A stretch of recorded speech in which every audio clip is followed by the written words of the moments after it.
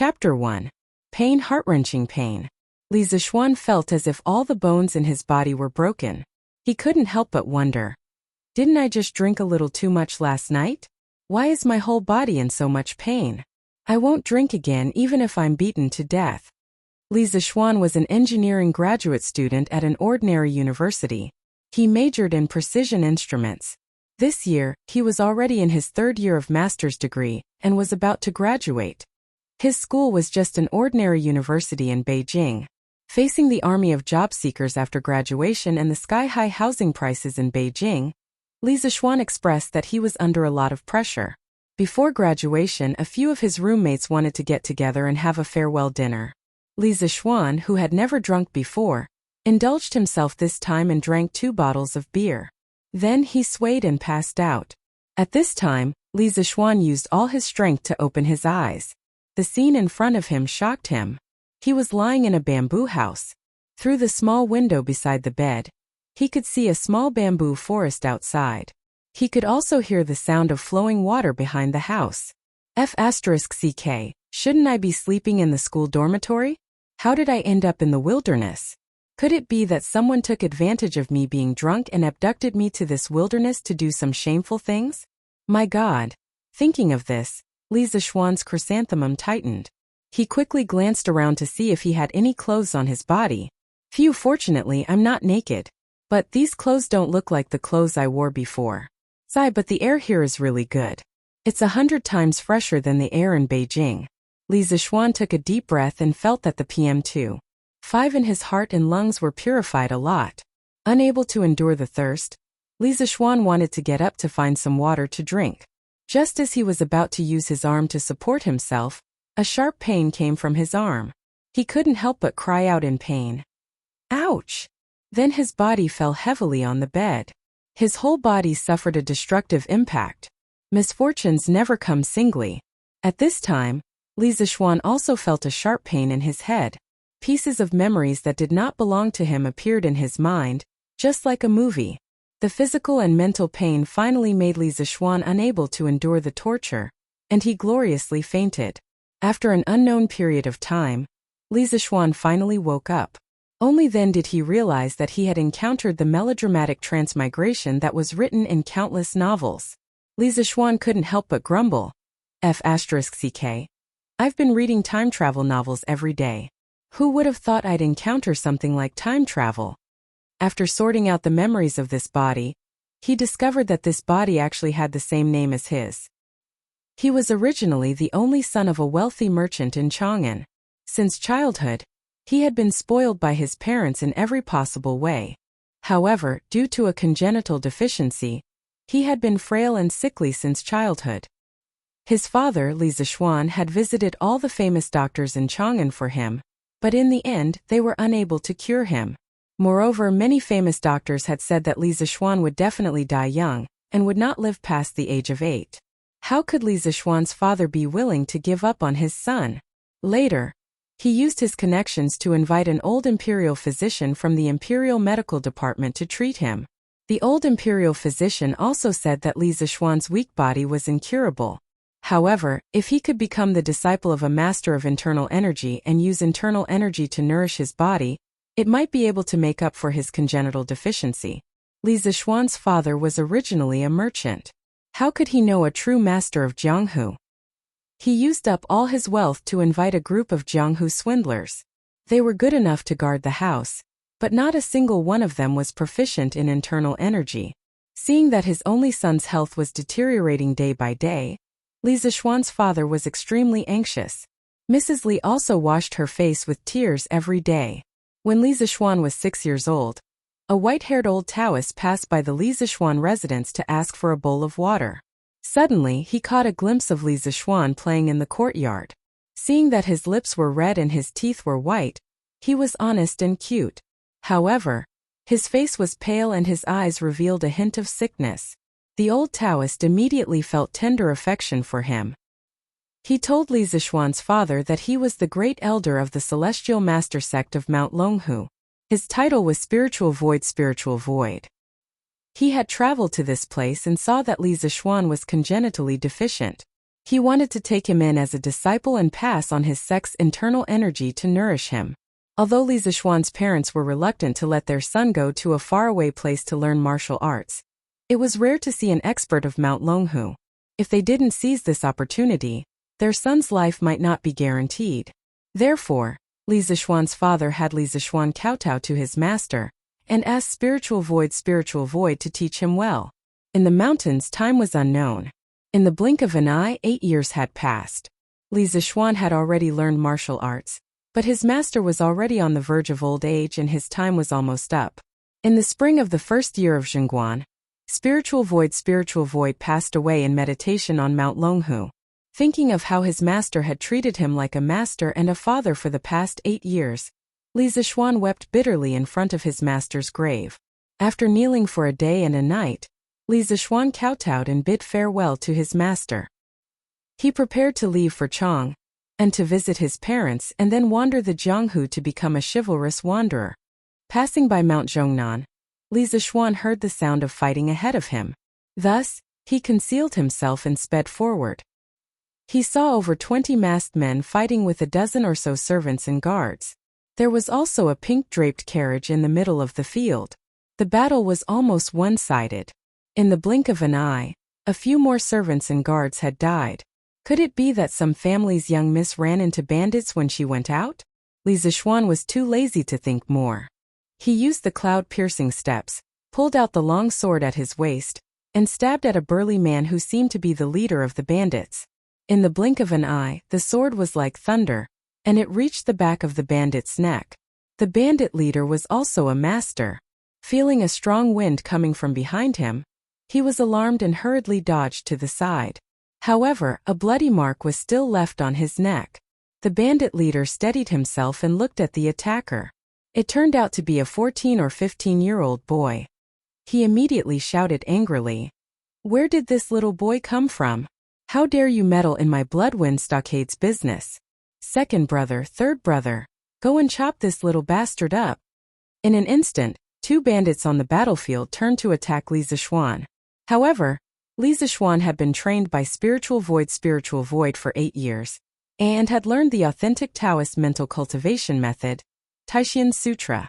How could these bandits compare to him? In a short while, the 20 or so bandits were knocked down one by one. However, he did not take their lives, only seriously injuring them. Li Zishuan was slightly satisfied that he had achieved his goal of being chivalrous. Just as he was about to leave, he suddenly heard a pleasant female voice behind him. "Young hero, be careful." It turned out that during the fight, she had felt the sudden change in the battlefield outside, and that someone had come to rescue her. The girl in the carriage had lifted the curtain and secretly watched from the side. At this moment, seeing that the battle situation had been settled, she was about to get off the carriage to thank this young hero when she caught a glimpse of the heavily injured bandit leader on the ground suddenly exploding and launching a palm strike at Li Zishuan's back. The girl was so frightened that her beautiful face turned pale and she hurriedly warned him. Li Zishuan was in no hurry to dodge, and was sent flying to the side of the mountain path by the bandit's palm. However, the side of the mountain path was a very steep hill about 100 meters high. Li Zishuan had just entered Jianghu and was sent flying off the cliff. When he was seriously injured and on the verge of death, he was taken advantage of by a transmigrator. Li Zishuan painfully rubbed his head. He thought of his parents and girlfriend in his previous life. He really did not expect that after drinking some wine, he would be separated from them for 1,000 years. He could no longer go back. He could not help but feel sad. But this body is also quite unlucky. It originally had the life of a main character. Who would have thought that after practicing martial arts, it would die as soon as it entered Jianghu? It's because it doesn't have enough Jianghu experience. This hero saving a damsel in distress ended with his own death. He didn't even see what the beauty looked like. TSK, don't you think it's a pity? Alright, regarding the previous owner of this body, Li Zishuan felt that this child had experienced enough twists and turns. He also had the aura of a main character. Originally, he had just mastered his martial arts and might have been famous in Jianghu very soon. However, he still lacked experience. Thinking of this, Li Zishuan found some comfort in his heart. In any case, he had been reborn. This brother had lost his life in order to be a hero and save a damsel in distress. He was much more miserable than he was. At this time there was a sound of footsteps outside the house. After a while, an old man with white hair and a white beard and wearing a Taoist robe appeared in front of Li Zixuan. "Hey little Lang Jun, you're finally awake. Don't move first. Your injuries haven't healed yet. Let this poor Taoist take your pulse first." At first glance, Li Zixuan could not help but feel a sense of familiarity from the bottom of his heart when he saw this sage-like Taoist. Perhaps it was because the master of this body was a Taoist, but Li Zixuan also felt a sense of familiarity with Taoism. At this time the old Taoist finished taking Li Zixuan's pulse and said to Li Zixuan, "Little Lang Jun, since you've woken up you're fine. However, your injuries were quite serious. When this poor Taoist found you, there were many fractures on your body. You still need to rest for a month to fully recover." Li Zixuan hurriedly propped himself up and cupped his fists at the Taoist priest. "Junior Li Zixuan thanks Taoist priest for saving my life. May I ask for Taoist priest's name and where is this place?" "This is Zhongnan Mountain. This is the thatched cottage where this poor Taoist temporarily stayed when he was picking herbs. 5 days ago, this poor Taoist found you at the foot of the mountain. At that time you were seriously injured and unconscious. This poor Taoist saw that you were still breathing and brought you back to the thatched cottage. Little Lang Jun, did you encounter some bandits? How could you be so seriously injured?" The Taoist priest leisurely went to the wooden basin in front of the door and washed his hands. He turned around and said, "This poor Taoist is Sun Simiao. Little Lang Jun, where do you live? Why did you come to this deep forest alone?" "Sun Simiao? The king of medicine Sun Simiao, who has lived for 14 emperors, saved countless people, and lived for 141 years? Damn! I've just crossed over and met such a powerful person. I'm so lucky. Do I also have a protagonist's halo?" Li Zixuan was extremely shocked. After being stunned for a while, he respectfully clasped his hands to Sun Simiao and said, "So it's Dr. Sunday. I've been saving lives and healing the wounded for a long time. Countless people have admired you for a long time. Thank you for saving my life. If you have any orders in the future, I dare not refuse." Then he told Sun Simiao about how he was weak when he was young, and how he followed his master to Mount Longhu to learn martial arts to strengthen his body. When he returned home, he encountered bandits and accidentally fell off a cliff. Hearing this, Sun Simiao did not expect this little Lang Jun to have such a chivalrous heart after experiencing so many twists and turns. He looked at Li Zixuan with some admiration. "Little Lang Jun, I didn't expect your life to be so rough. When I felt your pulse before, I felt that you seemed to be congenitally deficient. Fortunately, your internal strength is quite good. Little Lang Jun, you should rest here for a few days. There is still some rice in this house. I was summoned by His Majesty yesterday and will go to Chang'an today. Little Lang Jun, you can leave on your own after you've recovered. Don't worry, Taoist priest. I've mostly recovered and can take care of myself. In the future, Zixuan will definitely repay you for saving my life." "Haha, it's nothing. Little Lang Jun, you don't have to worry about me. I'll go first." Sun Simiao laughed heartily and turned to carry the medicine basket out of the door. Chapter 2. Phew. It's so hard to learn how to speak like an ancient person. Li Zixuan sighed as he watched Sun Simiao leave. According to the memory of his predecessor, Li Zixuan was currently living in the first year of Zhengguan. Li Zixuan was still looking forward to this era. Thinking about the heavenly Khan, thinking about the tens of thousands of countries coming to court, and thinking about Chinatown in the United States 1,400 years later, Li Zixuan's heart was filled with passion. He couldn't wait to see this feudal dynasty that the Chinese people were most proud of. But why don't I have a cheat? Before transmigrating, Li Zixuan had read a lot of transmigration novels. The protagonists who transmigrated either came with an awesome system or had a photographic memory. They were familiar with many poems from the Tang dynasty and Song dynasty. When they had nothing to do, they would recite a poem and then countless beauties would throw themselves at them. Tsk. Thinking about it made Li Zixuan salivate all over the floor. But why don't I have anything when I transmigrated? Li Zixuan was an engineering nerd in his previous life. After the college entrance examination, he returned all the poems from the Tang dynasty and Song dynasty to his language teacher. He could only vaguely remember some of the famous poems. Apart from writing programs, he usually went online to chat and play games. His girlfriends were all from the internet. Without a cheat, how can I survive in the Tang dynasty? Without a cheat, I have martial arts. Li Zixuan suddenly remembered that this body had been learning martial arts from a master for 8 years. Li Zixuan was energized. He forced himself to sit cross-legged on the bamboo couch and tried to meditate according to the method in his memory. Originally, he just wanted to give it a try. Who knew that the process would be so natural? He even recited the Taishan Sutra without any awkwardness. At this time, Li Zixuan felt as if countless small flames had sprung up in his lower abdomen. As he circulated the martial arts, these small flames seemed to have received instructions. They followed a specific path over and over again, swimming in his limbs and bones. Li Zixuan felt warm all over his body. The places where his arms and knees were fractured were a little itchy, making him want to scratch them. Resisting the urge to scratch the itch, Li Zixuan continued to use the method in his memory. After 36 cycles, Li Zixuan opened his eyes and spat out a mouthful of turbid air. He looked up and saw that the sky was already dark. He couldn't help but sigh at how fast time passed. Feeling his body's condition, he could not help but widen his eyes in shock. His limbs no longer hurt as much as before, and he even felt his body brimming with strength. Didn't they say that it would take 100 days to recover from a serious injury? I fell down from the mountain and suffered multiple fractures. How could I recover in a few days? Could it be that running the Taishan Sutra could speed up the recovery of the injury? Unable to find any other reason, Li Zixuan could only attribute the recovery of his injuries to the miraculous Taishan Sutra. As a young man from the 21st century, Li Zixuan really didn't think that martial arts really existed. According to the memories of his predecessor, the Taishan Sutra was the top internal cultivation method in Jianghu. It was divided into 10 levels.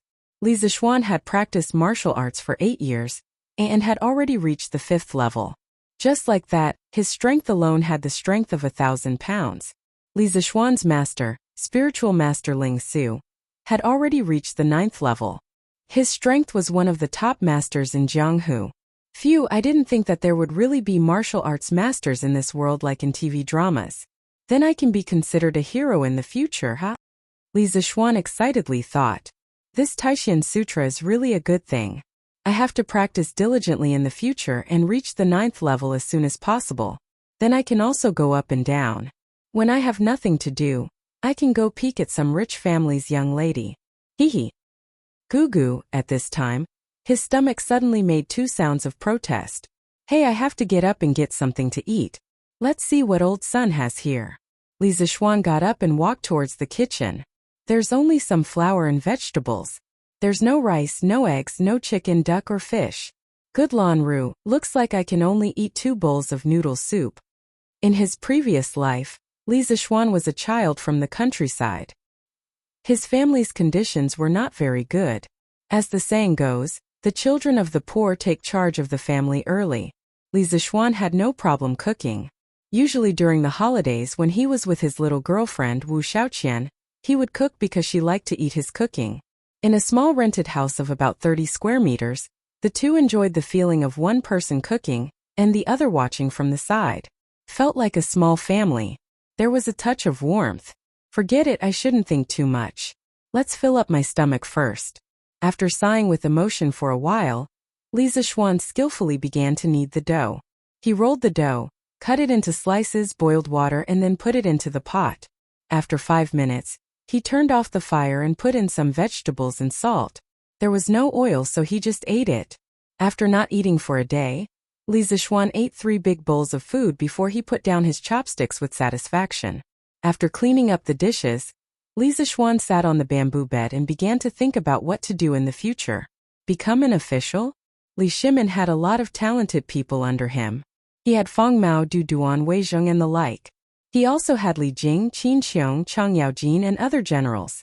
What can I do if I go? Besides, Li Zixuan was an otaku in his previous life. He was not good at interpersonal relationships. If he wanted to mix well in the government, how could he do it without some tricks of the world? Become a wanderer? This body's wish when he was alive was to go home to visit his parents and then roam the Jianghu to help the weak. Although his martial arts were not bad, there was always someone better than him. What if he met an old monster in the Jianghu who slapped him and made him die? It was not easy to be reborn, so he had to cherish his life.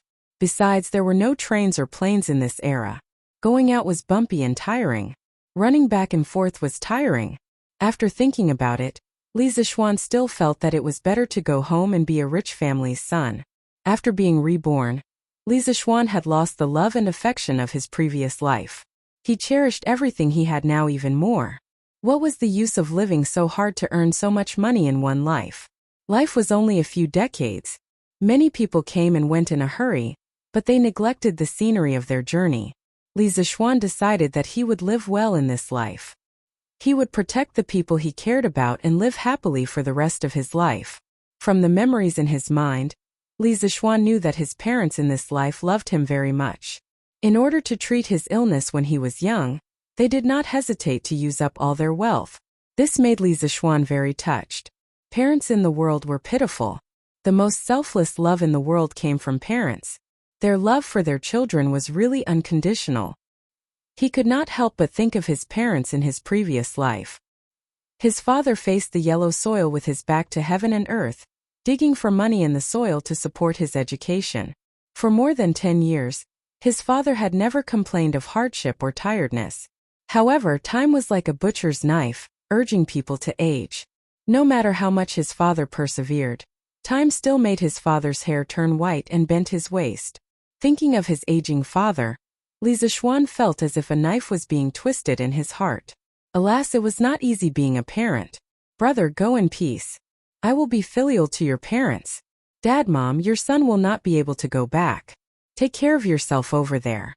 You don't have to support my education anymore. You don't have to work so hard.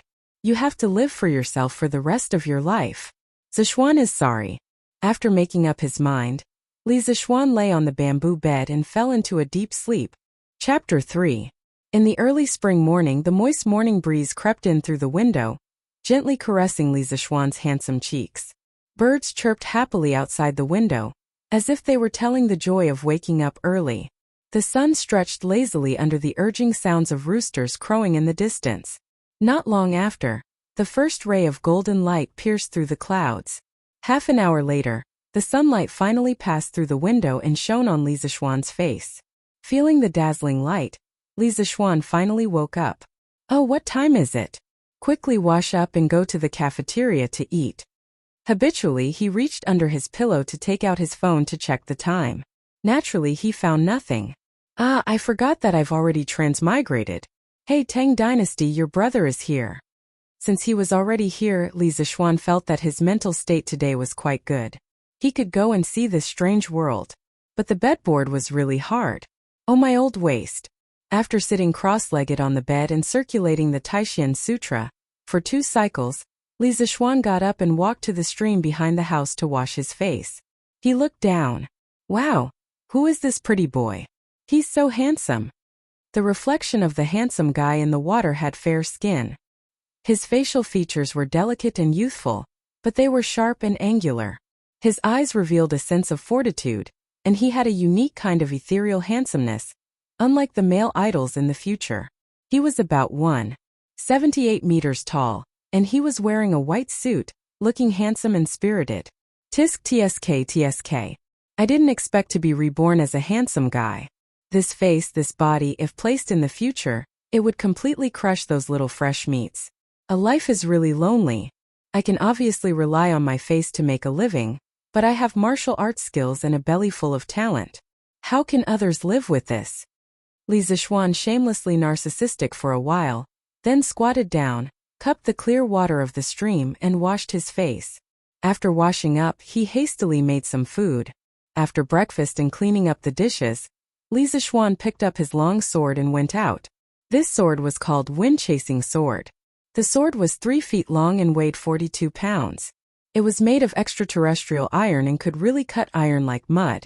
Compared to the current smelting technology of the Tang Dynasty, this sword had an absolute advantage. Wind-chasing sword was originally obtained by his master, spiritual master Lingxiu. in his later years when he traveled in Jianghu. Later, when Li Zixuan reached the primary level of the Taishan Sutra, his master passed the wind-chasing sword to him. Seeing this sword, if only his master was still here. In the early spring, Zhongnan Mountain was lush with greenery and beautiful scenery. Walking on the mountain path, one could feel the vigorous vitality of the entire mountain forest after the harsh winter. Li Zixuan rushed toward Chang'an City according to the direction in his memory. Well, I don't have a horse. This Mount Zhongnan should be at least 100 miles away from Chang'an. It would take more than a day to walk. The Tang dynasty seemed to have a curfew. If I can't reach Chang'an before dark, I can only stay outside the city for a night. Thinking of the curfew in Chang'an, Li Zixuan couldn't help but feel anxious. Although this season wasn't as cold as the winter, the early spring nights were still quite cold. Yes, I'm someone who knows martial arts. How could I forget? Patting his head, Li Zixuan became excited again. His way of thinking was still stuck in the modern world. He had to adapt quickly. It was a good opportunity to try out the feeling of the martial arts masters in the TV series using Qigong. Everyone had a martial arts dream when they were young. They hoped that one day they could easily jump 2 feet high, walk on snow without leaving a trace, and float on water with their iron palms. I digress. Li Zixuan used all his strength to use the cloud-piercing steps. The trees on both sides quickly retreated. This speed is too fast. This should be equivalent to the speed of a motorcycle. I think I'll reach Chang'an by noon. Feeling the speed of the wind, Li Zixuan was overjoyed. He secretly used the Taishan Sutra to recover his inner breath. At noon, Li Zixuan finally saw the majestic Chang'an city in front of him. He saw the towering city walls. On the city walls stood a row of soldiers. Outside the city gates, there was an endless stream of people and merchants. From afar, he could see the towering buildings in the city, rows upon rows of pavilions. What a prosperous scene! Following the flow of people, he successfully entered Chang'an City. Chang'an City was divided into more than 100 residential areas by 38 streets, which were called squares. Each residential area was surrounded by a wall. According to his memory, the Li family lived in Yongla Lane. Entering the city through the illustrious Virtue Gate, Li Zixuan headed north. Looking at the endless stream of people wearing ancient costumes on the streets, Li Zixuan felt as if he was in a costume drama. Wow, the girl in front of me has such a beautiful figure. The girl in front of him had long hair that reached her waist. Her waist was slender and her hips were full. She wore an orange open-collar dress that reached her ankles. As the dress was low, he could vaguely see the deep cleavage of the girl's breasts. Beauties in ancient costumes are still the best. Li Zixuan loved beauties in ancient costumes in his previous life. He even bought a similar open-collar dress for his girlfriend. His girlfriend looked even prettier in it. Looking at the beauties along the way, he rushed to Yongla Lane. Half an hour later, Li Zixuan entered the gate of Yongla Lane and walked towards his home. At the same time, in the backyard of the Li family, Miss, slow down. A 13 or 14-year-old maid was chasing a little girl who was pulling a kite. The little girl was about 5 or 6 years old. She had bright eyes and white teeth. She looked like she was carved from jade. Her hair was tied in 2 pigtails. She was pulling a butterfly kite and running happily. Not far away, a couple was looking at the little girl lovingly. Master, look, Lana is always like a crazy girl. She can't stay idle. The older man patted the woman's shoulder and smiled. Madame Lana is still young. It's fine as long as she's happy. This old man's biggest wish in life is for Madame and the children to be happy. Children, the purple-clothed woman's beautiful eyes trembled. Master, I wonder how Xianer is. It's been 8 years and Xianer hasn't sent a letter home. I wonder if this child's body has recovered. That's right, this couple was Li Zixuan's parents. Li Zixuan's father was Li Jingma and his mother was Yi Yuzhu. Li Jingma's heart trembled when he heard his wife's words. A trace of sadness appeared on his face but was immediately concealed. Yuzhu, you don't have to worry. I've asked around these years. Spiritual Master Ling Su is a true expert. I heard that he's one of the top internal experts in Jianghu. It's a rare opportunity for Xianer to be his disciple. If he can't save Xianer, I don't think anyone else in this world can. At this moment, a young servant hurriedly ran over and bowed. Master, madam, there's a young man outside the manor. He says he's Li Zishuan and wants to see you. Who? What did you say that young man was called? Madam Li asked the young servant with a face full of excitement. Her voice trembled. He said he was called Li Zishuan. The servant was also frightened by his wife's excitement and replied reflexively, Xian or my Xian? Madam Li ran excitedly to the manor door. At this moment she didn't care about anything else. She just wanted to see her child as soon as possible. Even Li Jingma couldn't keep up with her speed. Sometimes a mother's love could make a mother burst forth with immeasurable strength. The little girl called Lan'er also noticed the commotion. Seeing her mother leave in a hurry, she hurriedly followed behind. Chapter 4. A quarter of an hour ago, Li Zishuan had been standing in front of the Li mansion for a long time. His emotions were complicated. He was excited to return home, but he was also worried about meeting his parents in this life. Although his soul didn't belong to this era, he couldn't give up the family bond of blood. In this life, Li Zishuan had been away from home for 8 years. Now that the soul of another era was in his body, Li Zishuan was worried that his parents in this life might notice something. Li Zishuan paced back and forth in front of the Li mansion for a long time. The servants in front of the gate looked at him strangely. If it weren't for the fact that Li Zishuan was handsome and didn't look like a vicious person, they would have taken him to the authorities long ago. Li Zishuan finally calmed down and walked toward the gatehouse, as if there was another force in his body pushing him into the Li mansion. Is your master and madam home? Li Zishuan didn't remember seeing this gatehouse before. He probably entered the Li mansion after he left home when he was young. Even if this gatehouse was an old member of the family, he probably wouldn't recognize Li Zishuan after so many years. Seeing Li Zishuan's stately appearance, the gatekeeper was afraid that he was a young master of some family, so he didn't dare to be rude. He said, My master and madam are here. What business does young master have with my master and madam? This humble one will go and inform them. My name is Li Zishuan. I have something to discuss with your master and madam. You can go and inform them. Oh. Not long after, a beautiful woman in purple walked quickly to the gate. Looking at the woman in front of him, time didn't leave many traces on her face. However, many strands of silver could be seen in her beautiful hair. Blood was thicker than water. Mother and son were connected by heart. Even if their souls didn't belong to this era, Li Zishuan could still feel the silent call in his heart. He was very sure that this was his mother.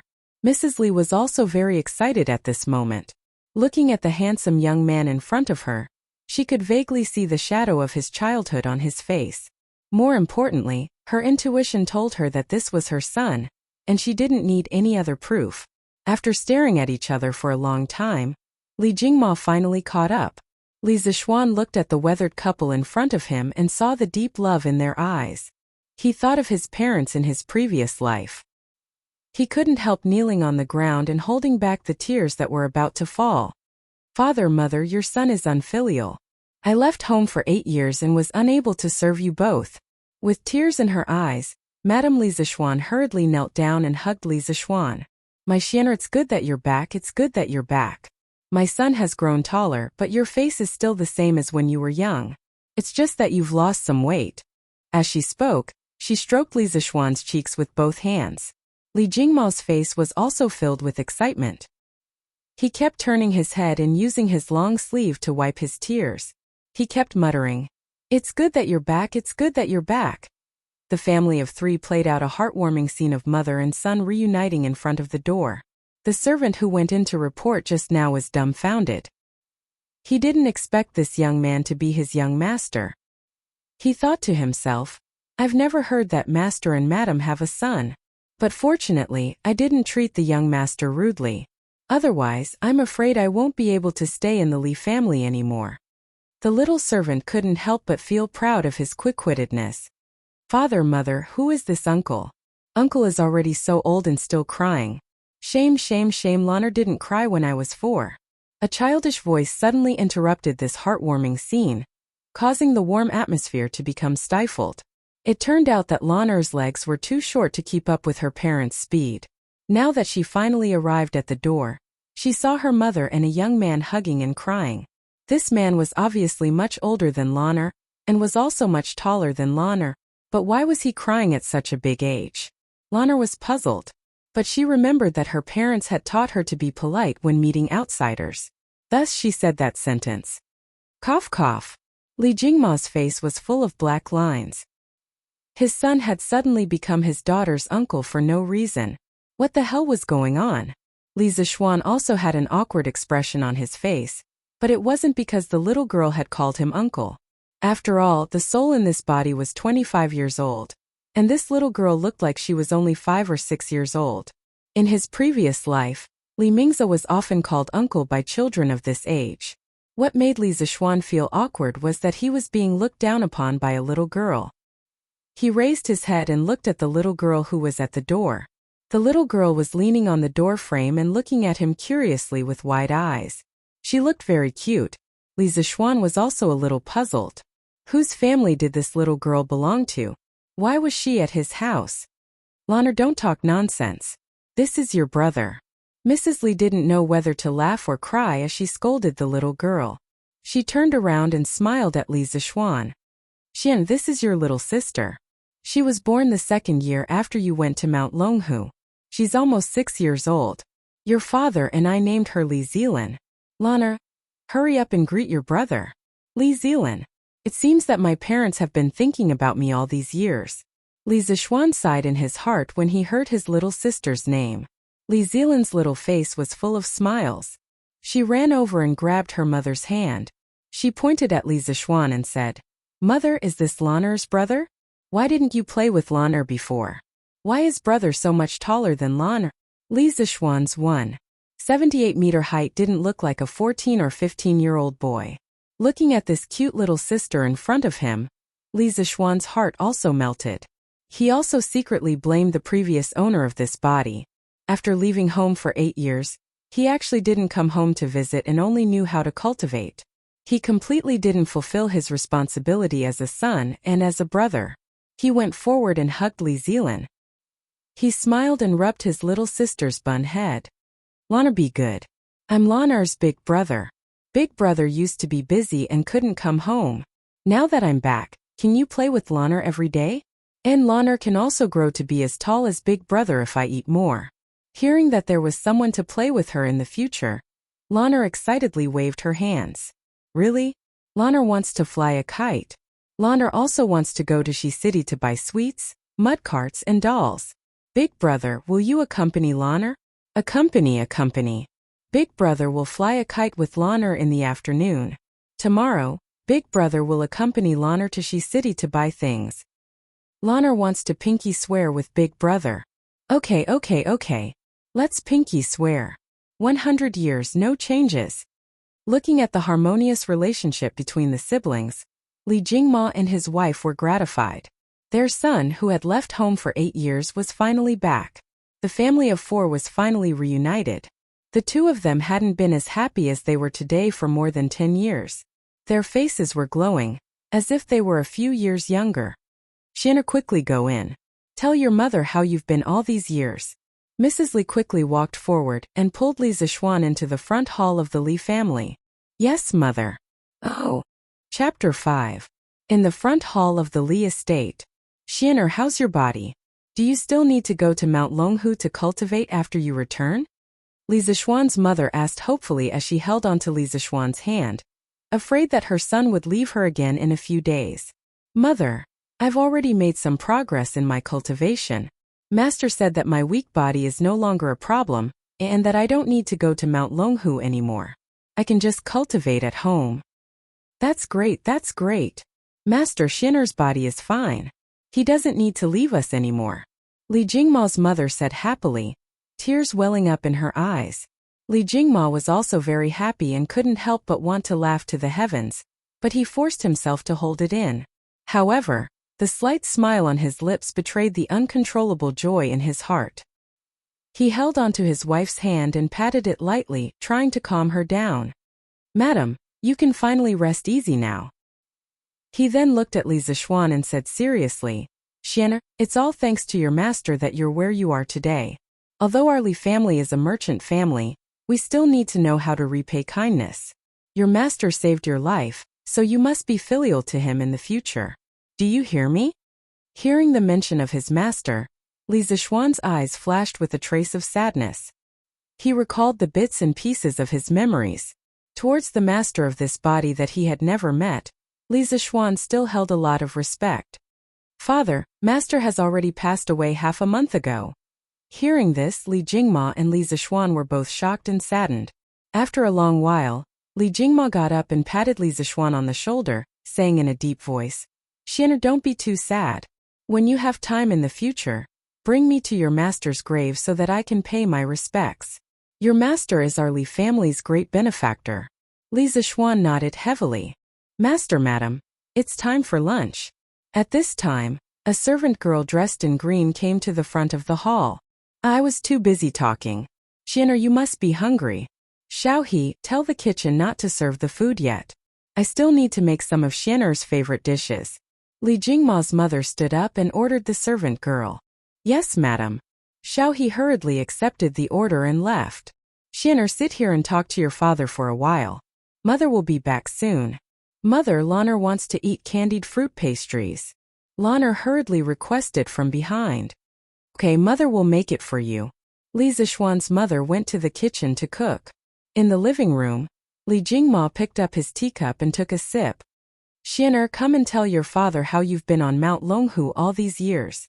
Hearing his father's question, Li Zishuan told him some of the important things that happened in his 8 years of learning martial arts. Of course, he didn't mention that he almost fell to his death on the way back. He just said that he encountered a group of bandits in Zhongnan Mountains and was slightly injured. "Father, how has the family been all these years? Father spent so much money to treat my illness when I was young. Has the family business been affected?" Hearing that his son was concerned about him, Li Jingma's father felt gratified. He slowly recalled, "Back then, Xianer, your health was deteriorating day by day. I only hoped that you would recover soon. I didn't have the heart to take care of the shops and restaurants in Shi City. The other owners took the opportunity to suppress us, and the businesses of those shops became worse and worse. I simply sold off those silk and clothing shops to treat your illness. Later on, your master said that he could teach you inner strength to nurse your body, and bring you to Mount Longhu to practice martial arts to strengthen your body. Only then did I have nothing to worry about and began to manage the shops again." Li Jingma's father paused for a moment, then took a sip of tea and continued, "Those people who coveted your father's shops didn't even take a look at the meat in my bowl. Humph, to think that I, Li Jingma, started from scratch and was able to establish such a large family business. Why would I be afraid of them? Less than 2 years after you left home, I crushed those shops that were suppressing us." Speaking up to this point, Li Jingma smiled confidently and released a strong and domineering aura. Li Zishuan didn't expect his father to be so powerful. In modern times, he would be a proper business tycoon. It seemed that he could be content to be a rich second-generation heir in the future. He hadn't experienced the life of a rich family in his previous life. Li Zishuan was secretly pleased with himself for being born into a good family in this life. Who knew that his father would sigh again and say, "I'm not afraid of my business enemies. I can defeat them, but time is unforgiving. I'm already 48 years old this year, and my physical strength is much worse than before. Xianer, I still need you to take care of this family business in the future." He couldn't be cool for more than 3 seconds. Li Zishuan still didn't want to inherit the family business so soon. It would be great to be a rich second-generation heir. He hurriedly said, "Father, you're only 48 years old and in the prime of your life. I've been staying at Mount Longhu all these years and rarely come into contact with the ways of the world. How can I help you take care of your business? Wait for me to learn from you for 2 years, then I'll help share your burdens. At least wait for me to experience the life of a rich second-generation heir for 2 years." Li Zishuan thought to himself. Father Li thought for a while and felt that his son's words made sense. He said, "All right, then we'll wait for 2 years. Master Xianer, it's time to eat." At this moment, Li Zishuan's mother walked in with a group of servant girls carrying bowls and plates. She said to Li Zishuan, "Xian, come quickly. Mother made your favorite base soup, mutton soup and roast chicken. Come and try it." There's also Laner's candied fruit pastries, the little girl hurriedly said. There's everything. Laner, you're a little greedy cat. Motherly chuckled. The family sat down one by one. Looking at the dozen or so dishes in front of him, Li Zishuan realized that most of them were steamed or boiled. There were no stir-fry dishes. It seemed that stir-frying wasn't popular in the Tang dynasty. In fact, stir-frying had been invented long ago, but it hadn't been popularized. One of the main reasons was the lack of edible vegetable oil, mainly sesame oil. The earliest introduction of sesame oil could be traced back to the Western Han dynasty, but it hadn't been popularized. The main cooking methods of the Tang dynasty were still roasting, steaming, and boiling. Although they weren't stir-frying, these dishes smelled pretty good. Li Zishuan hadn't eaten properly when he was unconscious for a few days. Seeing these dishes stimulated his appetite. He lowered his head and began to eat. Big brother, try Laner's candied fruit pastries. Mother's candied fruit pastries are delicious. The little girl picked up a piece of candied fruit pastries and stood up. It took her a lot of effort to place it in Li Zishuan's bowl. Of course, there was a trace of reluctance on her face, like a child giving away her favorite food to someone else. It was very cute. And thank you, Laner. What do you want to eat? Big brother will help you get it. Looking at the candied fruit pastries in the bowl and the expression on his little sister's face, Li Zishuan was very happy. It was good to be home. Laner also wants to eat fish. Mother's fish is also very delicious, but there are bones in the fish. It will hurt Laner's throat. Laner looked at the fish on the table. She had an expression of wanting to eat it, but she was also afraid. Hey, what's so difficult about that? Look at Big Brother. Li Zishuan picked up a piece of fish breast. There were fewer bones here. He infused his internal energy into the chopsticks. With a light shake, a few fish bones flew onto the table. Then, he dipped the fish into the fish soup and placed it in his little sister's bowl. Here, Laner, eat quickly. This piece of fish has no bones. The maids and servants at the side opened their mouths in shock. Laner looked at her brother with eyes full of admiration. She clapped her hands excitedly. Wow, Big Brother is so awesome. Father Li and Mother Li were also dumbfounded. Using internal energy to eat a meal. This. The two elders really didn't know what to say. Since ancient times, there had probably been no one who ate fish like this. If spiritual master Ling Su saw Li Zishuan using his martial arts here, he would probably climb out of his grave in anger and beat him up. However, Li Zishuan didn't care about this. As long as he could make his little sister happy, this was nothing.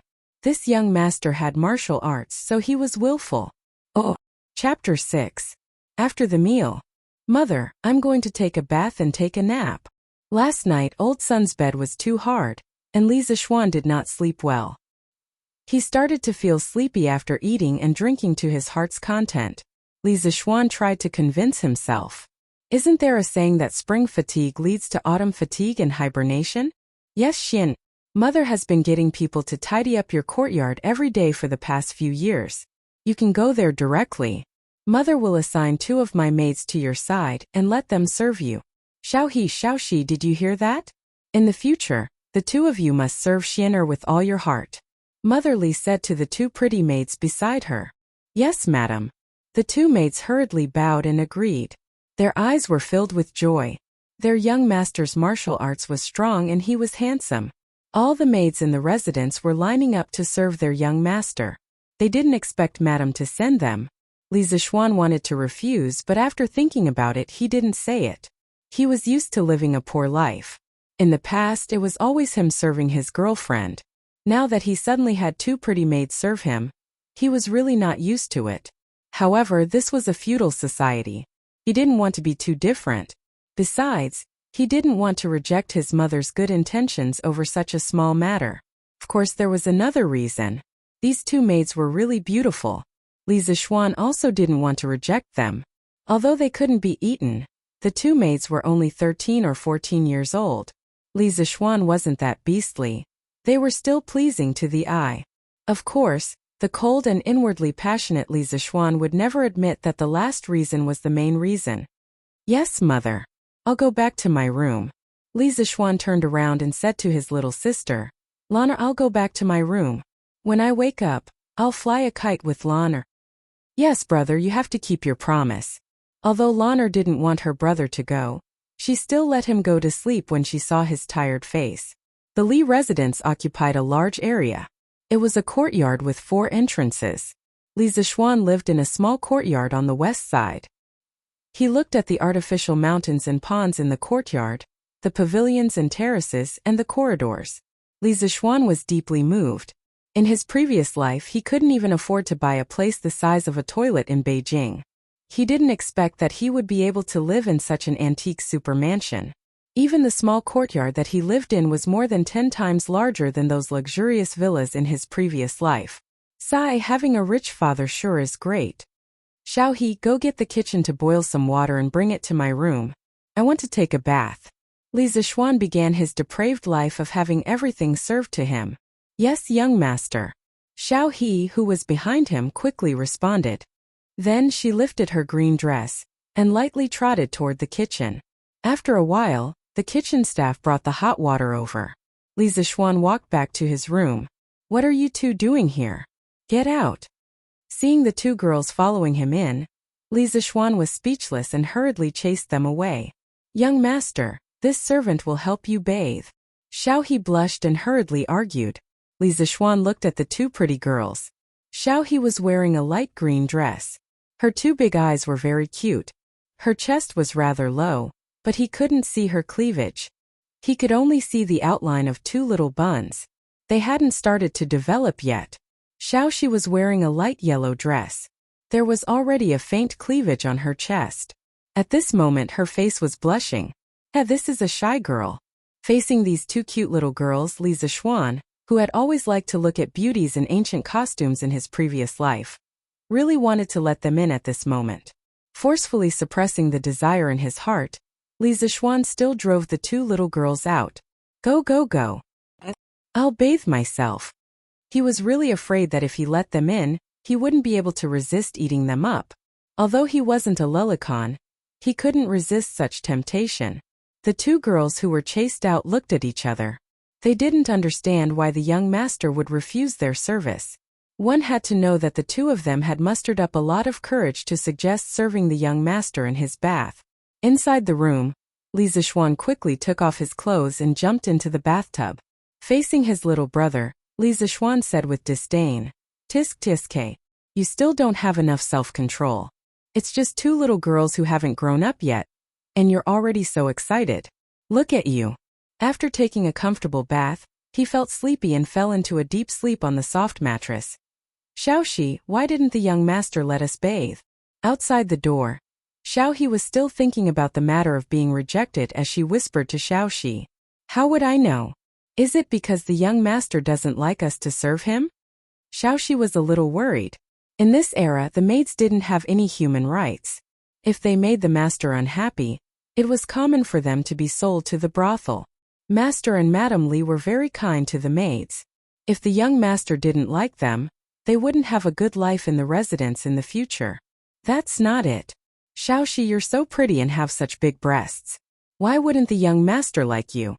I saw the young master sneaking glances at your breasts just now.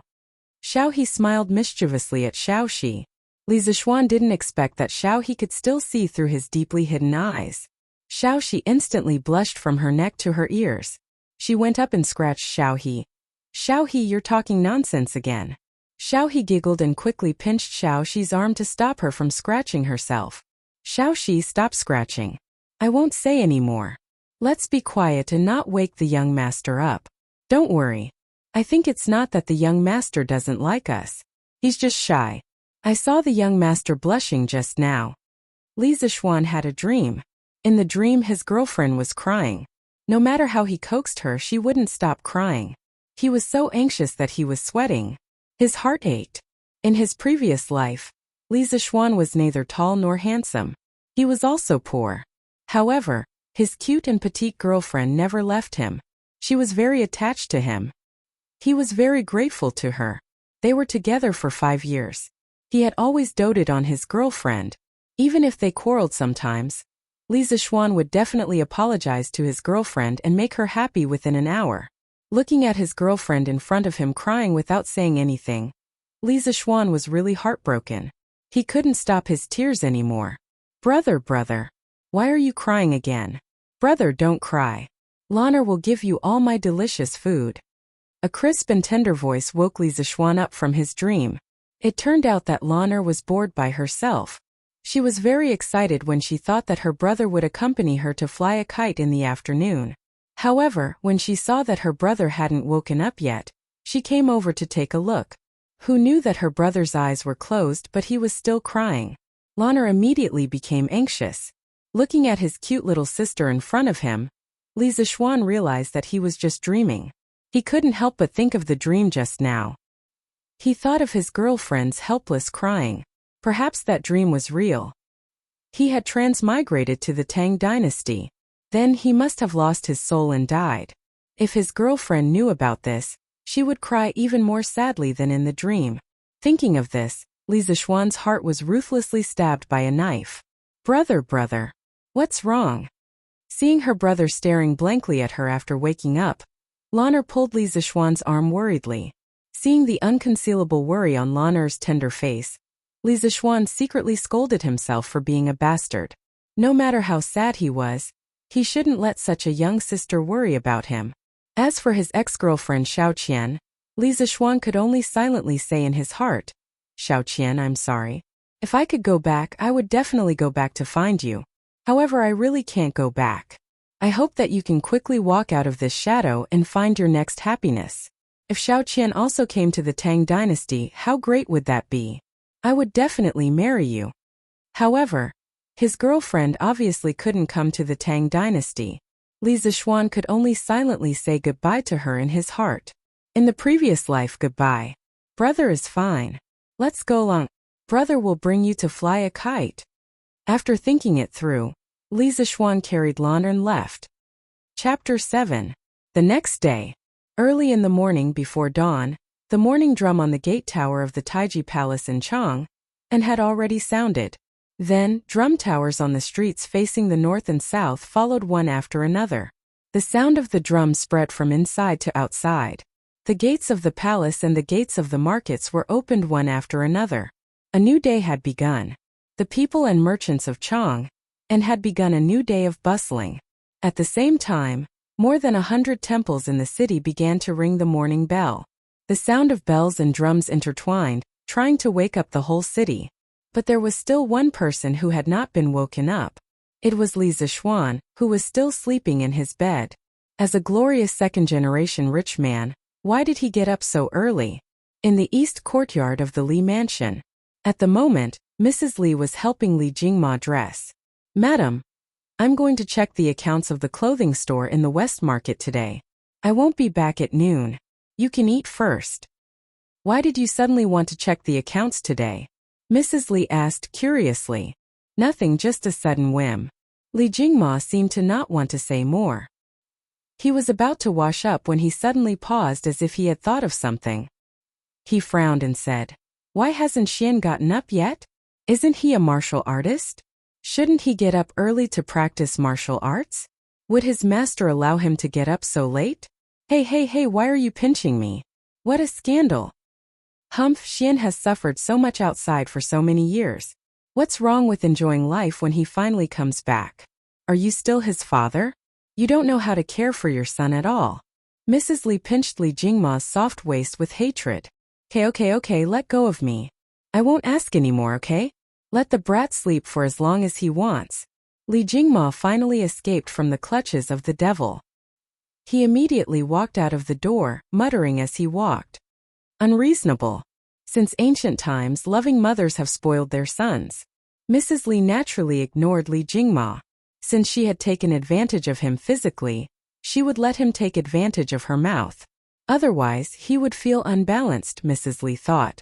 Late in the morning, in the west courtyard of the Li mansion, Li Zixuan, who was sleeping soundly, suddenly felt his body sink as if something heavy was on him. He hurriedly opened his eyes. What he saw was a little angel in a pink dress sitting on top of him. Big brother is such a lazy bum. It's already so late in the morning and he's still not awake.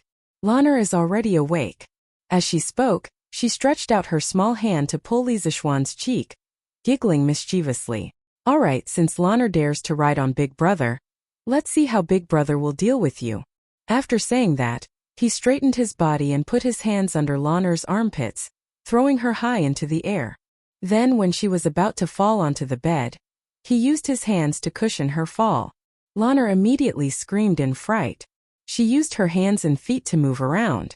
After landing on the bed, Lanner immediately got off the bed. She pouted and frowned. She shouted at Lisa Schwan, "Smelly brother, Lanner will never talk to you again." After saying that, she was afraid that Lisa Schwan would throw her again, so she quickly ran away. Haha, this little girl. Amused by Lanner's cute expression, Lisa Schwan began to get up and put on his clothes. At this moment, Xiao He and Xiao Shi hurriedly walked in from the outer room. There was a trace of a smile in their eyes. It was obvious that they had heard the sound of the siblings fooling around outside. "Young master, let us servants help you put on your clothes." Not allowing Lisa Schwan to reject, the two little girls came up and got busy. Xiao He supported Lisa Schwan's arms from behind while Xiao Shi helped him put on his clothes. As he was much taller than the two little girls, Xiao Shi had to stand on her tiptoes to be able to stand on his shoulders. Lisa Schwan could even see the beads of sweat on Xiao Shi's nose. This little girl must be very nervous at this moment. After putting on his outer clothes, Xiao Shi bent down to help Lisa Schwan fasten his belt. As she was bending over, Xiao Shi's well-developed body revealed a deep ravine. Lisa Schwan's eyes inadvertently glanced down and saw this bloody scene. Seeing such an erotic scene early in the morning, this little brother naturally had to show his respect. Seeing the little tent below, Xiao Shi's tender face was so red that it was about to bleed. Before a servant was sold to a rich family by a broker, they would naturally be exposed to some kind of education. Lisa Schwan was also extremely embarrassed at this moment. Cough cough, it's a natural reaction, a natural reaction. Xiao Shi, don't think too much. You have to keep your thoughts pure like this, young master. With this, Xiao Shi became even more flustered. When Xiao He heard her young master's strange words, she curiously looked at Xiao Shi. Xiao Shi immediately hurriedly helped Lisa Schwan fasten his belt and hurriedly ran away. Young master, why did Xiao Shi run away? Seeing her good sister running away in a sorry state, Xiao He curiously asked. Cough cough, nothing much. She was probably captivated by this young master's handsome appearance. Of course, Lisa Schwan could not tell the truth. How beastly would he be if he had a reaction towards a 13-year-old girl? He could only shamelessly explain to Xiao He. Pfft. Xiao He could not help but laugh out loud. Although her young master was indeed very handsome, who would praise himself like this? Her young master's skin was really thick. Xiao He silently cursed. If Lisa Schwan could hear her, he would definitely spit out a mouthful of blood. I am still a pure and innocent little virgin. How am I thick-skinned? Is it really okay for you to secretly talk about your young master like this? After breakfast, he greeted his mother and went to find Lanner. He had promised to bring her to Shi City yesterday, so he could not go back on his words. When he arrived at the backyard, he saw Lanner playing on the swing. When Lanner saw her brother walking over, she pouted and lightly snorted. She turned her head and did not look at him anymore. Heh, this little girl was still angry about what happened in the morning. What a proud little loli. Xiao Shi, let's go. Today this young master will bring you two to Shi City. I heard that a group of Persian people came recently. They even know how to perform magic and can make living people disappear. Let's go. I will bring you two to broaden your horizons. After saying that, Lisa Schwan was about to walk out of the courtyard.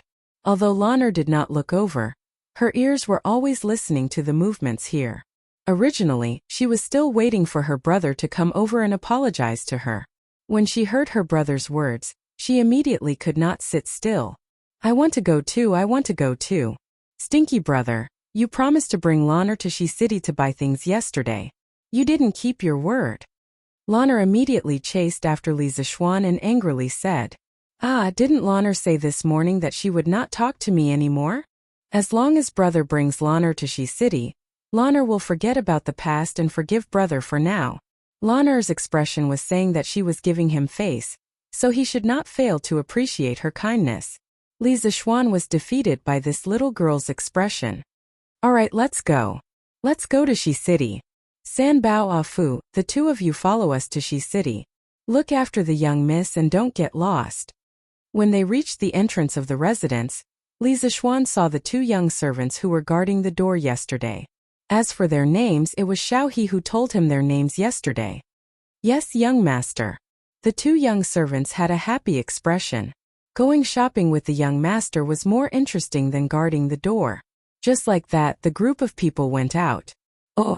Chapter 8. Shops were not allowed on the streets of Chang'an. The imperial court had specially designated two areas for trading.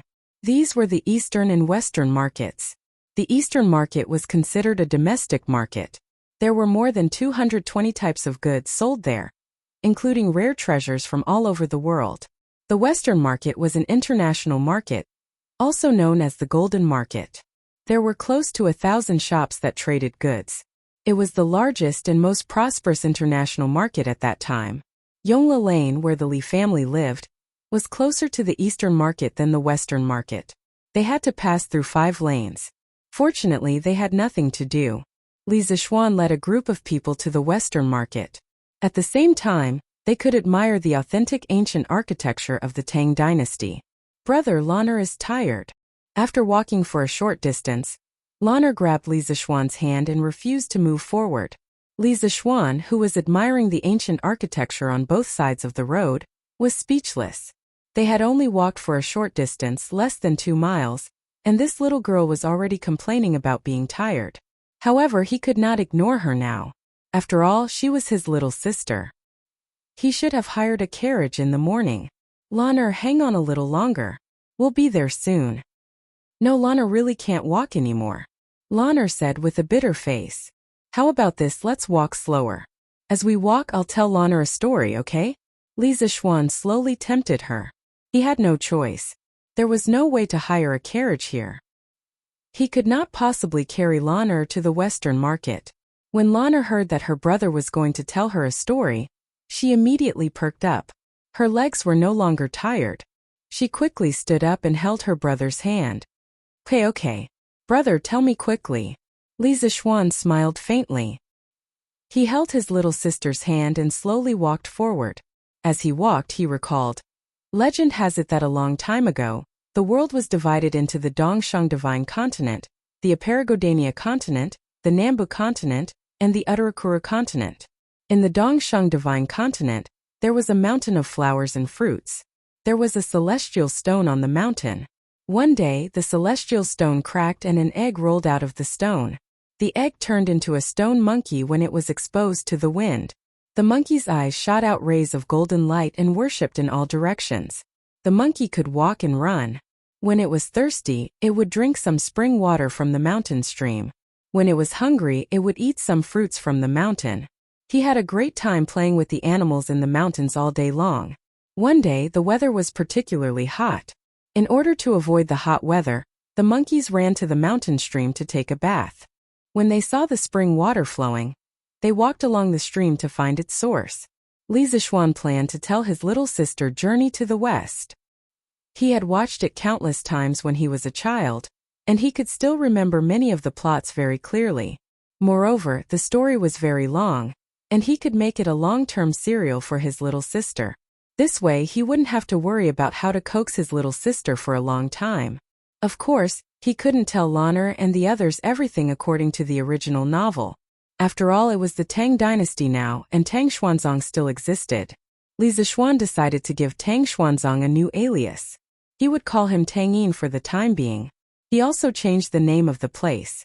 Haha, I wonder what Tang Bohu would think of Journey to the West in the Great Ming Dynasty hundreds of years later. Li Zishuan thought so mischievously.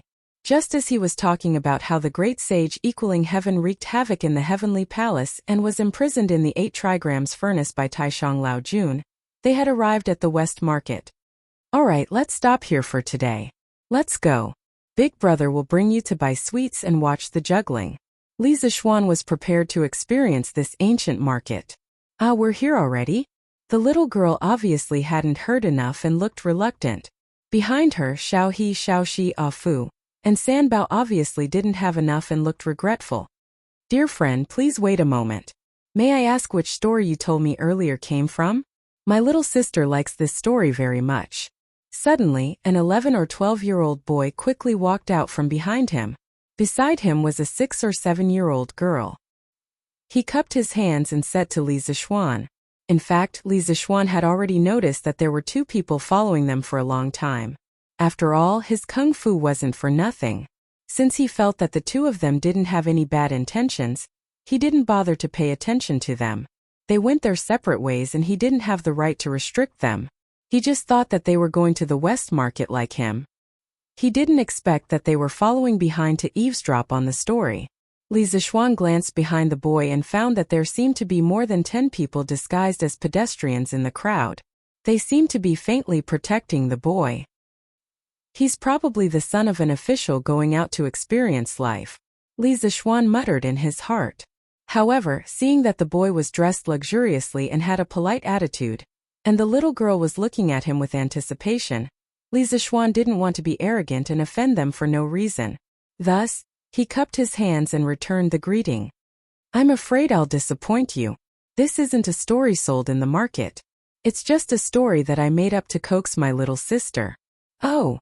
The boy in luxurious clothes looked disappointed.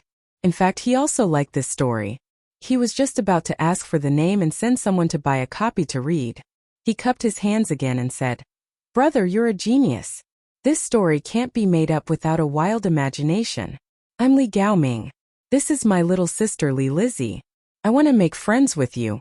How should I address you?" Li Zixuan didn't expect to meet two brainless fans of Journey to the West when he went out for a trip. He was helpless. Seeing that the boy didn't look like an arrogant and domineering person, he thought that he could make friends with him. Thus he smiled and said, "Little brother, you flatter me. It's just a story that I made up. It's not elegant. My name is Li Zixuan. I live in Fang. I'll make friends with you." This boy was the current crown prince Li Zixuan. His courtesy name was Gao Ming. As a result, he wasn't lying when he called himself Li Gaoming. However, in his previous life, Li Zixuan was an engineering student. How could he have studied the history of the Tang dynasty so deeply? Naturally, he didn't know what Li Chengqian's courtesy name was. The little girl was Princess Changle Li Lizzie. She was 7 years old this year. As her name suggested, she was a natural beauty. Her skin carried a sickly white color. Although she was only 1 year older than Lanner, she was much taller. Li Lizzie had suffered from qi since she was young. This could be considered a hereditary illness in the Li family.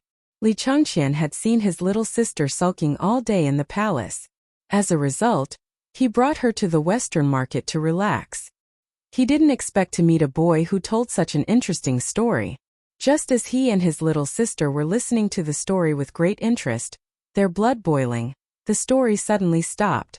Only then did Li Chengqian have the intention to chat. After the two introduced themselves, they chatted for a while. Li Chengqian said, "Brother Zixuan, there must be more to that story." Li Zixuan didn't expect that the charm of Journey to the West would be so great during the Tang dynasty. "Of course there's more. What I told you just now was only the beginning. There's still more to come." Li Chengqian's face was filled with joy. In the end, he was only a child of about 10 years old. He excitedly said, "Then this little brother will pay a visit another day. Brother Zixuan, you must continue to tell me the rest of the story." Li Lizzie's face was filled with regret. Her brother, the crown prince, could frequently leave the palace, but as a princess, she could not disregard imperial etiquette. Li Zixuan naturally agreed. Afterwards, he parted ways with Li Chengqian, taking his little sister to go shopping. Seeing Li Lizzie's melancholy expression, Li Chengqian understood what was going on after thinking it over. He then said to Li Lizzie, "Little sister, don't worry. In the future, after I finish listening to Li Zixuan's story, I will immediately return and tell it to you, okay?" Only then did Li Lizzie's expression change from gloomy to sunny. She happily smiled at Li Chengqian. Thank you, Crown Prince." Oh. Chapter 9.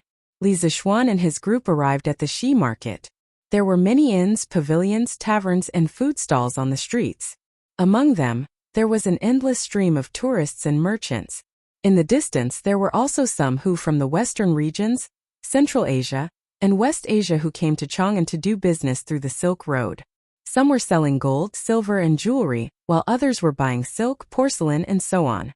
Looking at the bustling market in front of him, Li Zixuan was also a little shocked. One must know that the entire Tang dynasty only had a population of 20 million, far less than later. It was really not easy to have such a bustling market in this era. In a few years, the people of the Tang dynasty will welcome an unprecedented prosperity. Li Zixuan sighed in his heart. He accompanied Lan'er to buy sweets, dolls, and her favorite toys. He even brought her to see the Persian juggling show that she had been talking about for a long time. It was already noon. After walking for half a day, Li Zixuan was also very hungry and wanted to find a restaurant to eat. Xiao He, which restaurant nearby has good food? Not knowing which restaurant to choose, Li Zixuan decisively threw the question to Xiao He, a native of the Tang dynasty. Young master, Xiao He also doesn't know. Xiao He rarely leaves the residence and has never eaten here before.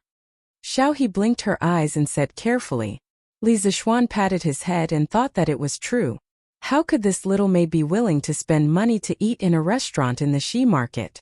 Young master, why don't we go to the Drunken Immortal restaurant opened by old master? Xiao Shi suggested. My father opened a restaurant in the Shi market? Li Zixuan was very surprised. Young master, how come you don't even know about your family's business? Xiao He could not help but laugh. Li Zixuan was also quite embarrassed. Okay.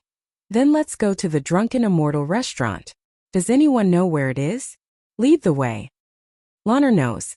Father brought Lan'er here last year. Lan'er said enthusiastically. The little girl was excited when she heard about food. She was simply a little foodie. He bought so many snacks for her in the morning and she was still not full? Li Zixuan was a little puzzled. Then let's go. The group of people arrived at the Drunken Immortal in under Lan'er's lead. This was a 5-story restaurant.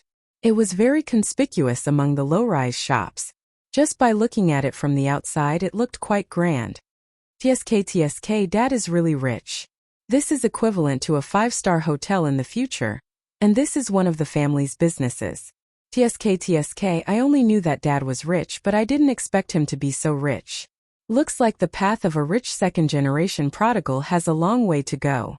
How can he spend so much money? Li Zixuan was just a poor loser in his previous life. He really didn't know how to spend this much money. When they entered the restaurant, the manager of the restaurant was a fat man in his 40s. When he saw Lan'er, he immediately came up to her and smiled like a Mithriya Buddha. "Ayo, miss. Why are you here today? Please come upstairs." He had never seen Li Zixuan before, so naturally, he didn't know that this was his young master. "Shopkeeper Lu, this is my family's young master. He just returned from Mount Longhu yesterday. Why don't you greet him?" Xiao He said angrily when she saw that shopkeeper Lu ignored her young master. "Ayo, young master, please don't blame me. I was blind. Young master, please come upstairs." When shopkeeper Lu heard this, he repeatedly apologized to Li Zixuan. He had also heard that his young master had a son who went to Mount Longhu to learn martial arts. He didn't expect to bump into him as soon as he came back. He couldn't help but feel that he was unlucky. "You don't have to be so polite, shopkeeper Lu. Uncle Lu, you've worked hard to help my father manage the restaurant all these years." Li Zixuan patted shopkeeper Lu's shoulder and tried to be as gentle as possible. After all, shopkeeper Lu was considered one of the upper management of the Li group. He had also made a lot of contributions. A few words of encouragement would let him continue to contribute to the Li group. There was no need to make things difficult for him over such a small matter. Li Zixuan wasn't such a petty person. Li Zixuan expressed that he was still very magnanimous. "Young master, what are you talking about? This is what I should do." When shopkeeper Lu heard Li Zixuan's words, he was so happy that the fat on his face jiggled. I feel disgusted looking at him." Li Zixuan quickly turned his head away. He was afraid that he wouldn't be able to eat later. The group went up to the 4th floor and entered a private room. After shopkeeper Lu served some of his signature dishes, Li Zixuan and Lan'er sat down to eat. 2 maids and 2 servants stood by the side to serve them. "You guys should sit down and eat together. Why are you standing?" Li Zixuan expressed that he couldn't eat when others were looking at him. He quickly waved his hand to the 4 people beside him. "Young master, how can we do this? How can servants sit and eat together with their masters?" Xiaoxi hurriedly waved her hand and said.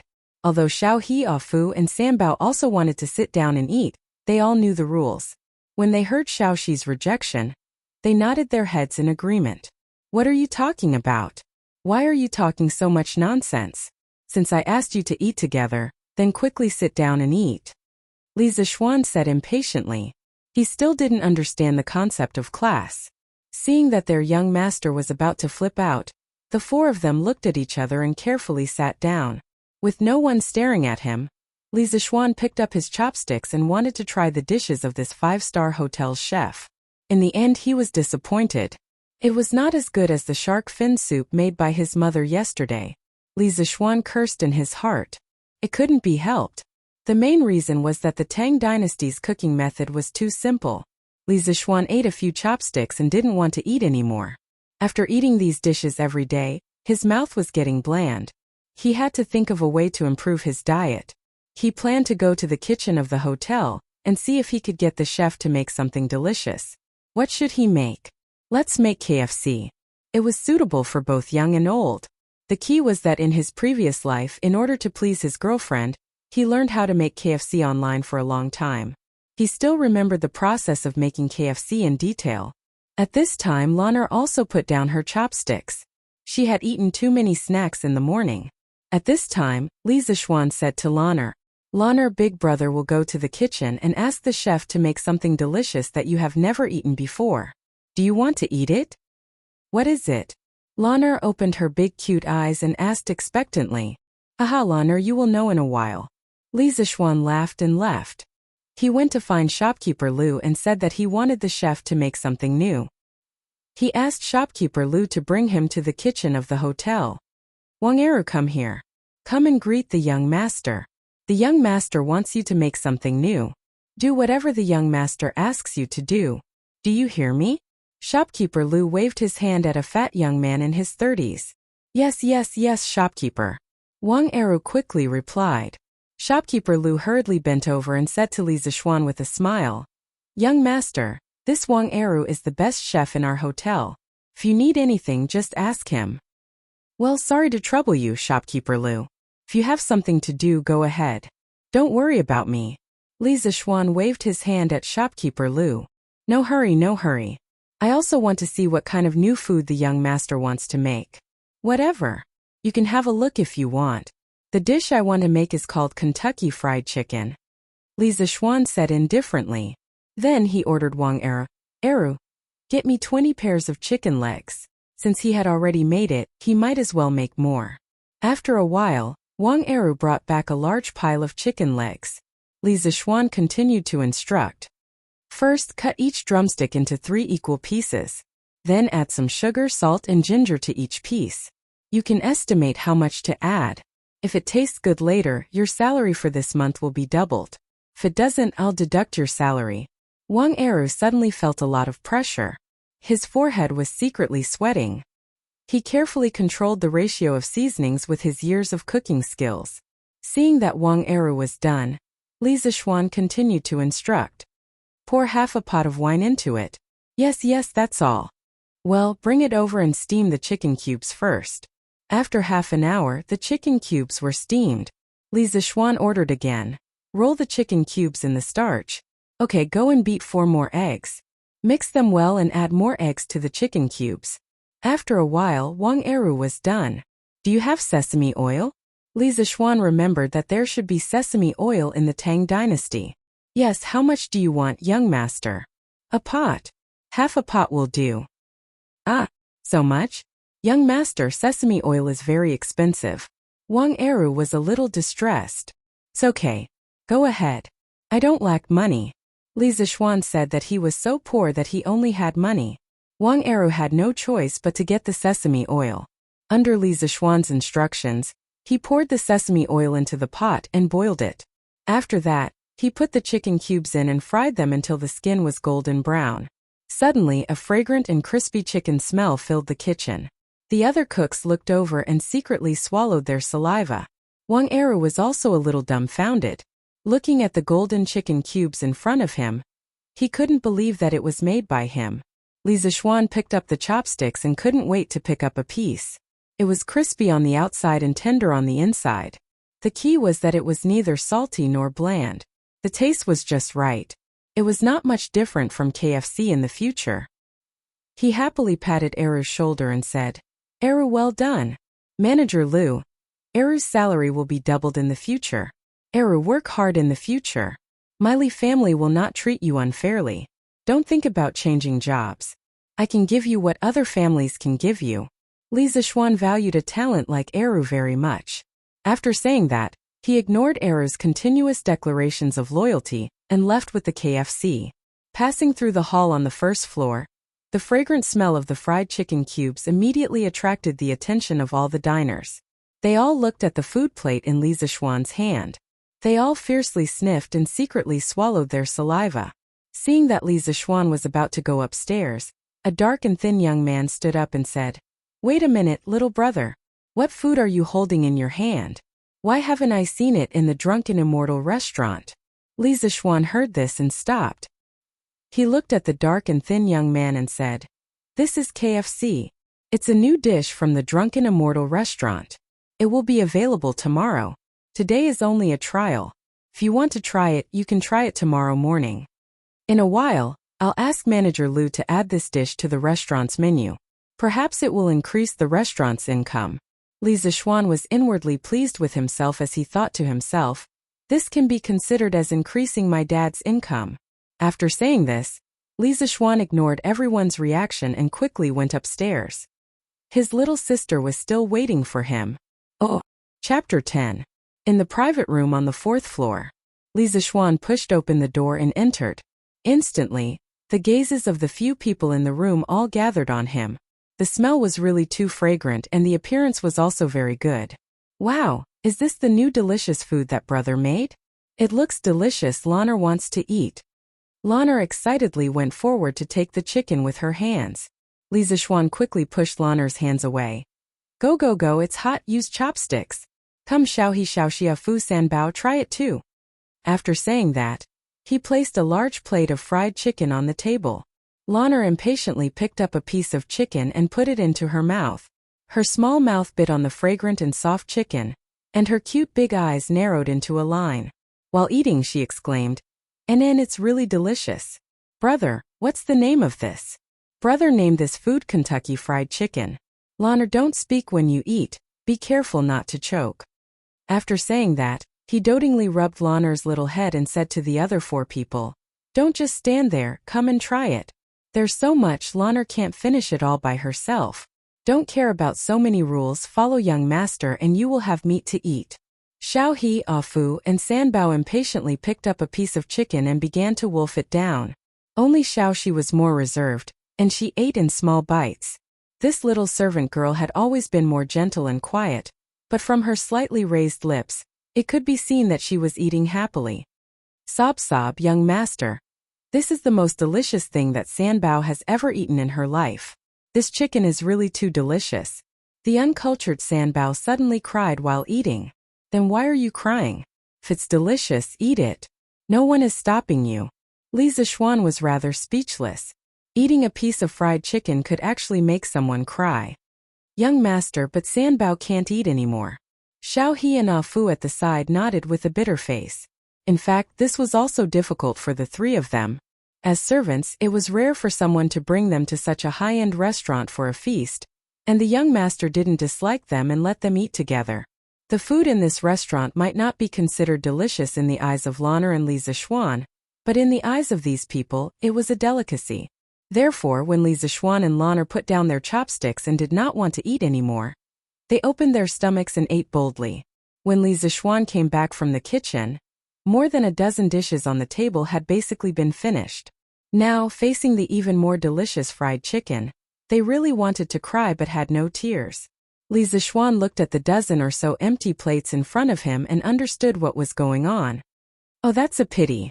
Such a delicious thing is unique in the Great Tang. Lana, little Shi, since they can't eat it, let's destroy it, haha." Lana's face was also filled with joy. Fortunately, she didn't eat too much just now. She didn't have time to talk and just kept eating.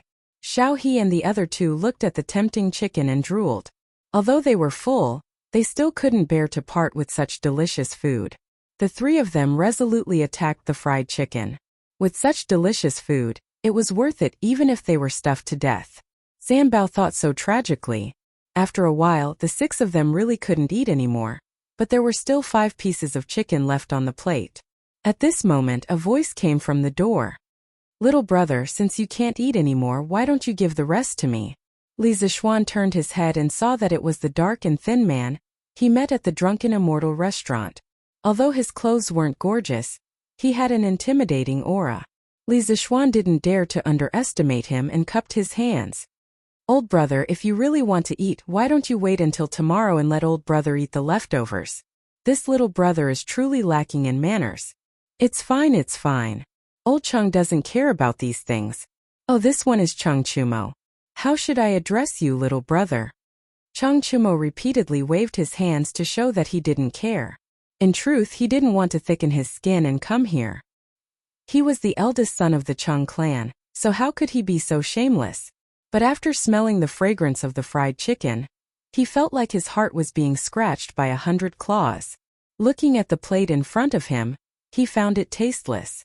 So this fellow was Chung Chumo, the son of the demon king of chaos Chung Yaojin. He couldn't offend him. Li Zishuan was inwardly alarmed and hurriedly cupped his hands. "This little brother is Li Zishuan. This is my little sister, Li Zilan. Since brother Chung doesn't mind, then sit down and eat together. It's truly lacking in manners to let brother Chung eat this today. Tomorrow I'll set up another banquet and treat brother Chung to a good meal. How about it?" Hearing this, Chung Chumo grinned and heavily patted Li Zishuan's shoulder. "Haha, brother Li is straightforward. Old Chung will definitely take you as a brother. Hey, little sister Lan is really beautiful. Today brother Chung didn't bring a gift. I'll make it up to Lan tomorrow." After saying this, he found a seat and sat down. He laughed and said, "Haha, just now you were imitating those literati words. It was so sour." Li Zishuan was speechless. No wonder he felt that the style was wrong. How could Chung Yaojin's son be so scholarly? After being praised by Chung Chumo, Lan shyly hugged Li Zishuan's arm and lowered her head, not saying a word. Chung Chumo saw that Li Zishuan was still unperturbed after being patted twice, and he was a little surprised. His 2 pats just now had the intention to test Li Zishuan, so he used 30% of his strength. Ordinary people would not be able to withstand it, so he praised, "Brother Li's skills are not bad." Li Zishuan smiled slightly. "I know a little about martial arts. Brother Chung seems to be a straightforward person. Quickly sit down and eat together." At this moment, Chung Chumo remembered the purpose of coming over. He immediately shifted his target to the golden crispy fried chicken. He didn't hold back and immediately put a piece of chicken into his mouth. After chewing twice and tasting the flavor, he immediately swallowed it in big mouthfuls like a cow chewing on peonies. He even gave a thumbs up and praised, "This is really a delicacy. I've eaten so much food for so many years for nothing." Not long after, the pieces of fried chicken were completely devoured. Chung Chumo obviously wanted more and said, "It's really delicious. This is the most delicious thing I've ever eaten in my life." Then he asked doubtfully, "Brother Li, why did the Drunken Immortal restaurant let you taste the new food they released today?" After eating the delicacy of his dreams, this guy's intelligence finally returned to normal, and he thought of the crux of the problem. Li Zishuan smiled and said, "I won't hide it from brother Chung. This Drunken Immortal restaurant is my father's business. Today, this little brother suddenly had an idea and taught the chef to make this new food. I wanted to try it and see if it was delicious." "Oh, so that's how it is. Brother, next time you make a new food, don't forget about me. Haha." Chung Chumo patted Li Zishuan and said. At this moment, shopkeeper Lu came in and cupped his hands towards Li Zishuan. "Young master, this old man just tasted the chicken. It's really a delicacy. I just don't know if young master can sell this chicken in the Drunken Immortal restaurant?" Old Lu looked at Li Zishuan with a hopeful expression. When Li Zishuan left, he impatiently asked Wang Eru to make some fried chicken for him. After tasting it, he almost swallowed his tongue. He had eaten many delicacies over the years, but he had never eaten anything that could be compared to this fried chicken. Thus, old Lu thought that if this chicken was sold in the Drunken Immortal restaurant, it would definitely cause a great sensation. Thus, he eagerly ran over and asked for Li Zishuan's opinion. Yes, Uncle Lu, I was just about to talk to you about this matter. Tomorrow you can put this KFC on the restaurant's menu. There will be a limit of 200 servings per day. It's first come, first served. Yes, young master is wise. Old Lu had been doing business for many years. He immediately understood Li Zishuan's intentions, and his face was full of admiration. Then he asked, Young master, how much is the price of this chicken? Li Zishuan thought for a moment and asked, Uncle Lu, do you have a rough estimate of the cost of each serving? Only then did shopkeeper Lu notice Chang Chumo in the room. He hesitated for a moment. Li Zishuan waved his hand and said, Don't worry, this is my brother.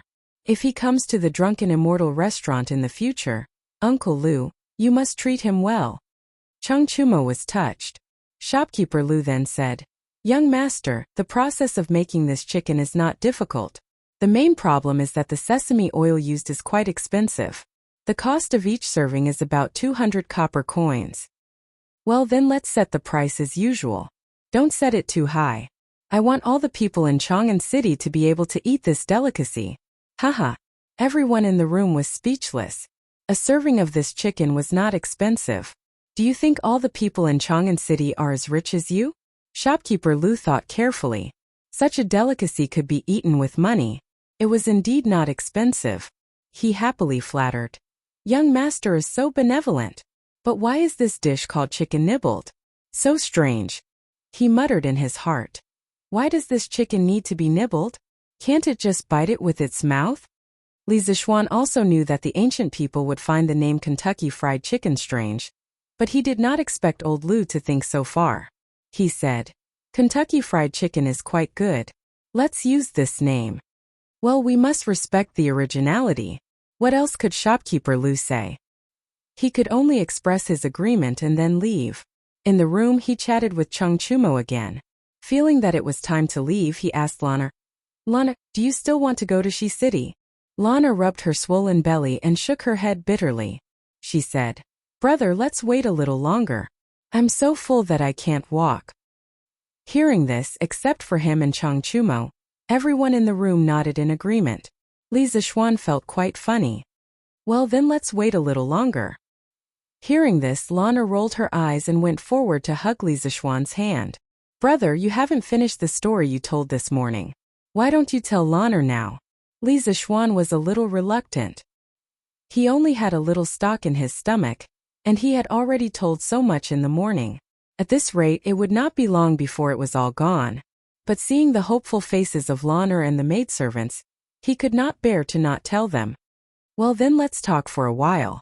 Last time, when the great sage equaling heaven wreaked havoc in the heavenly palace, he was locked in the 8 trigrams furnace by Taishang Laojun. He saw Wukong jumping around in the furnace and accidentally jumped to the position of the Sun Palace. There was only smoke and no fire, so the smell was very strong. He bent down and squatted inside. After 49 days, Taishang Laojun gave the order to open the furnace door. Suddenly, Wukong heard a sound from the top of the furnace. He looked up and saw a ray of light. He used all his strength to jump out of the furnace, kicked down the furnace, turned around and ran. Everyone quieted down and listened attentively.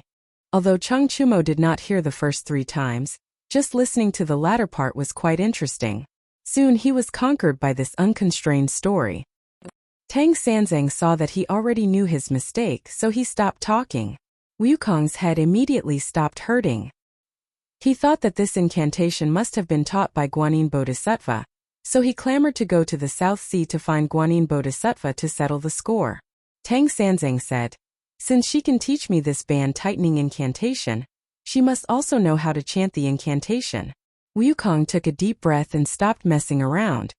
He swore that he would listen to his master in the future and protect Tang Sanzang in his journey to the west.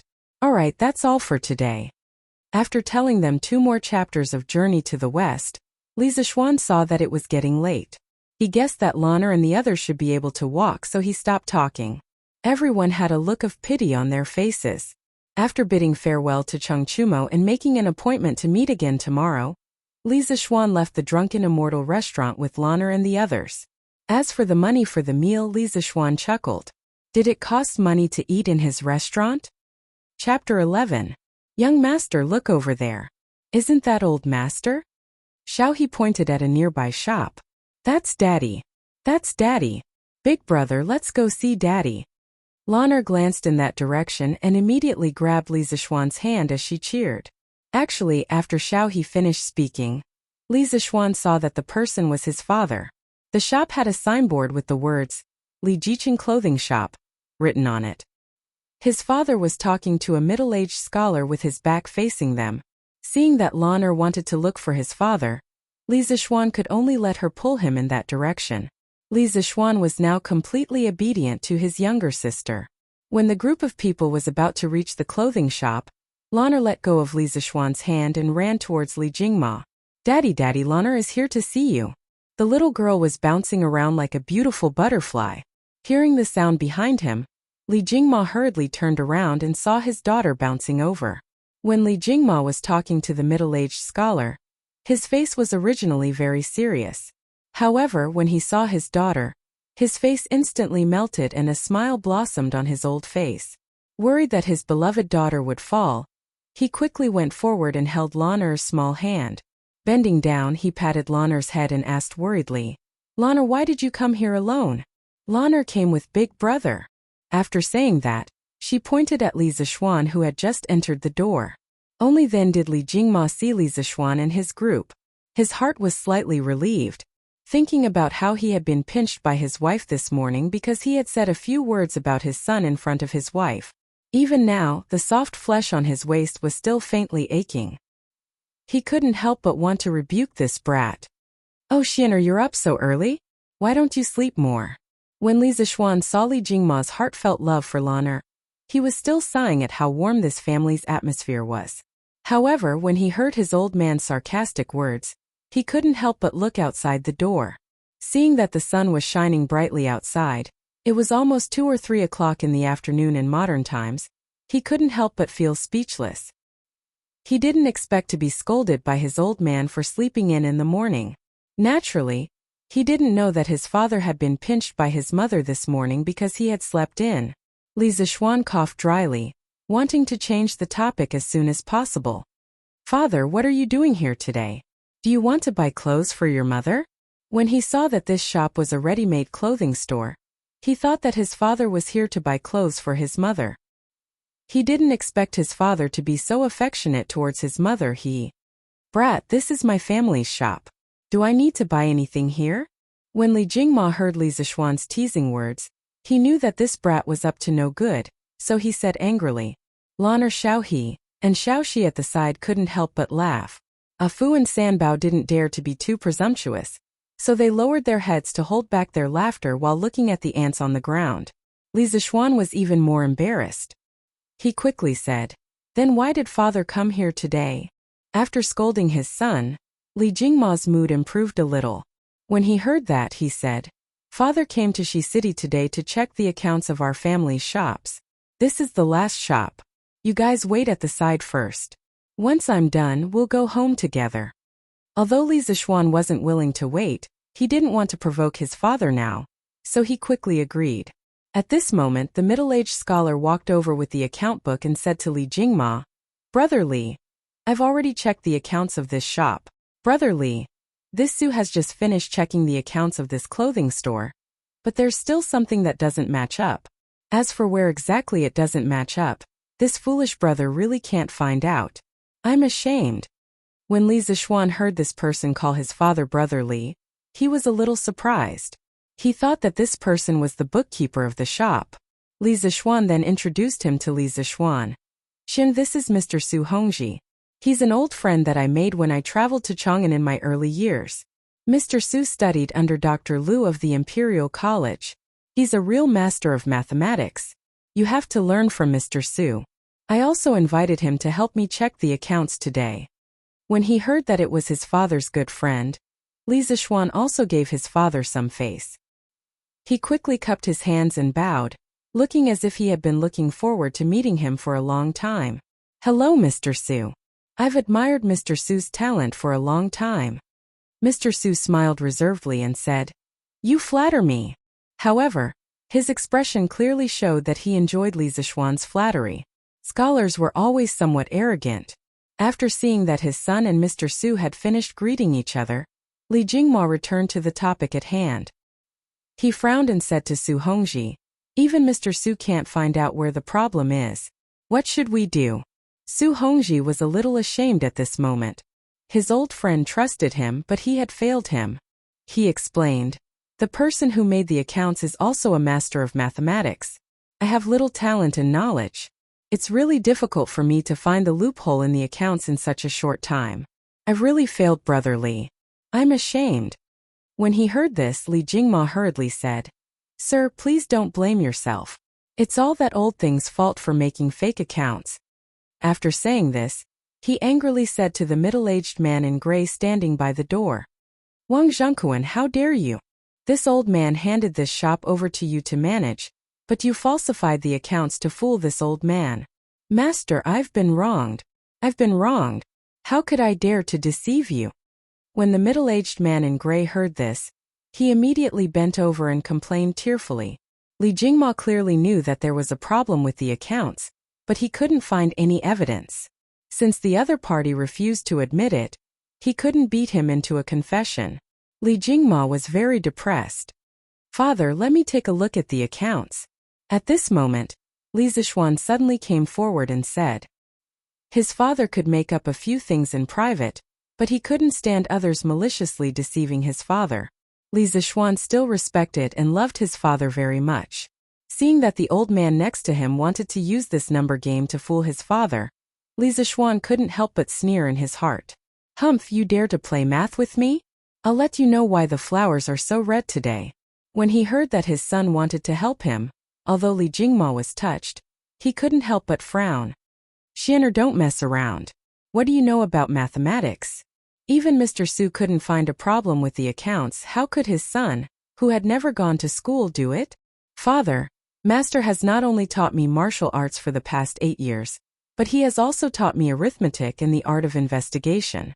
Master is very knowledgeable and can be considered a master in many aspects. Father, please let me try. Li Zishuan tried to convince his father. Fortunately, his master was considered an expert. Ordinary people rarely came into contact with him, so no one knew what his master was capable of. Li Jingma couldn't help but hesitate. Then Xianer, you can try. Li Zishuan took the accounts book and walked to the counter at the side. Xiaoxi, come and grind the ink for this young master. In his previous life, Li Zishuan's father was only a farmer with a junior high school diploma, but his calligraphy was very good. When he was young, all the couplets at home were written by his father. Li Zishuan also asked his father who taught him. His father said that Li Zishuan's grandfather taught him when he was young. Therefore, although Li Zishuan didn't attend any calligraphy classes when he was young, under his father's urging, he still practiced calligraphy for a few years. The words he wrote were still acceptable. When Wang Zhengkuan saw that Li Zishuan was going to check the accounts, he lowered his head. A trace of ridicule flashed in his eyes as he sneered in his heart. Humph, this little brat is overestimating himself. This old man has been doing accounting for so many years. How could you possibly find out? At this time, Su Hongji also walked over with interest. Although he didn't believe that this young man's mathematical ability was better than his, this young man was his good friend's son. He could give him some pointers and treat it as helping a younger generation. Oh! Chapter 12. The sun was setting in the west. In less than an hour, the gongs and drums would sound and the shops would be closed.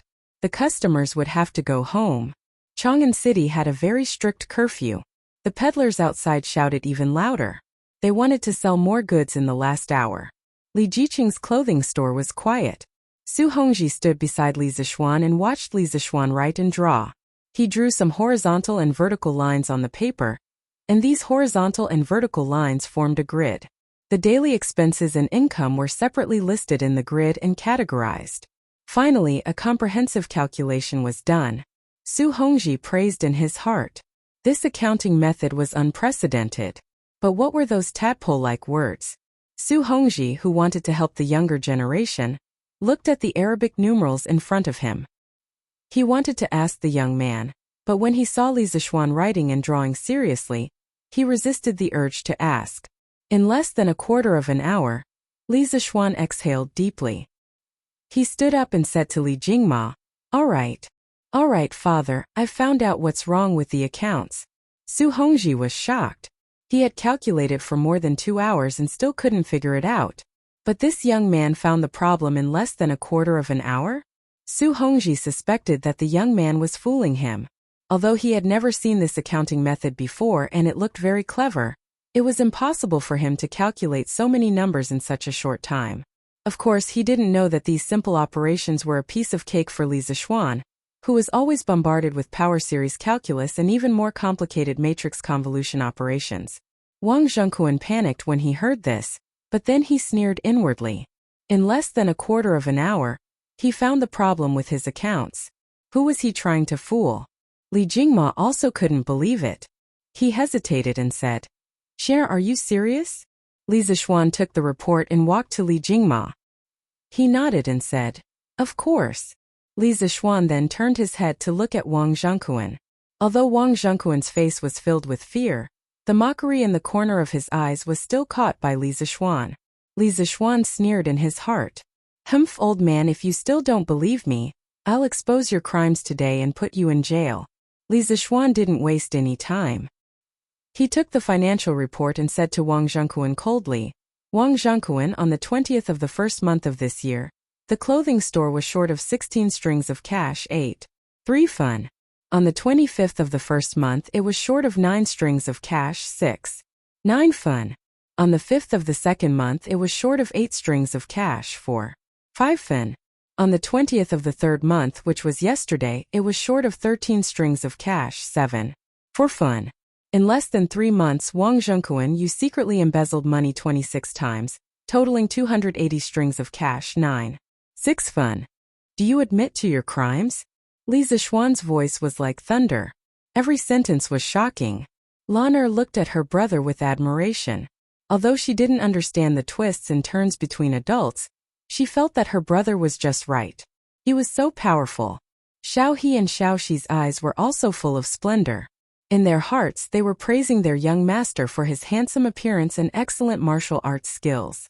Now, he even knew arithmetic and was better than that student from the Imperial College. He was simply a master of both the pen and the sword. The 2 young maidservants were now a little infatuated. However, Wang Zhengquan was not in such a good mood right now. As Li Zishuan reported the accounts one by one, even though it was still spring, his sweat could not help but drip down. The ridicule in his eyes was no longer there, replaced by endless fear. When Li Zishuan finished, his back was completely wet and his legs were trembling. He couldn't help but kneel down in front of Li Jingma and cry, Master, master, I know. Master, master, this old servant knows his mistake. It's all the fault of this old servant's unfilial son. He was swindled into the gambling house and owed a debt. If this old servant didn't help him pay his debts, those people would break his arms and legs. This old servant only has one son. Master, this old servant was blinded by greed. Master, please forgive this old servant this time for the sake of this old servant's conscientious work in the clothing store. At first, Su Hongji didn't believe that Li Zishuan found the problem with the accounts. However, seeing Wang Zhengquan like this, it was obvious that Li Zishuan was right. He was shocked and eager to try. He wanted to grab Li Zishuan and ask him about his accounting method and the strange words. However, it was obviously not the right time. His old friend still had family matters to deal with. Li Jingma saw Wang Zhengquan pleading guilty, and was very surprised by his son's arithmetic ability. He was angry at Wang Zhengquan's malicious deceit. If it wasn't for his son's help today, he would have been deceived by this old servant. He was very angry and was about to send this old servant to the officials. However, after hearing Wang Zhengquan's words, he was a little soft-hearted. He also had a son. As a father, he sympathized with Wang Zhengquan's experience. However, since he embezzled so much money, it would be unreasonable to not send him to the officials. Seeing that Li Jingma was a little soft-hearted, Li Zishuan hurriedly said, Father, don't be soft-hearted. Father, please don't be soft-hearted. Even if he wants to repay his son's debt, he can't harm the interests of the boutique. He can borrow money from you. Taking money without permission is stealing. He falsified the accounts to avoid responsibility. If he really knows that he was wrong, he should have taken the initiative to admit his mistakes when you questioned him just now. He shouldn't have waited until the irrefutable evidence to admit his mistakes. If the price of committing a crime is so low, then who will abide by the law in the future? A pitiful person must have something hateful. Father, you should send him to the officials. You should choose another honest shopkeeper for the clothing store. Su Hongji nodded repeatedly as he listened. When Li Zishuan finished speaking, he said to Li Jingma, Brother Jingma, what your son said is true. People like Wang Zhengquan must not be condoned. After that, he looked at Li Zishuan and praised Li Jingma. Brother Jingma, you have a good son. Your son is knowledgeable in mathematics and is sensible. His reasoning has impressed even your foolish brother. It's true that a hidden dragon in the abyss will turn into a dragon when it encounters the wind and clouds. Li Zishuan hurriedly said that Mr. Su was overpraising him. He didn't deserve such praise. Li Jingma also felt that his son's words were quite reasonable.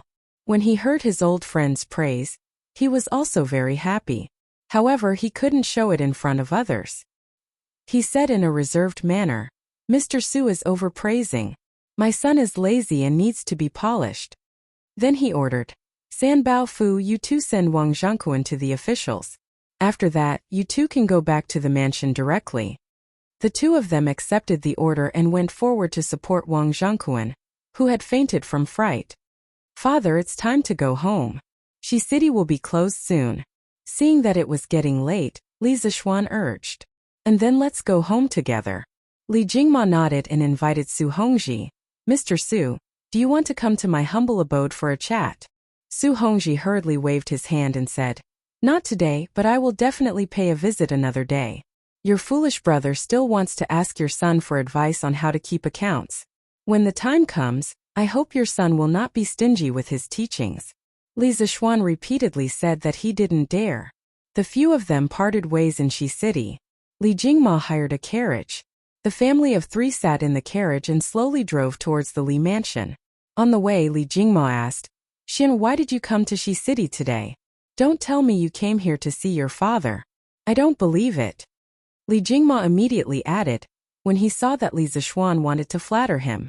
Li Zishuan really wanted to say that just now, but he didn't expect that his quick-witted father would see through him. He had no choice but to swallow the words that were about to come out of his mouth. After a while he said, I saw that my younger sister was rather bored at home, so I accompanied Lanner to Shi City today to watch the juggling. That's right, father. That vaudeville was really good.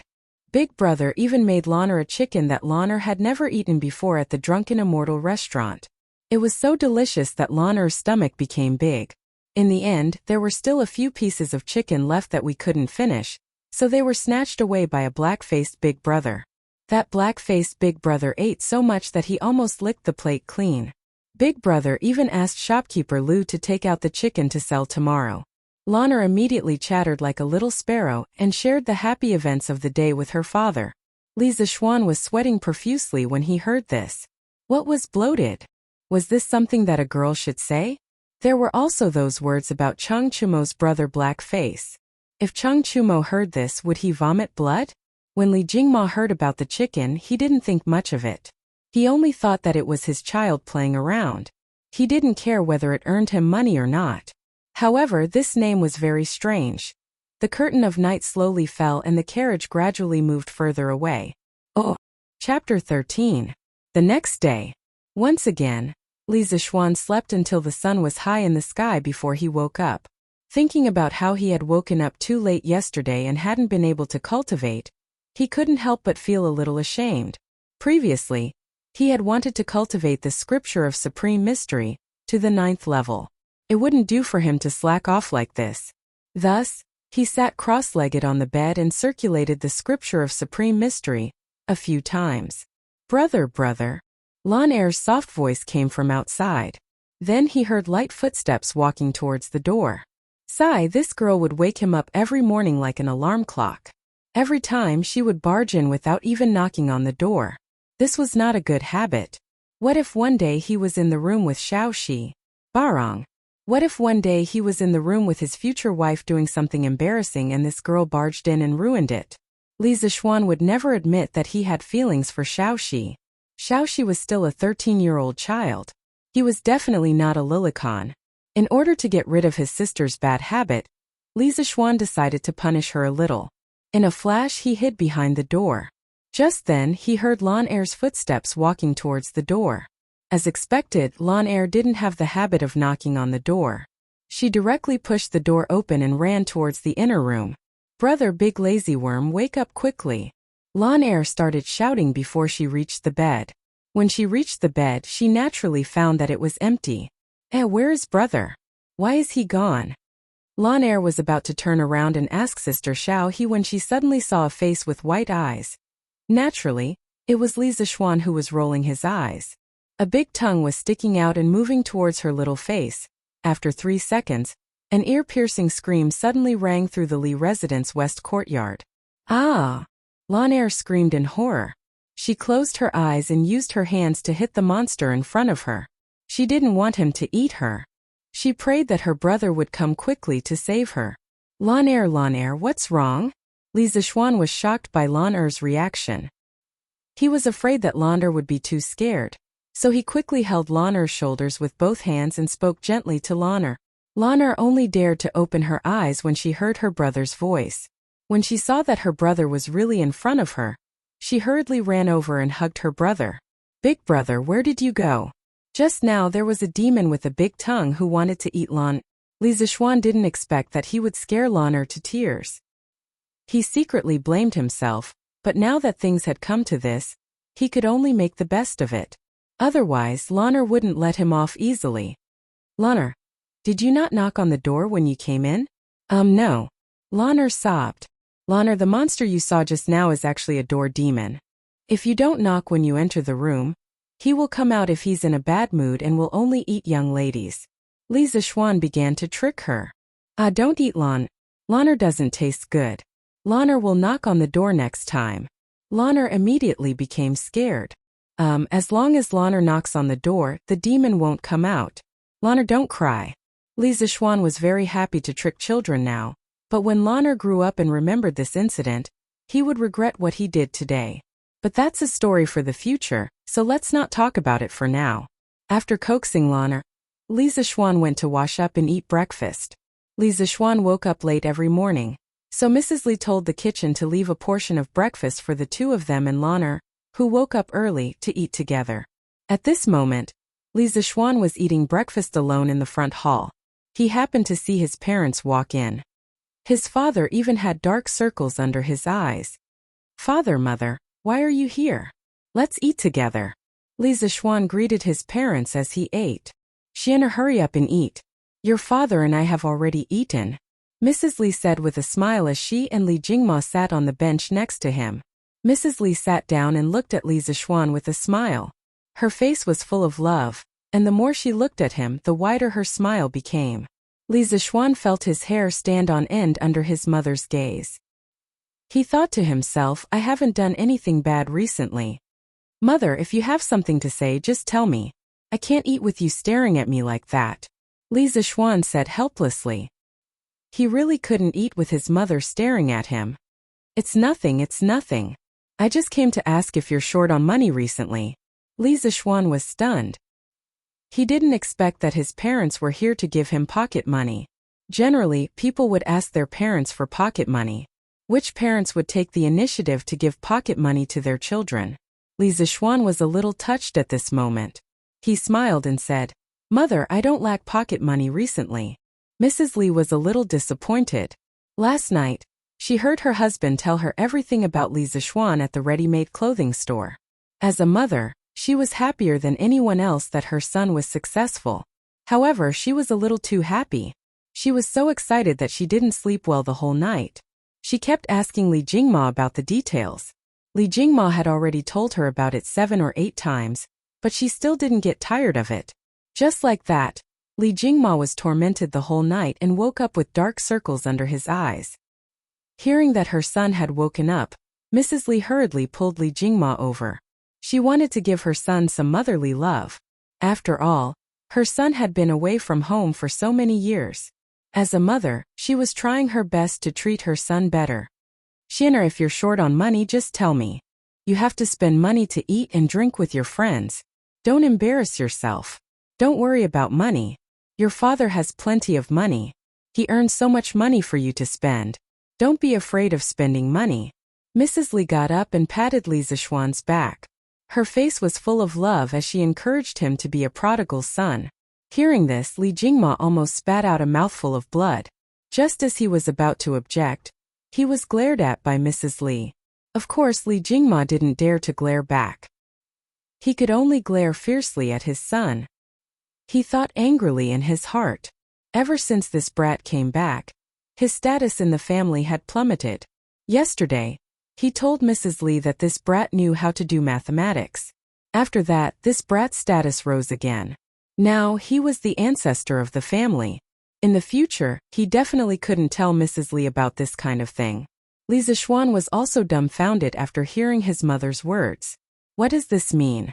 Is she telling me to quickly become a prodigal son? Li Zishuan felt that the world was changing too quickly. He couldn't understand it. He muttered to his mother. And thank you, mother. If I'm short on money, I'll ask mother for it. Seeing that his father didn't say a word, Li Zishuan thought that his father was unhappy because he was only talking to his mother. He shamelessly struck up a conversation with his father. Father, why didn't you go to the shop today? Li Jingma originally planned to go to the shop in Shi City this afternoon to take a look. After all, the clothing shop hadn't found a new shopkeeper yet. He was also a little worried. However, after hearing his son's words, he remembered that Mrs. Li had just said that she earned so much money for Li Zishuan to spend. Suddenly, his motivation to earn money was not as strong as before. His old face darkened as he said in a bad mood, "Why do you need to care? I'm not going today. Ermkov, I think there's nothing going on at the shop today, so I don't plan to go." It was Li Jingma's father who felt the slight murderous intent in his wife's eyes. He changed his words and used a gentle tone to speak. Li Jingma's father felt that he couldn't stay in the front hall any longer. He hurriedly put his hands behind his back and went back to sleep in the east courtyard. Li Zishuan could see that his father was afraid of his mother. His father's status in this family was really low. He even sympathized with his father.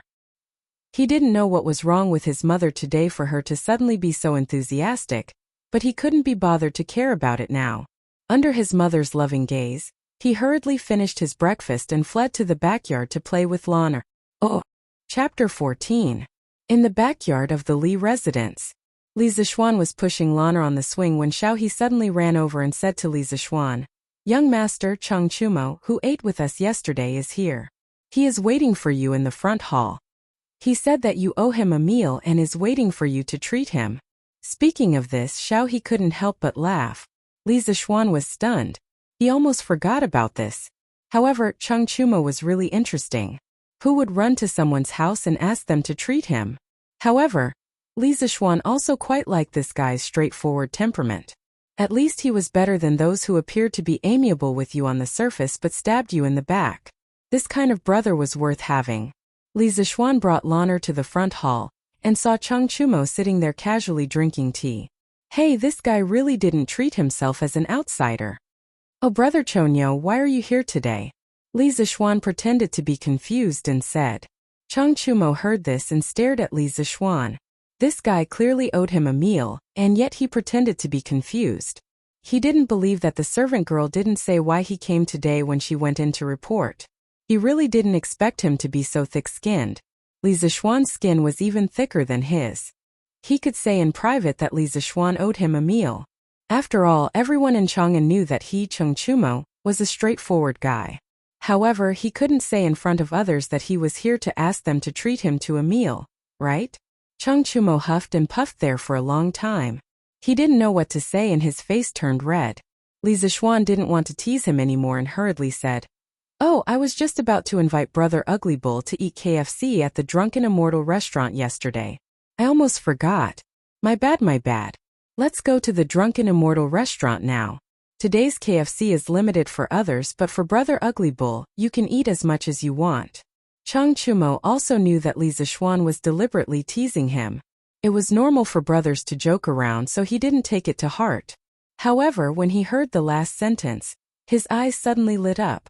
He instantly felt that this joke was worth it. If possible, he didn't mind Li Zixuan joking with him a few more times. He stepped forward and patted Li Zixuan's shoulder with all his might. He laughed and said, "Brother, you're very kind. Haha, if you ask me, you're good in every way, but you're too polite. However, I old Chung like it. Haha." Li Zixuan was speechless. In his previous life, when he watched the TV series The Legend of the Sui and Tang Heroes, he often heard Chang Chumo call this person Old Chung. He didn't expect that his son also liked to call himself Old Chung. Li Zixuan wondered if Chang Chumo would still dare to call himself Old Chung if Chang Chumo was here. Putting aside these messy thoughts, Li Zixuan brought Lan and Chang Chumo out of the house. They saw a strong black horse at the door. "Brother Ugly Bull, you came here on a horse." Li Zixuan originally wanted to walk over with everyone, but when he saw that Chang Chumo came here on a horse, he suddenly felt awkward. "Aren't you talking nonsense? My house is so far away from yours. If I didn't ride a horse here, how long would I have to walk?" Chang Chumo said unhappily. The Lu public house was in Huaid Lane, which was west of Shi City. It was quite close to Shi City, but it was quite far from the Li public house. It must have been hard for him to come all the way here so early in the morning to have a meal with Li Zixuan. "San Bao, do we have a horse in our house?" Li Zixuan had no choice but to ride a horse. Although he didn't ride a horse in his previous life, he was confident that a horse wouldn't be able to do anything to him now that he was highly skilled in martial arts. "Yes, young master. Old master has a few horses in the past. San Bao will go get them for you now." San Bao quickly went to get the horse for Li Zixuan. After a while, Li Zixuan carried Lan'er and rode together with Chang Chumo to Shi City. The Tang dynasty wasn't like the other dynasties after it, where one could ride a horse in Chang'an City. When they arrived at Zuishan restaurant, Li Zixuan was surprised to see a long line outside. After all, this was only the first day of KFC. What he didn't know was that before they arrived, several groups of people had already ordered KFC at Zuishan restaurant. After eating it, they were naturally shocked by the deliciousness of the world. However, a serving of KFC was only about 10 pieces of chicken. How could it be enough? They quickly asked the waiter to bring another serving. The waiter could only say with a bitter face that each table was limited to one serving. The entire Zuishan restaurant was limited to 200 servings a day. This made the people who had just finished their KFC suffer. After eating the delicious fried chicken, they immediately lost their appetite when they looked at the other dishes on the table. However, there were some smart people among them. When they saw that there weren't many people eating at Zuishan restaurant at this time, they immediately paid the bill and went out to find their attendants. They asked them to go back and find a few more servants. Then they came in and each took a table and ordered a serving of KFC. Of course, those servants definitely wouldn't be able to eat it. They could only leave it for their old master. This caused Zuishan restaurant to be full. There was a long line outside. Some passers-by who didn't know what was going on asked around, and also joined the line out of curiosity. The line became longer and longer. Shi City was originally a place with a lot of people. With such a long line, it naturally attracted everyone's attention. 1 spread to 10, 10 spread to 100. Just like this, KFC became completely popular on the first day of its launch. Chang Chumo looked at the long line and couldn't help but be dumbfounded. He secretly rejoiced that he found Li Zixuan to eat with him. Otherwise, he would also have to painstakingly wait in line. Don't think that just because he was the son of Lu Guogong, he could cut the line as he pleased. It must be known that those who could afford to eat at Zuishan restaurant were generally rich and respectable. If he went up and cut the line and offended the second generation of the imperial censor, everyone would make a fuss. Naturally, he couldn't avoid being impeached.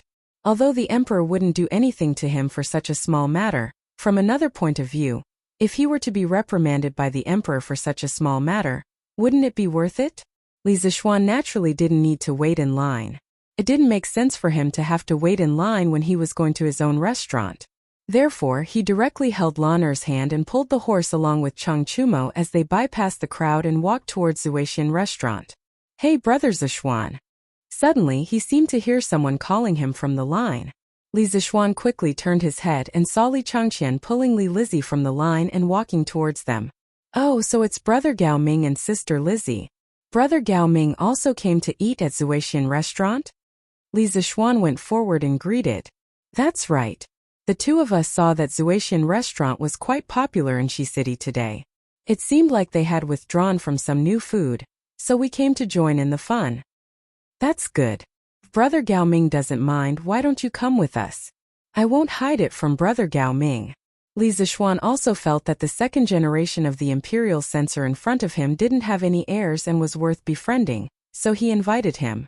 However, he didn't notice Chouox behind him. When he saw Li Changqian, his expression changed slightly. That's what I was thinking. Then let's go in together. After Li Changqian returned to the palace yesterday, he had someone investigate Li Zixuan's background. Naturally, he knew that this restaurant was the property of Li Zixuan's family.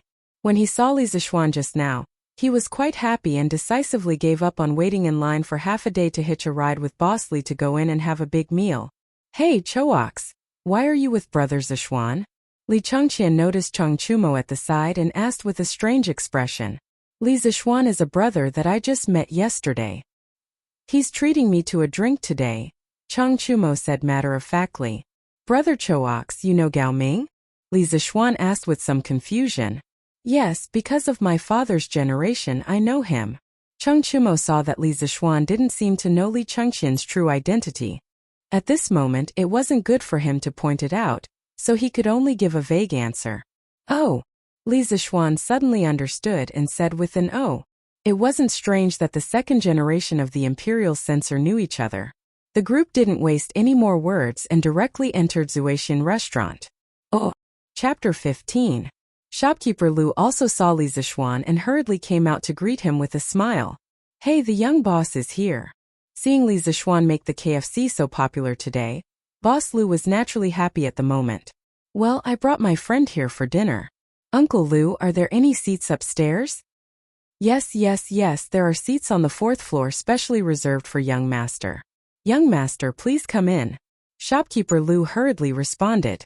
At this time, someone in the line outside the door was unhappy. Shopkeeper Lu, why do we all have to line up but this person directly goes in? Li Zixuan didn't say anything. He crossed his arms and waited to see how old Lu would deal with it. Shopkeeper Lu hurriedly stepped forward and said, Dear guests, this is the young master of our restaurant. Today he is here to check the accounts, not to eat. Please forgive him. Of course, old Lu didn't dare to say that Li Zixuan was here to eat. Everyone in front of him was a big boss. It wouldn't be easy to deal with if he angered everyone. Hearing Shopkeeper Lu's nonsense, Lana and Li Lizzie couldn't help but turn their backs and smile at each other.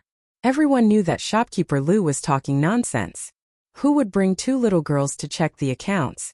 However, they couldn't say anything. The restaurant was his business. It seemed that there was no need to line up to eat in his own restaurant. Shopkeeper Lu deliberately lied to give face to everyone. The people in the line weren't so unappreciative. When they entered Zuixian restaurant, Li Zixuan saw that there was a new dish on the hanging plate. It said nibble chicken. Li Zixuan was a little dumbfounded. Only then did he realize that old Lu had misheard. Forget it. Nibble chicken is nibble chicken. It's troublesome to change it again and again. Li Zixuan was too lazy to correct him. After entering a private room on the 4th floor, they all sat down. Li Zixuan waved at Shopkeeper Lu and said, Uncle Lu, give us 10 servings of gnawed chicken, 8 light side dishes and a pot of good wine. Put the gnawed chicken in a food box, pick a clever servant, and let him secretly bring it up. Li Zixuan knew that Chang Chumo would definitely drink, so he ordered a pot of wine. He would not drink it himself. He came to the Tang dynasty because he drank too much. If he drank too much and traveled to the primitive society, then it would be terrible. The reason why he asked the servant to secretly bring up the chicken was to prevent the people downstairs from getting angry if they saw it. After all, other people only had 1 serving per table. Why did he have 10 servings per table here? No matter what era it was, making an exception would be hated by others. Hearing this, Shopkeeper Lu hurriedly agreed, and then went downstairs to have people prepare. Not long after, a servant dressed in green walked in with an extra-large food box. The servant opened the food box and put the dishes on the table. He smiled at Li Zixuan and said, "Young master, you ordered the gnawed chicken. Young master, this is the chicken you wanted. Because there were too many of them, one plate couldn't fit all of them, so I packed 4 plates for you. I was very careful when I came up so no one noticed. Well done. I'll ask shopkeeper Lu for a reward later." Li Zixuan praised. In modern times, he was used to not bringing money when he went out, so he didn't have any money on him now. It was not good for him to reward people directly, so he could only be generous. Naturally, the servant left happily. After a few pleasantries, everyone started to eat. It was the first time Li Changqian and Li Lizzie had eaten the gnawed chicken. Just looking at the appearance made them drool. The 2 siblings couldn't help but pick up a piece and taste it. After tasting it, Li Changqian couldn't stop and said that it was delicious. Although Li Lizzie also felt that the gnawed chicken was delicious, she didn't like greasy food. After eating a few pieces, she stopped eating and turned to eat the light side dishes. Although Lanner ate a lot yesterday, she obviously didn't get tired of it. Her small mouth was constantly chewing. Li Zixuan had eaten yesterday, so he wasn't so addicted now. After eating a few pieces, he also ate the light side dishes with Li Lizzie. Cheng Chumo didn't know what was polite. When he saw the gnawed chicken on the table, his eyes lit up. He immediately took a plate and put it in front of him, eating happily. He only ate a few pieces yesterday and craved it all night. Now that he had an unlimited supply of food from Li Zixuan, he immediately turned into a glutton. His cheeks were like small motors that kept trembling. Just as Cheng Chumo's mouth was dry from chewing, the servant in green came over with a jar of wine. Cheng Chumo's eyes lit up. He went forward and grabbed the jar of wine. He broke the seal and poured a bowl for himself. He couldn't wait to drink 2 mouthfuls. Then he looked at Li Zixuan and said, "Little Xian, you haven't drunk with me yet. You must drink 2 bowls with me today." This idiot didn't drink with people by cup, but by bowl. He wouldn't drink with this guy even if he was beaten to death. Li Zixuan secretly frowned and quickly refused. "I really can't drink. The martial arts I practice can't touch alcohol. Brother Chonyo, don't force me. You should drink with Gao Ming." Cheng Chumo naturally didn't believe this strange reason. He still insisted on drinking. Lanner was unhappy. "Brother Blackface, you can't let brother drink. If brother gets drunk, who will tell Lanner stories?" Hearing the story, Li Lizzie's eyes lit up. She quickly agreed. "Brother Chonyo, since brother Xian doesn't drink, don't force brother Xian." Seeing the 2 girls like this, Cheng Chumo couldn't persuade them anymore. He could only say to Li Changqian, "Gao Ming, drink with me."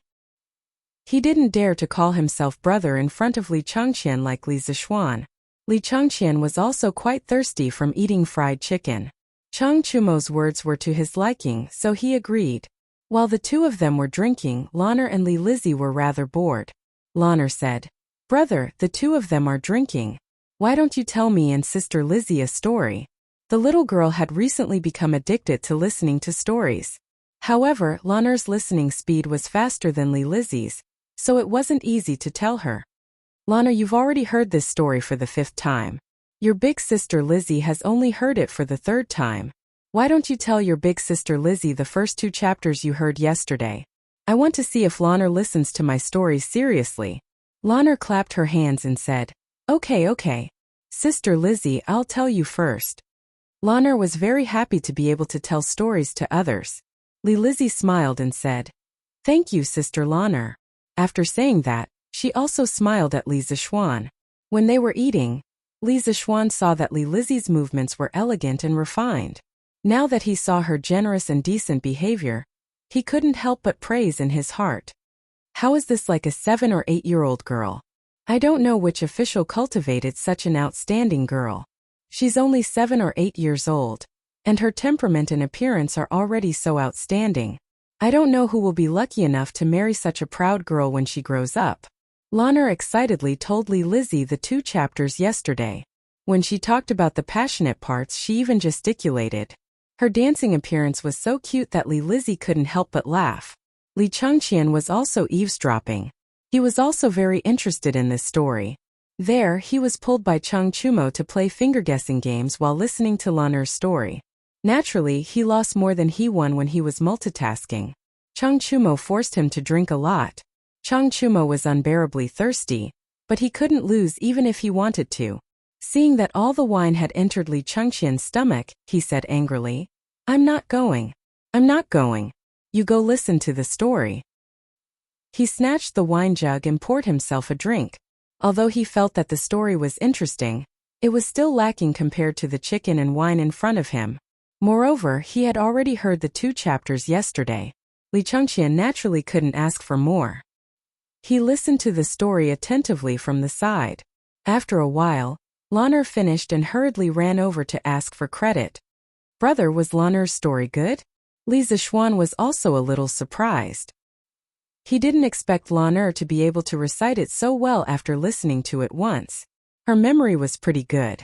He praised. Lan'er's story is really good. It's almost the same as Brother's. At this moment, a black-clothed brawny man hurriedly came in and whispered a few words in Li Chengqian's ear.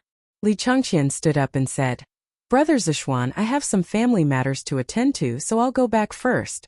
In the future, I'll drink and chat with Brother Zishuan. Thank you for your hospitality today. It's fine. Gao Ming, if you have something to attend to, go do it. Brother Zishuan, can I bring back a portion of the chicken for my father to try? My father's appetite hasn't been good recently. Li Chengqian was a little embarrassed. Wasn't this a typical case of not being able to eat the consequences? Li Lizzie also felt that her brother was a little embarrassing. Her tender face was slightly red. Li Zishuan smiled and said, Of course. Gao Ming, since you have urgent matters to attend to, why don't you go back first and let your attendant stay? I'll have shopkeeper Lu prepare 2 portions of the chicken for your guard to bring back. How about it? Li Chengqian hurriedly said gratefully, Brother Zishuan is still the most considerate. Thank you very much. Wuxian, did you hear that? Go to shopkeeper Lu and get the chicken. Go back later. The black-clothed brawny man bowed and said, Yes. Li Lizzie stood up and smiled at Li Zishuan. She politely said, Brother Xian, goodbye. Lizzie will listen to Brother Xian's story again next time. Li Zishuan was also very happy to have such a cute lowly fan. He hurriedly replied, Okay, goodbye Lizzie sister. Li Chengqian then pulled his sister out of the private room. Oh. Chapter 16. In a private room on the 4th floor of the Drunken Immortal restaurant. Seeing the Li siblings leave, Chang Chumo hesitated for a moment before nudging Li Zishuan's arm. Little Xian, do you really not know the identity of this Li Gaoming? Li Zishuan shook his head, somewhat hesitantly replying, I don't know. If they don't say, it wouldn't be good for me to take the initiative to ask. However, judging from the temperament of the siblings, they should be from an official's family. Chang Chumo somewhat admired his observation skills. Leaning over, he whispered, He, not only are they from an official's family.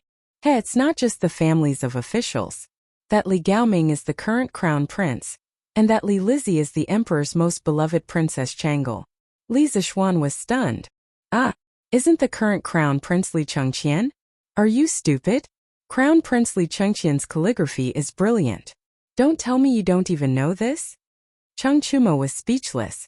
He was actually being looked down upon by this uncultured fool. If he wanted to blame someone, he could only blame himself for choosing engineering. He only knew that the crown prince was called Li Chengqian. Who knew what his calligraphy was? At this moment, Chang Chumo said somewhat worriedly, Little Xian, you have to think carefully. The matters of the imperial family are not as simple as you think. The waters are deep. It's best if you don't get too close to the crown prince. My father has told me to stay away from the crown prince and the Prince of Wei. His attitude towards them is to not offend them, nor to cling to them. Moreover, His Imperial Majesty is still in the prime of his life. If you get too close to the crown prince, the Prince of Wei, and the others, it will not be beneficial to your future. Li Zishuan was somewhat moved. For Chang Chumo to say these words to him, it proved that he truly regarded him as a friend, a brother. Smiling, he patted Li Zishuan's shoulder and said, Brother Chumo, don't worry. Don't worry, Brother Chonyo. I've been cultivating in the mountains with Master for 8 years, and I've long since become indifferent to these fights for fame and fortune. Leaving the mountain this time, I have no intention of pursuing an official career. I only want to stay at home and be a rich man, accompany father and mother, tease Lan'er or drink with Brother Chonyo.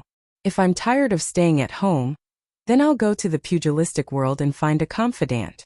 Isn't life like this wonderful? Chang Chumo also admired his open-mindedness, but he couldn't live such a life. He was the kind of person who couldn't stay idle. Letting him stay at home was worse than killing him. Little Xian, since you already know how powerful it is, then I won't say any more. Li Zishuan nodded.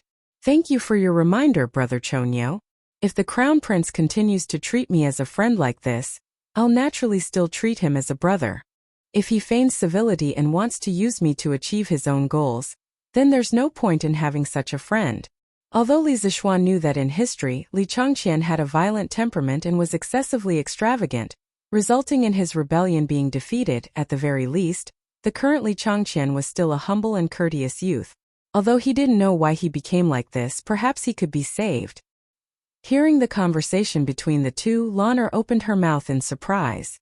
Wow, so big sister Li Ji is a princess. Brother, isn't the position of princess very important? Li Zishuan patted Lan'er's head in amusement. The position of princess is indeed very important. In the entire Great Tang, only His Majesty the Emperor has such a position. Does Lan'er also want to be a princess? Lan'er frowned and thought for a moment before answering. Lan'er doesn't want to be a princess. Lan'er only wants to be brother's little sister. Li Zishuan laughed heartily. He didn't dote on this girl for nothing. Inside Taiji Palace, Li Shimin was currently flipping through a memorial. After reading the memorial, the corners of his mouth revealed a trace of a smile. At this moment, a beautiful woman dressed in palace attire, carrying a bowl of lotus seed porridge, gracefully walked over to Li Shimin's side. Seeing that Li Shimin was in a good mood, she smiled and asked, "Why is your Imperial Majesty so happy?" Li Er put his arm around the beautiful woman in palace attire and handed the memorial in his hand to her. He smiled and said, "This is a report of victory sent by Jingda from Yuzhou. May Guanyin take a look. In the first month of this year, Luoyi rebelled in Yuzhou. Your brother and Jingda suppressed the rebellion in less than 2 months. With these capable ministers and generals, why should we worry about Great Tang's prosperity?" Haha. Seeing that Li Er was so happy, Empress Zhongsun also smiled and said, "That's all because Erlang has a good eye for people. Erlang, you've been reading memorials for so long. It's time for you to rest. This is the lotus seed porridge that your imperial concubine made. Erlang, have a taste." At this moment, an eunuch hastily entered and bowed to Li Er and the Empress. "Your Imperial Majesty, Imperial Concubine, His Imperial Highness the Crown Prince and Princess Changle are waiting outside." Li Er curiously said to the Empress, "These 2 children have been hard to find in the palace recently. Today they have finally come to see us." He then said to the eunuch, "Quickly let them in." Not long after, Li Changqian and his sister entered the palace. Bowing to Li Er and the Empress, they said, "This son pays respects to Imperial Father and Imperial Mother. Dispense with the formalities.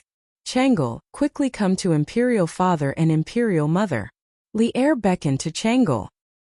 He doted on this eldest daughter of his. When Changle was born, Li Er viewed her as the apple of his eye and named her Li Lizzie. The history books were full of praise for Princess Changle, praising her as bright as the night moon illuminating the jasper forest, rotten as the morning glow reflecting the pearls. At this moment, Li Er saw the box of food in Li Changqian's hand. Curious, he asked, "Changqian, what is that in your hand?" Li Changqian promptly bowed and replying to Imperial Father, "This is a delicacy that this son and younger sister Changle encountered at a restaurant in the Western market today. The price of this item is the same as usual, with a limit of 200 servings per day. However, many people are scrambling for it like a flock of ducks." By the time this son arrived, there was already a very long line in front of the restaurant. This son asked a friend that this son had just met to obtain 2 servings. Seeing that Imperial Father's appetite has not been good recently, this son wanted to bring it over for Imperial Father and Imperial Mother to try. Li Er and Zhongsun glanced at each other, smiling with gratification. Li Er said, "It is rare for Changqian to show such filial piety. Hearing you say this, we are rather curious. What is so miraculous about this delicacy? Despite the price being so expensive, it still causes so many people to scramble for it. Zhao Song, go and bring out the box of food." An old eunuch behind Li Er bowed and accepted the order. At this moment Chang'e, who was beside Empress Zhongsun, also smiled at Li Er and said, "Imperial Father, the method of cooking this food is indeed rather peculiar. This son has also tasted it. It is indeed delicious." This son also saw Cheng Chumo of Duke Lu's family in the restaurant. He ate 16 servings by himself. Finished speaking, he couldn't help but cover his mouth and chuckle. Chang'e naturally did not know that not long after the two of them left, Cheng Chumo had almost eaten 20 servings. At this moment, Zhao Song brought out the box of food and was about to test it for poison when Li Er waved his hand to stop him. "No need. Would Changqian harm us?" Finished speaking, he looked at the box of food. Inside, he saw pieces of golden and tender chicken lined up on a plate. Bursts of crispy chicken aroma wafted into his nostrils. Li Er couldn't help but feel his appetite increase. He picked up a piece of chicken and sent it into his mouth. The charred aroma of egg and starch mixed with the freshness of the chicken. Li Er couldn't help but smack his lips in praise. This thing is indeed delicious. Guanyin maid, you should also try it. The crispness of this fried chicken will be paired with the Empress's lotus seed porridge in a moment. It doesn't appear greasy. It really whetted our appetite. Seeing that the Emperor finally had an appetite, Zhongsun was also happy.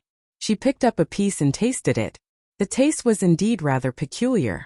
In the future, she could have the royal chef try it and see if they could make it. Zhongsun was not a greedy person. After eating 2 pieces, she put down her chopsticks. It was rare for Li Er to have an appetite, so she left the rest for the Emperor to eat. The Empress turned her head and looked at Li Changqian. "Changqian, what is the name of this delicacy?" "Imperial Mother, this food is called nibbled chicken." Li Er interjected as he ate. "Nibbled chicken? This name is very strange and rather inelegant." After eating the piece of chicken in his hand, Li Er asked again, "Chichen, where have you and Chang'e been these 2 days?" Li Changqian hurriedly replied, "Imperial Father, I saw Sister Chang'e in the palace a few days ago. Furthermore, Chang'e's health has always been poor. I was worried that she would fall ill from boredom, so I took Chang'e out of the palace to relax in Chang'an." Hearing this, a rare trace of warmth appeared on Li Er's face. After the Xuanwu Gate incident last year, although he had taken the throne, he had also lost a lot at the same time. There was no familial love in the royal family, but he really needed it. He was most worried that his children would live under the shadow of the Xuanwu Gate incident. Now that he saw his eldest son's heartfelt care for his eldest daughter, he was very gratified.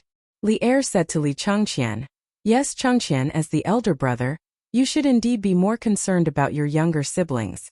However, you must not neglect your studies. You are the future crown prince, so you should prioritize your studies. You can leave first. Chang'e will stay with Imperial Father." Li Changqian hurriedly excused himself from Li Er and the Empress. Zhongsun smiled and nodded. She had seen the warmth in Li Er's eyes just now. She and Li Er were husband and wife and had helped each other in difficult times for 15 years. They had long known each other deeply. She was also quite satisfied with what her son had done this time. "Chang'e, has your qi flared up recently? Why did Changqian say that you were depressed a few days ago?" Li Er asked with some worry. Chang'e and Zhongsun had always had qi. The imperial physicians in the palace were all helpless. A few days ago, they had asked Sun Simiao to enter the palace to treat the two. Sun Simiao had also said that he could only help the Empress and Princess recuperate, but could not cure them completely. The two's qi had now become Li Er's mental illness. "Imperial Father, my qi has not flared up recently. However, a few days ago I did feel that my chest was stuffy. These 2 days, Brother Crown Prince has taken me out of the palace. I have seen many interesting things and my mood has improved a lot. Imperial Father, don't worry." Thinking of the story she had heard outside the palace these 2 days, the delicious food she had eaten, and the interesting siblings she had seen, the corners of Chang'e's mouth could not help but curl up slightly. Li Er saw that his daughter was in a good mood and was truly happy. He said, "Chang'e, then tell Imperial Father what interesting things you have seen these 2 days. It just so happens that your Imperial Mother is here today. Chang'e, you haven't chatted with Imperial Father and Imperial Mother for a long time." "Yes, Imperial Father." Chapter 17. Drunken Immortal Restaurant. Private room on the 4th floor. There were already a dozen plates in front of Chang Chumo. Lanner and Li Zixuan had already put down their chopsticks and were watching Chang Chumo eat and drink to his heart's content. According to Drunken Immortal Restaurant's portions, 10 chicken pieces were counted as a portion. Li Zixuan estimated that Chang Chumo alone had eaten 18 portions. Without Li Changqian and Li Lizzie by his side, he had even less scruples and ate as if he was flying. Lanner asked curiously, "Big brother Blackface, you've eaten so much. Why hasn't your stomach gotten bigger? Where did you put those gnawed chickens?" Chang Chumo had just taken a sip of wine, but upon hearing this, he choked and spat it out. Li Zixuan's figure flashed, pulling Lanner to avoid this fellow's saliva. "Luckily I'm agile." Li Zixuan secretly rejoiced. Chang Chumo felt wronged. "Lana, you can't say that about Big Brother Chonyo. Your Big Brother Chonyo can eat so much and still not get fat. Isn't that also a skill?" "Big Brother Chonyo, you're really thick-skinned." Lanner giggled. Chang Chumo finally couldn't eat anymore after eating 20 portions. The three of them laughed and joked for a while before leaving Drunken Immortal Restaurant, each returning to their own homes. When they left, shopkeeper Lu looked bitterly at Chang Chumo. This fellow had eaten 20 portions of gnawed chicken by himself. When he left, he even took away 5 portions, saying that he was taking them back to show filial piety to his father. Drunken Immortal Restaurant only provided 200 portions a day, and this beast alone had taken 25 portions. Shopkeeper Lu wailed in his heart, hoping that the young master wouldn't bring this beast to Drunken Immortal Restaurant to eat next time. Taiji Palace. At this moment, Chang Sun and Chang'e were no longer present. Li Er sat alone on the dragon throne, frowning and deep in thought. The hall was silent. After a long time, Li Er's voice rang out in the hall. "Zhao Song, send someone to investigate Li Zixuan's background, especially his activities in the past month. See if he deliberately approached Changqian and Chang'e." As an emperor, Li Er was very careful in everything he did. Of course, if Li Zixuan were here, he would definitely say that Li Er had a persecutory delusion. He felt that there were always unruly people who wanted to harm his children. The old eunuch floated out of nowhere and bowed to Li Er, saying, "Yes." Then in a flash he disappeared again. Silence was restored in the hall. But today Chang'an City was not quiet. In the afternoon, the popularity of the chicken at Zuaishan restaurant in the West Market had spread through the entire Chang, and through word of mouth. Those who had eaten it naturally praised it as a rare delicacy in the world. Those who had not eaten it naturally salivated after hearing the descriptions of those who had eaten it, and looked forward to buying a serving to try it the next day. Although one serving would cost a lot, there were many rich people in Chang'an City who could afford it. The gnawing chicken finally became famous in Chang, and after a day of being popular, the Zuaishan restaurant's reputation was also thoroughly established. By the time Li Zixuan and Lanner arrived home, Li Jingma had also heard the news of the Drunken Immortal Restaurant eating the chicken. It was shopkeeper Lu who had sent the news to him. He really hadn't expected that it would cause such a huge commotion in Chang, and also thoroughly make the name of the Drunken Immortal Restaurant famous. Even more surprising was the profit from the gnawing chicken itself. The price was 5 times the cost. Even if there were only 200 servings a day, the profit from the gnawing chicken alone was 160 strings of cash. This could be considered a huge profit. In the long run, the profit from the gnawing chicken would be an astronomical figure. During dinner, Li Jingma finally could not help but ask Li Zixuan, "Shir, how did you come up with that gnawing chicken?" Madame Li also knew that her son had made a new dish called gnawing chicken, and that it had become popular throughout Chang'an City. She was also very happy and looked at her son curiously. Can I say that I learned it from Baidu? Of course not. Li Zixuan could only continue to bluff. "Father, I've told you before that my master is not only proficient in martial arts, but also in cooking. This gnawing chicken is one of the delicacies I learned from my master. You don't have to make a fuss about it. My master is very knowledgeable and the disciples he taught are naturally outstanding. It's just that my master's nature is indifferent and does not like to interact with outsiders, so the world does not know of my master's talent. So, father, mother, if your son has any amazing performance in the future, you too don't have to make a fuss about it. Just slowly get used to it." In order to not be questioned by his parents over small matters in the future, Li Zixuan could only throw away his face. Li Jingma unhappily glared at his son, who did not have any sense of shame. Madame Li covered her mouth and laughed. "Child, why are you speaking as inappropriately as your father when he was young? Did your master also teach you how to be thick-skinned? Xian, or mother found that your face is much thicker than when you were young." Father Li's old face darkened. He was innocently implicated again. Li Zixuan was also embarrassed by his mother's teasing. At this moment Lanner also jeered. "Brother is thick-skinned, he." Duke Lu's estate. A black-faced man with a face full of beard was eating gnawing chicken and drinking wine in the front hall. He was extremely satisfied. "Chonyo, where did you buy this thing? How come I, old Cheng, have never eaten it before?" Cheng Chumo took credit and said, "Father, this is a brother I just made. His restaurant just released a new dish called gnawing chicken. You don't know, but the line in front of the restaurant today was very long. Moreover, it was limited to 200 servings a day.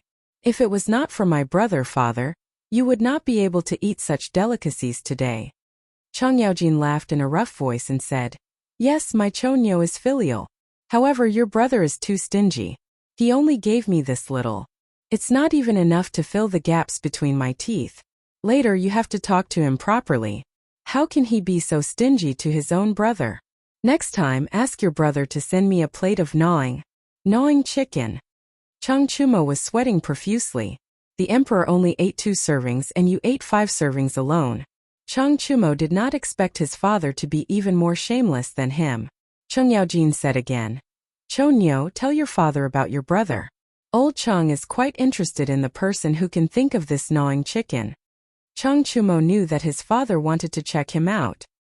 He was afraid that he would not be careful in making friends, so he told Cheng Yaojin about the things that happened in the past 2 days, as well as the information he had gathered in private about Li Zixuan's situation. After a long time, Cheng Yaojin nodded and said, "Yes, from what you said, this child is a person who values friendship and righteousness. Not bad, not bad. You said that he also knows martial arts?" "Yes, father. I heard that he studied martial arts at Mount Longhu for 8 years.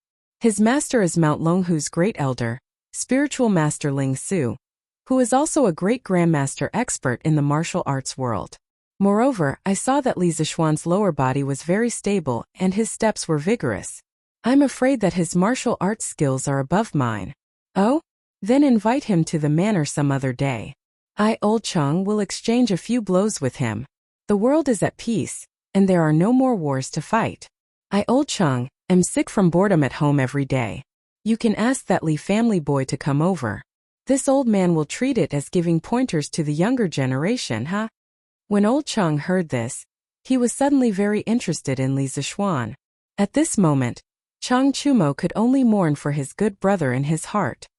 Chapter 18. The popularity of the gnawing chicken continued. On the second day, when the Western market opened, many people went straight to the Drunken Immortal restaurant. In less than a quarter of an hour, all the seats in the Drunken Immortal restaurant were taken. Those who couldn't enter the restaurant began to line up outside. "Brother Wang, are you also here to eat the chicken?" A short youth in white in the line saw that the person in front of him was an acquaintance and began chatting with him. "Yes. Yesterday, after Chan Eru ate the chicken from the Drunken Immortal restaurant, he bragged to me the entire afternoon.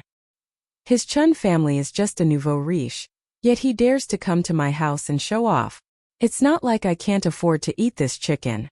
The one surnamed Wang had a face full of arrogance. "Ah, we came so early. How come there aren't any seats left? This Drunken Immortal restaurant is really too small. I heard that the chicken is only limited to 200 servings a day. We should be able to get in with our position. Those behind us are miserable. Today we'll have a taste of what the chicken that everyone talks about tastes like." 2 hours later, the 200 servings of chicken from the Drunken Immortal restaurant were all sold out. However, there was still a line of at least 100 people outside.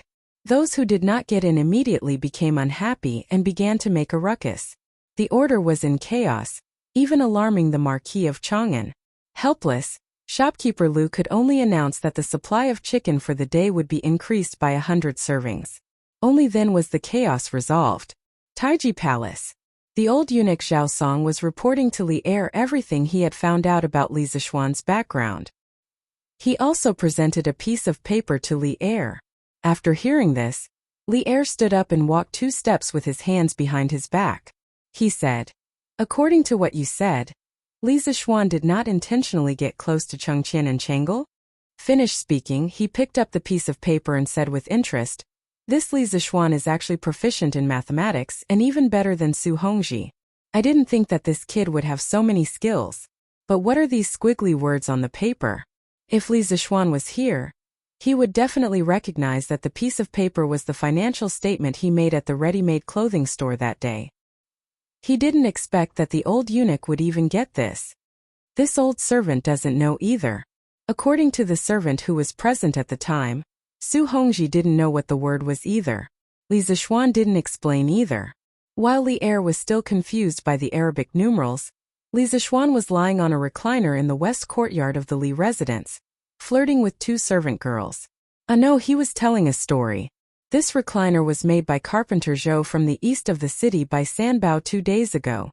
The blueprint was naturally drawn by Li Zishuan. Such a simple thing was a piece of cake for an engineering student like him. Li Zishuan told them Liang Shambua and Zhuing Tai. In fact, he didn't have many stories in his head. He only remembered some TV dramas that he had watched many times when he was young. He basically didn't watch TV dramas during his university days. He felt that they were all the same, and it was heart-wrenching to watch.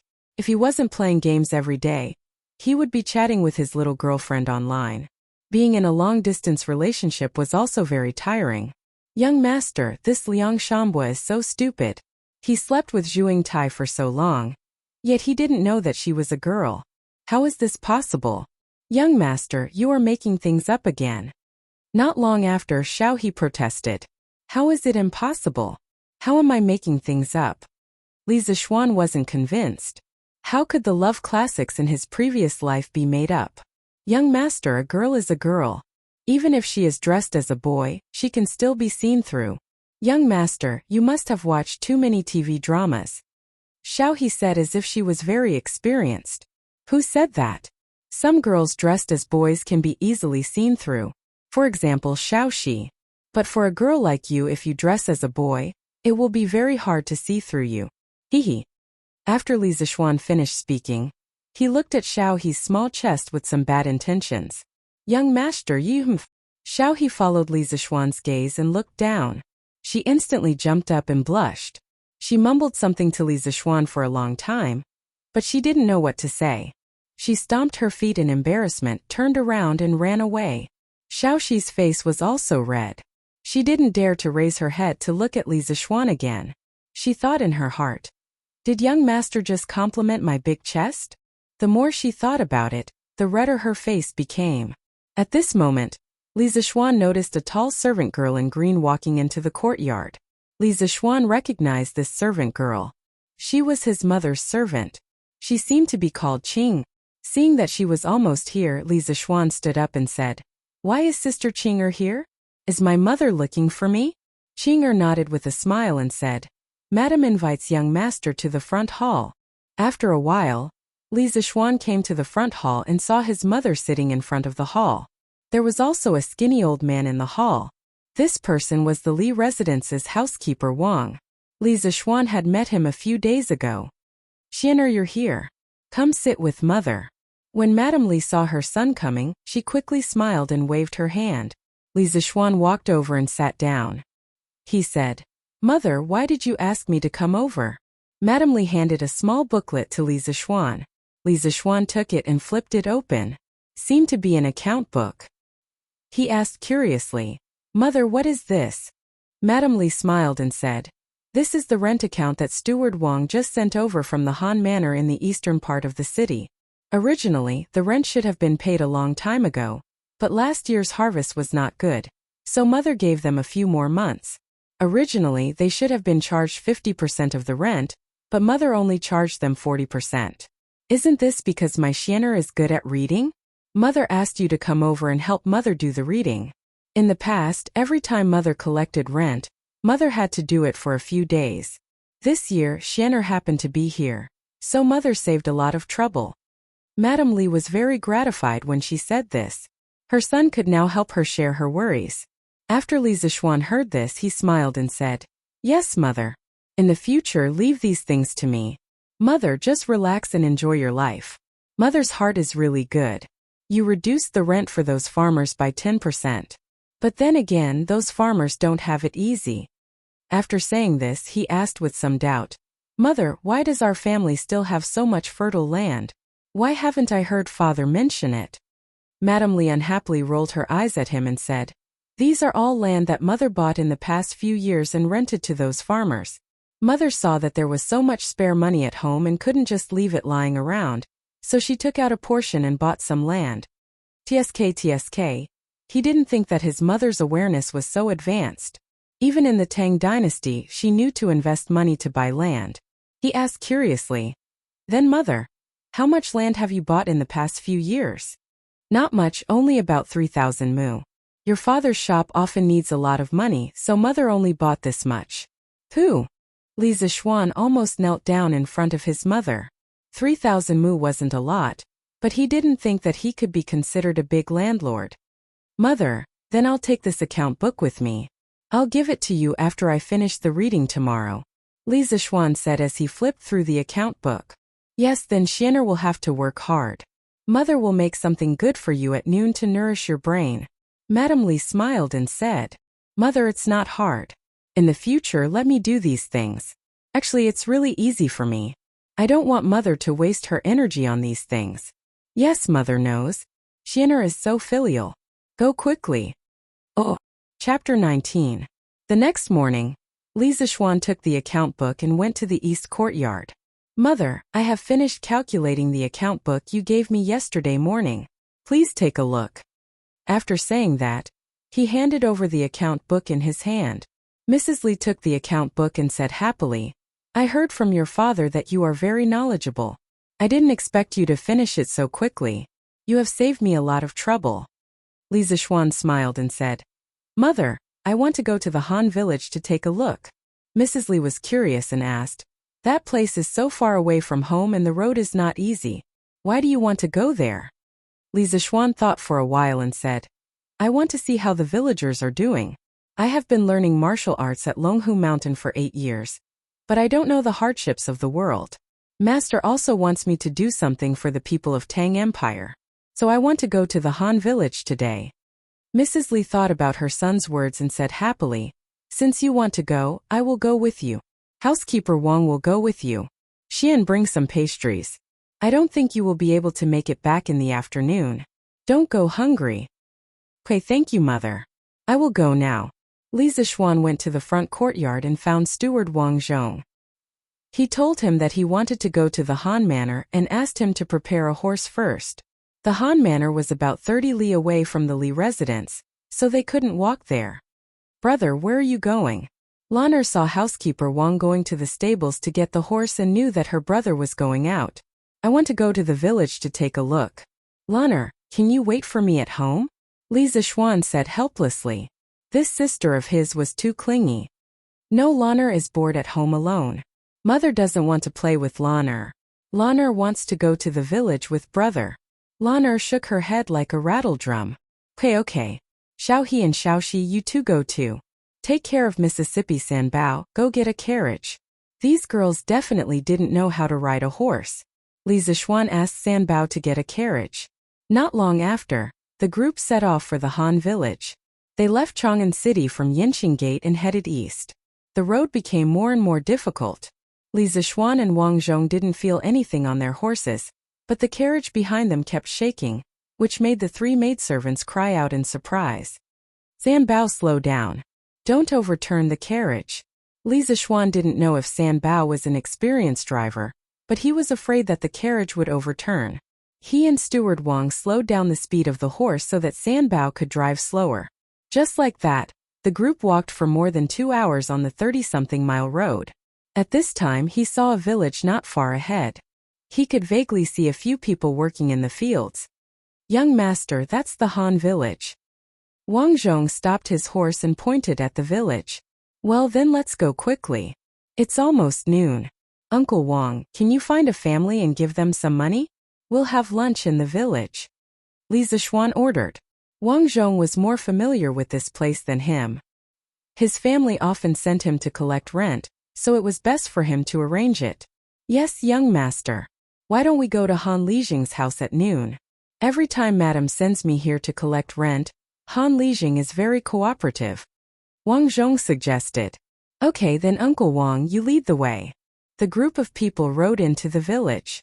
It was the spring plowing season. At the entrance of the village, they could see many people pulling oxen to plow the fields. There were also 2 or 3 children chasing and playing on the ridges of the fields. Occasionally, there would be a few roosters and dogs barking in the village. Li Zishuan often saw this scene in his previous life. He was born and raised in a village. Lana was very new to this scene. She had been the little princess of the family since she was born. She had never seen such a scene in a village before. She got off the carriage and held her brother's hand, looking around as they walked. Li Zishuan left the horse and carriage at the entrance of the village and asked San Bao to take good care of them. He led the group into the village and under Wang Zhong's lead, they went straight to Han Lijing's house. Young master, we're here. This is Han Lijing's house. After a while, Wang Zhong pointed to a rundown farmhouse in front of them. Li Zishuan was a little surprised. In his opinion, if this place was in the future, it would be equivalent to a village chief. How could the place be so run down? Since they were in front of someone's house, it was not good to say much. He immediately walked in with Wang Zhong. Oh, Butler Wang, you're here. A dark-skinned middle-aged man in the courtyard saw Li Zishuan and the group and quickly went up to greet them. However, Li Zishuan noticed that the man's right leg seemed to be a little disabled, and he was limping as he walked. However, from the thick muscles on his arm, it was obvious that this middle-aged man's body contained a lot of strength. Han Lijing, this is my family's young master and young mistress. My madam has calculated the rent that your farmstead paid this year, and there's no problem. Today, my young master wants to come to the Han Manor to take a look. Wang Zhong introduced to Han Lijing. When Han Lijing heard this, he quickly bowed respectfully to Li Zishuan and Lana and said, Greetings to young master and young mistress. Li Zishuan quickly returned the greeting and said, Uncle Han, you don't have to be so courteous. We'll be bothering Uncle Han later. Seeing that it's almost noon, I'll bring this group of people to Uncle Han's house for lunch.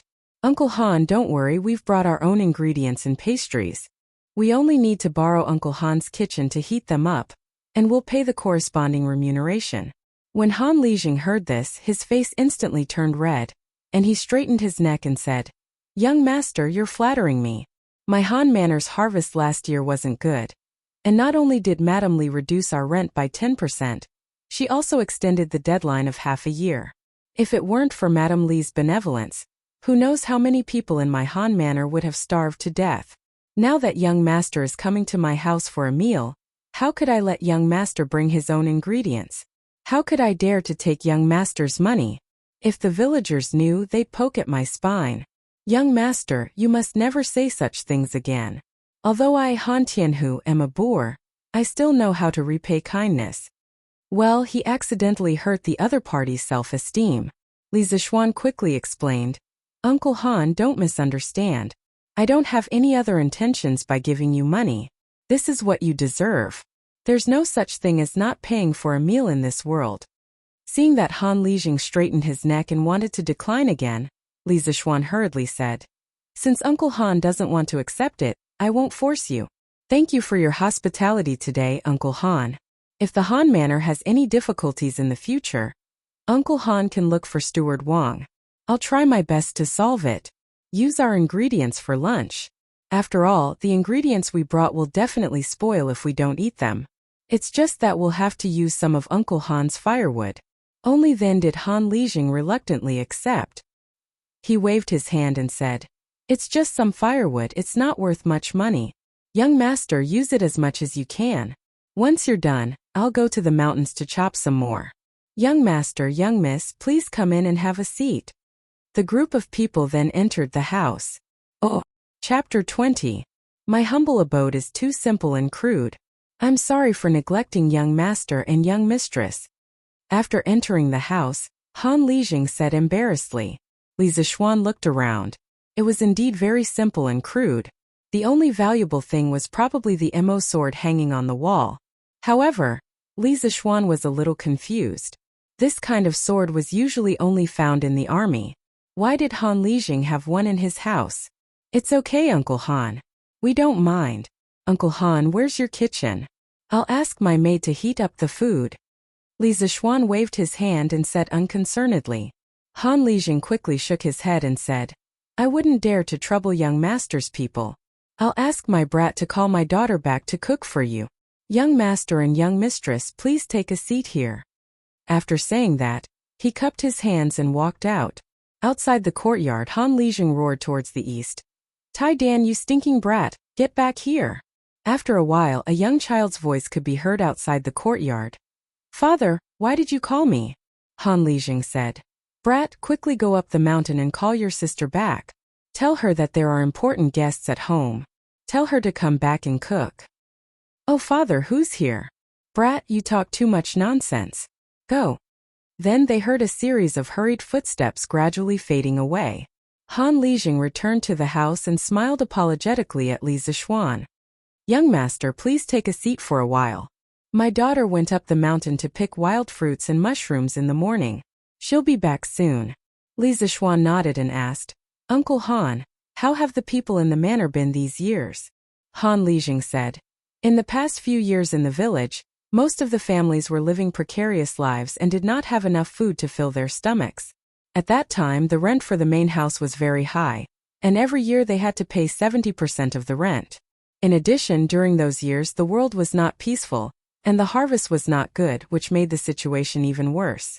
During the slack time, I had to bring a few hunters into the mountains to hunt and deliver them to the city to exchange for money. 3 years ago, young master's family bought the land of the Han family manor. Not only did Madame Li allow us to continue farming, she even reduced the rent to 50%. In addition, in recent years the world has gradually become peaceful, so life in the manor has become much better. At the very least, no one will starve to death now.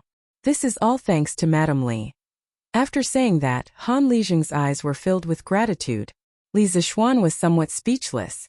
These villagers weathered wind and rain year after year, working themselves to death just so that they wouldn't starve to death, just so that they could survive.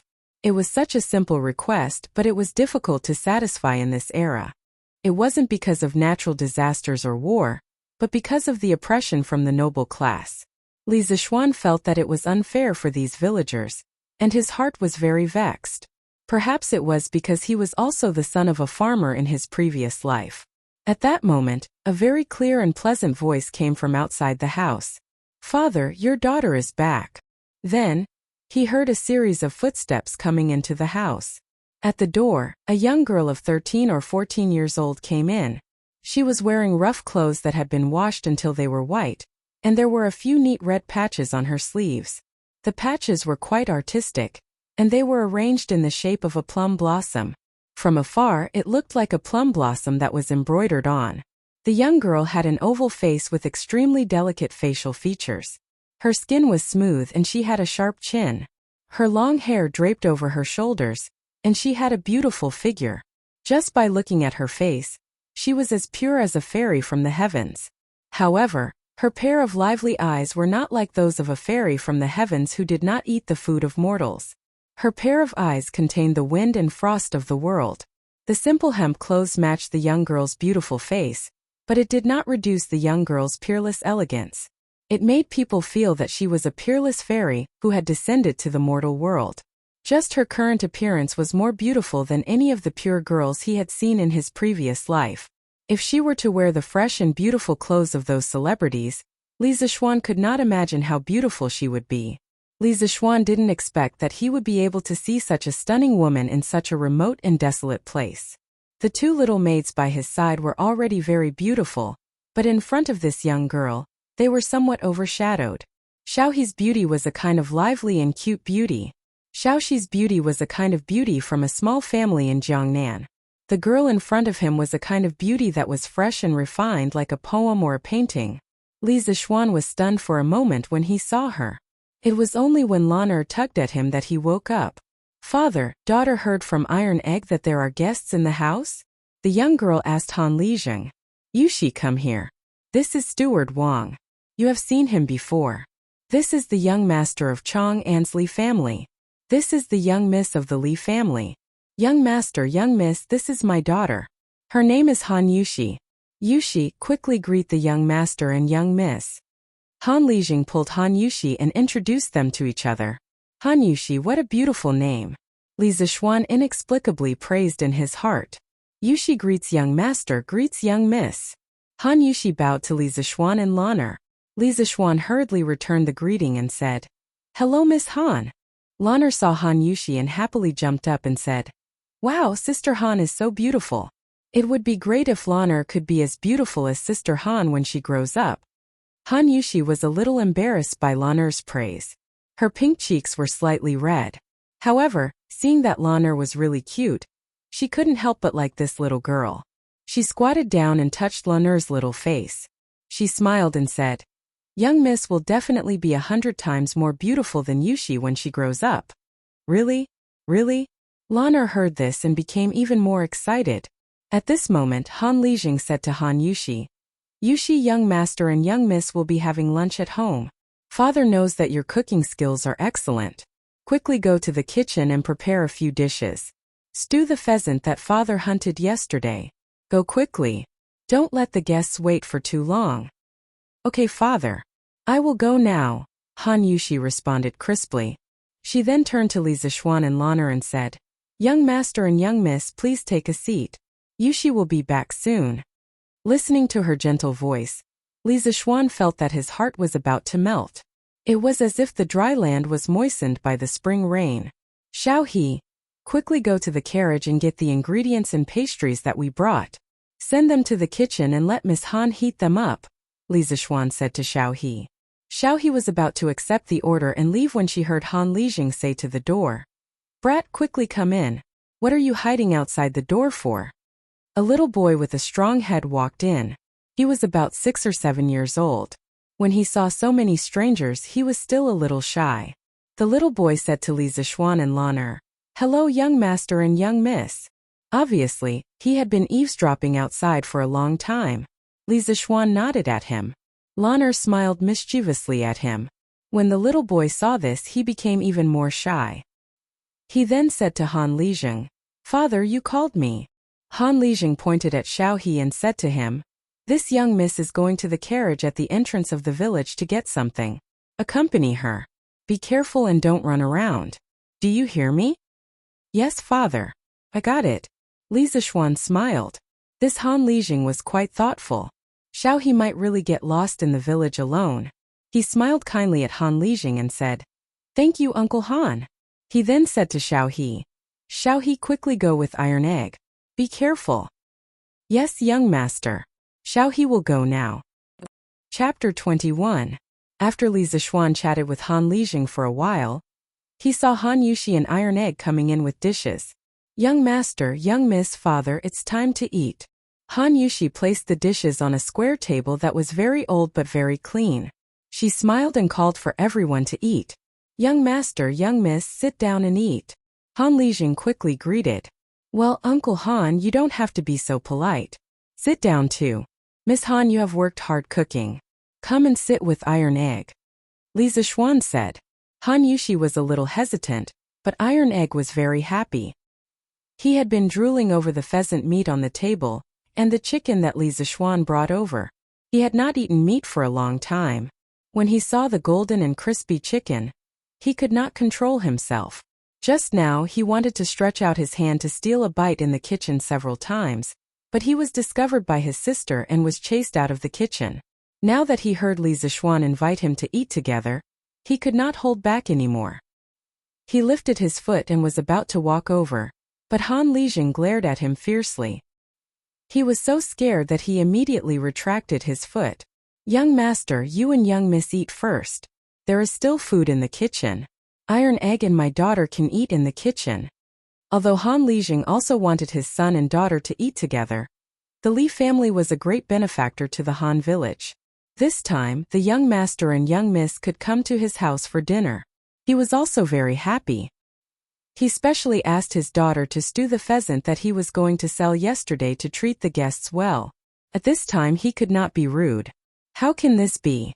We came to Uncle Han's house to eat. Uncle Han, you did not charge us for the meal. How can we steal the limelight at this time? If Miss Han and Iron Egg do not eat together, we will not eat this meal. Li Zixuan firmly disagreed. He saw how Iron Egg looked at the table and drooled just now. He could not help but sympathize with the people of this era. They might not even be able to eat meat during the new year. Li Zixuan's abilities were indeed limited. He couldn't make the people of the world live a good life, but he could still make Iron Egg's family eat a good meal. Another reason was that it was indeed a great pleasure to be able to eat at the same table with such a beautiful woman like Han Yushi. Of course, our upright Li Zixuan would never admit this reason even if he was beaten to death. Han Lijing was helpless. He could only nod at his son and daughter. Since young master is kind, come and eat with us. Iron Egg cheered and immediately sat in the empty seat next to Lanner. Han Yushi smiled gratefully at Li Zixuan and sat beside Han Lijing, which happened to be opposite of Li Zixuan. She was not greedy, but she also hoped that she could let her little brother eat meat. Only then did the group of people take their seats and start eating. At this moment, Han Lijing suddenly patted his head as if he had thought of something. He stood up and said, I haven't brought the wine for young master. Young master, there isn't any good wine in the countryside, but the fruit wine made by my family's Yushi tastes quite good. I'll bring it for young master and young mistress to try. Then, without waiting for Li Zixuan to refuse, he ran into the inner room to get the wine. Li Zixuan originally wanted to refuse. He did not drink. Later, when he heard that it was just fruit wine, and it was made by Han Yushi herself, he hesitated. Seeing that Han Lijing went in to get the wine without waiting for him to speak, he did not say anything. Instead, he was somewhat expectant. After a while, Han Lijing came out with a wine jar. He said to Li Zixuan, Young master, this is the fruit wine made by my family's Yushi. It is made with wild strawberries and hawthorns on the mountain. I'm not boasting, but the taste is really good. Yunshi Restaurant buys this wine every year in Chang and City at a high price of 10 copper coins per caddy. As he spoke, he poured a bowl for Li Zixuan and the others. Father, Iron Egg also wants to drink it. Iron Egg licked his lips and looked at Han Lijing eagerly. Obviously, he must have drunk it before and still could not forget it. Han Lijing glared at his son angrily. Li Zixuan hurriedly said, Uncle Han, since Iron Egg wants to drink it, let him drink it. We can't finish so much.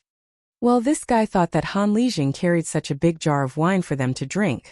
In fact, Han Lijing also knew that such a big jar of wine could not be finished by Li Zixuan and the others.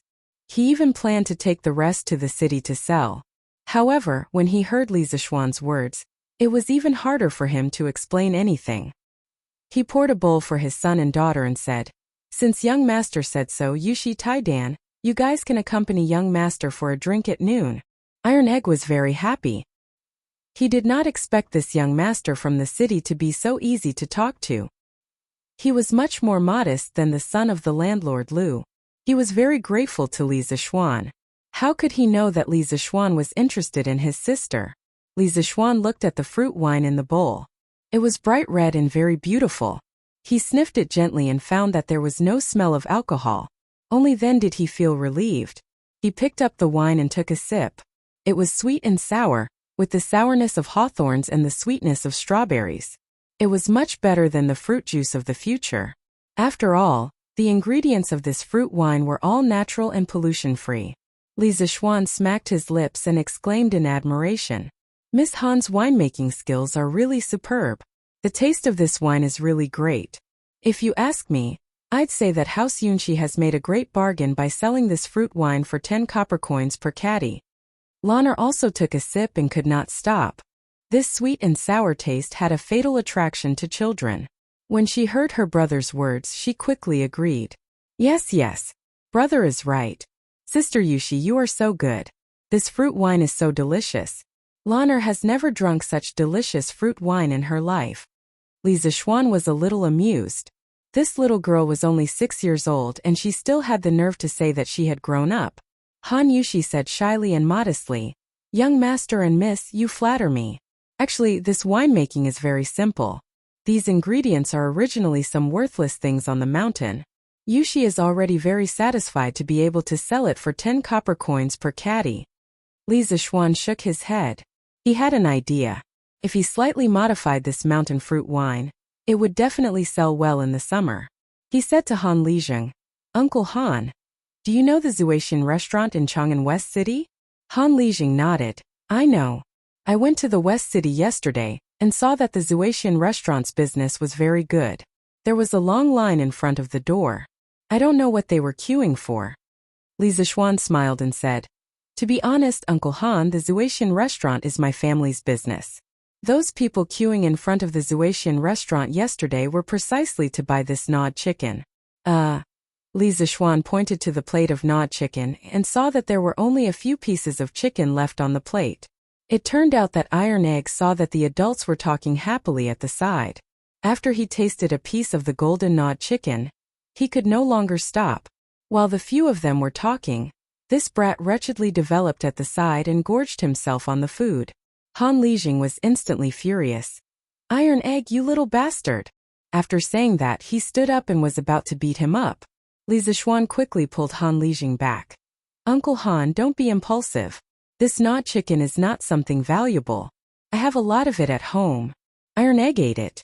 Today, everyone is eating happily together. Don't be angry." Li Zishuan persuaded Han Lijing for a long time before he finally stopped. Han Lijing sat down and glared at Iron Egg fiercely. When Iron Egg saw that his father was angry, he was about to run away. Seeing that Li Zishuan stopped his father, he didn't want to run away. He was a little embarrassed and whispered, "Thank you, young master." Lan Er was watching from the side and was quite interested. She said to Iron Egg, "Brother Iron Egg, what do you want to eat? Call me sister and I will get it for you. Then your father won't be angry at you." Seeing that such a beautiful and cute little girl like Lan Er was talking to him, Iron Egg instantly blushed and said, "Miss Lan Er, you might not be older than Iron Egg, right?" Lan Er picked up a piece of chicken and stared at Iron Egg when she heard what he said. She shook the piece of chicken in her hand and threatened him. Iron Egg looked at the piece of chicken and swallowed his saliva.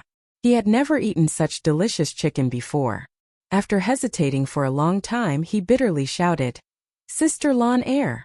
Lan Er smiled and replied, Brother Iron Egg, good boy." After saying that, she put the piece of chicken into Iron Egg's bowl. Iron Egg looked at the piece of chicken in his bowl and thought to himself, "It's worth it to call me sister." Li Zishuan ignored his little sister's nonsense and continued to talk to Han Lijing. "Uncle Han, as you can see, Drunken Immortal Restaurant's business is very good. In the future, if you sell fruit wine to Drunken Immortal Restaurant, we will buy it for 30 copper coins per caddy. We will buy as much as you have. You can also ask the villagers to go up the mountain to help you pick wild fruits. You can give them some compensation. After all, Miss Han can only pick a limited amount, and if there are wild beasts in the mountain, Miss Han won't be safe alone. Don't you think so?"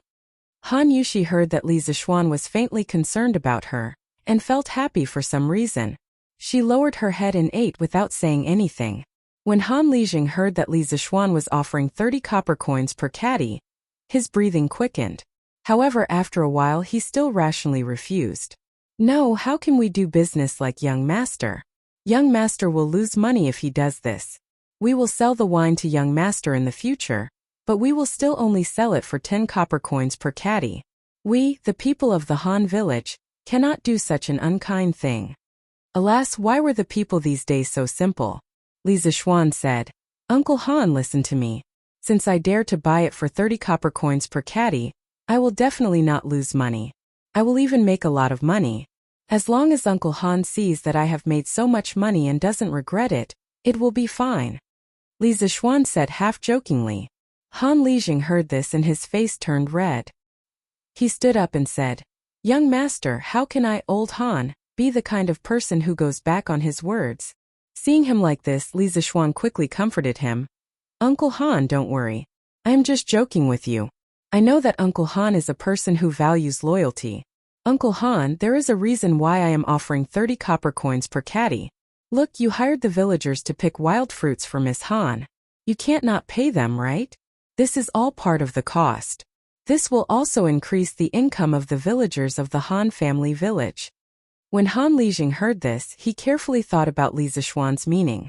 As Lijing, he naturally knew that the villagers of the Han family village lived a very poor life. Although compared to the villagers of other villages, it was still much better. However, he also wanted the villagers to live a better life. Li Zishuan's suggestion also moved him. After thinking for a while, he said to Li Zishuan, "Since young master is kind enough to give us a way out, then I, old Han, will represent the entire village to thank young master." After saying this, he stood up and bowed to Li Zishuan with cupped fists. Li Zishuan quickly came over to support him and told him not to be so polite. At this time, Han Lijing added, "However, if young master loses money in the future, then the purchase price will automatically be reduced to 10 copper coins per caddy. At that time, the wages will also be reduced. When the time comes, I, old Han, will be responsible for persuading the villagers. Young master, if you don't agree to this, then this business deal will end here. I, Han Lijing, would rather starve to death than harm young master." Li Zishuan could only helplessly agree. This Han Lijing was really too straightforward. Oh. Chapter 22. After talking about business, Li Zishuan and Han Lijing began to eat. Naturally, the two of them didn't mind that most of the dishes on the table were almost finished by the two little fellows. Han Lijing was very happy to meet such a good young master, who took the initiative to bring him business. He pulled his daughter along and toasted Li Zishuan. Li Zishuan also didn't refuse anyone. This meal was very enjoyable for everyone. Of course, it had to be said that Han Yushi's cooking skills were really good. The mushroom and pheasant stew was very delicious. Li Zishuan, who didn't like to eat stew, ate a lot. Of course, it was unknown whether the pheasant was made by Han Yushi. After lunch, Han Yushi began to clean up the dishes. Li Zishuan quickly asked Xiao He to help. At this time, Iron Egg said to Han Lijing, "Father, I'm going to the threshing field at the entrance of the village to play." At this time, Lanner was also eager to try. She also felt that the scenery of the countryside was very novel.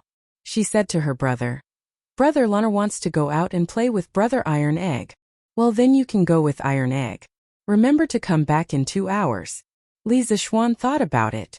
Since Iron Egg was Iron Egg's son, there shouldn't be any accidents if Lanner followed Iron Egg to the village to play.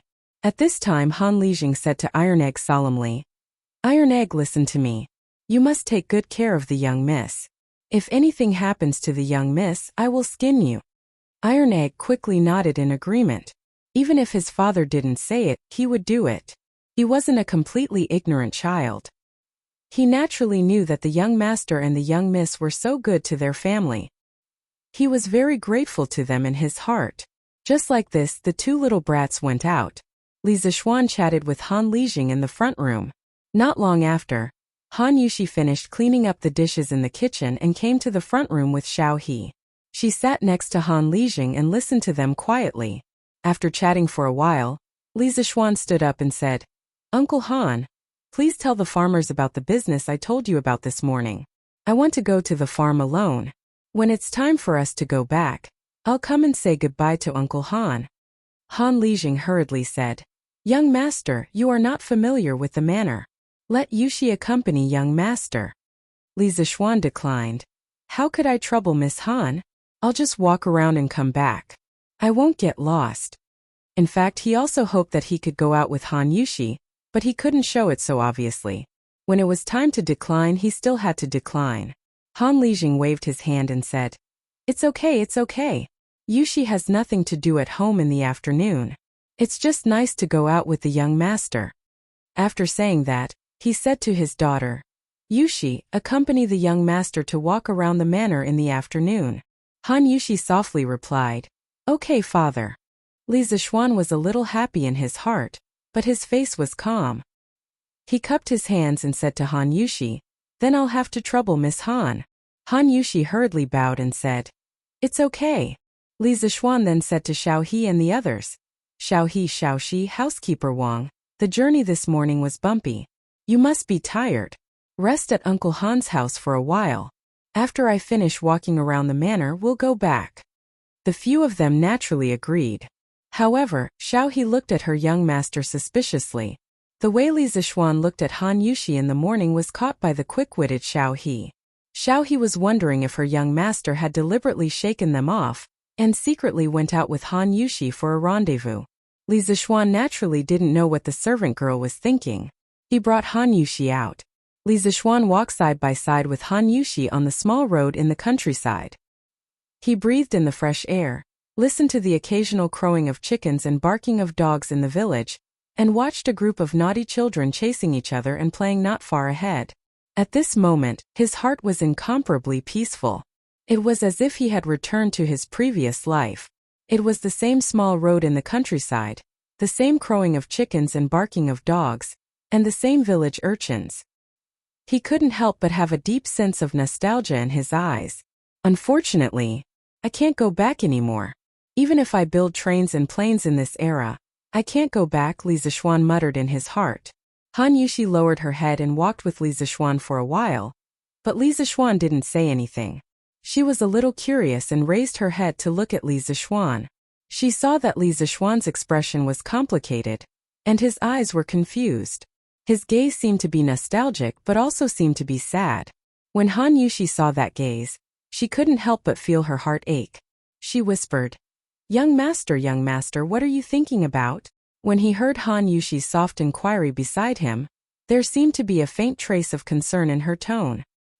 He quickly woke up from his memories, sorted out his emotions, and tried to speak in a calm tone. "Nothing.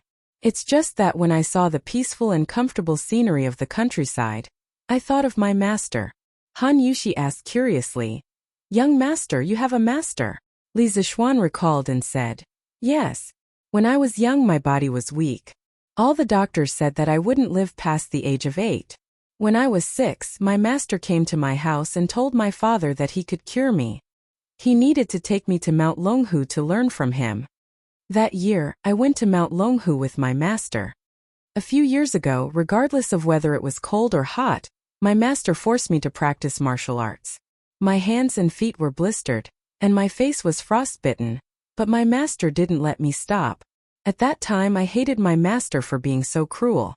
Later I finally learned something, but my master was old. At that time I kind of understood my master's painstaking efforts. The conditions in the mountains were poor, but my master was always able to get me meat all these years. Before my master died, he told me that because my body was weak, I would die if I didn't practice martial arts well.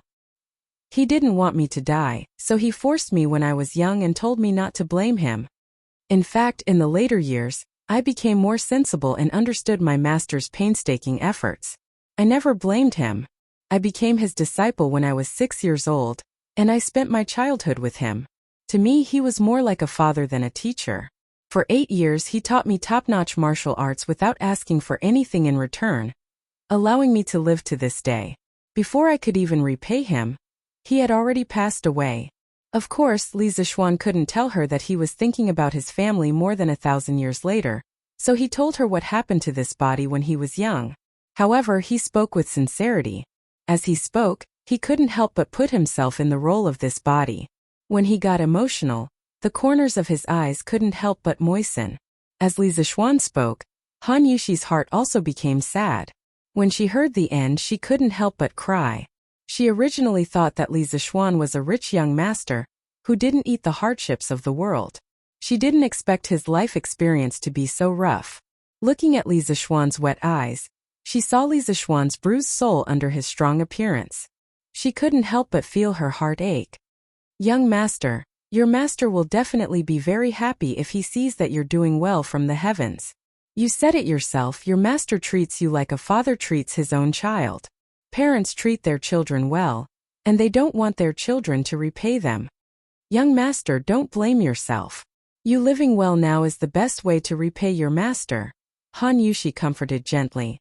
"That's right. When parents treat their children well, why would they think about their children repaying them in the future? Their love is the most selfless love in the world. They only hope that their children will live well in the future." When Li Zixuan heard this, he couldn't help but mutter in his heart, "Father, mother, your son is unfilial and can't be filial in front of you. However, in this great Tang dynasty I will live well. I will live well. You don't have to worry." "Thank you, Miss Han. I'm fine." After thinking it through, Li Zixuan looked seriously into Han Yushi's eyes and thanked her. You're welcome. Han Yushi was a little flustered by Li Zixuan's serious gaze and hurriedly said. Chapter 23. The two of them chatted and soon finished touring the village. Li Zixuan was a little reluctant to part with her. Miss Han, where do you usually go to pick wild fruits? Li Zixuan, who was reluctant to part with her, began to find a topic to talk about. Han Yushi pointed to the mountain behind them and said, It's on that mountain. Li Zixuan looked in the direction of her finger and saw the dense forest on the small hill. He said, Aren't you afraid when you go alone? What if you meet a wild beast like a tiger? Han Yushi smiled and said, A few years ago, there were indeed some fierce tigers and fierce beasts in this mountain.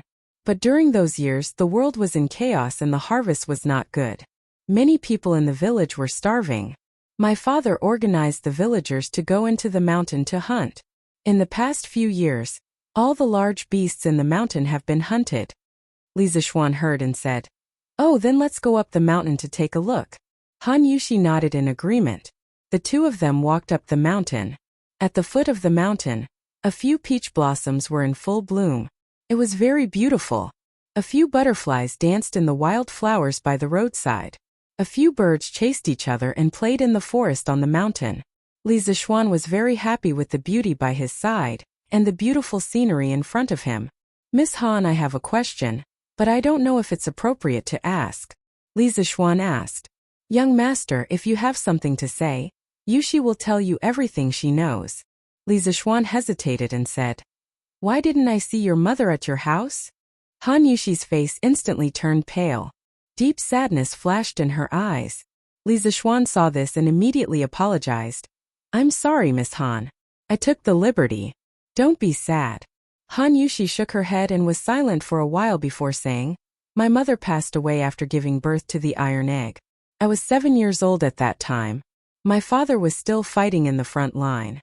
In order to support my brother, I went to help Master Lu in the nearby plum village to herd cattle and sheep. I fed the horses and chopped firewood. When I earned money, I bought goat milk for my brother. This Master Lu's family was the previous owner of the Han village.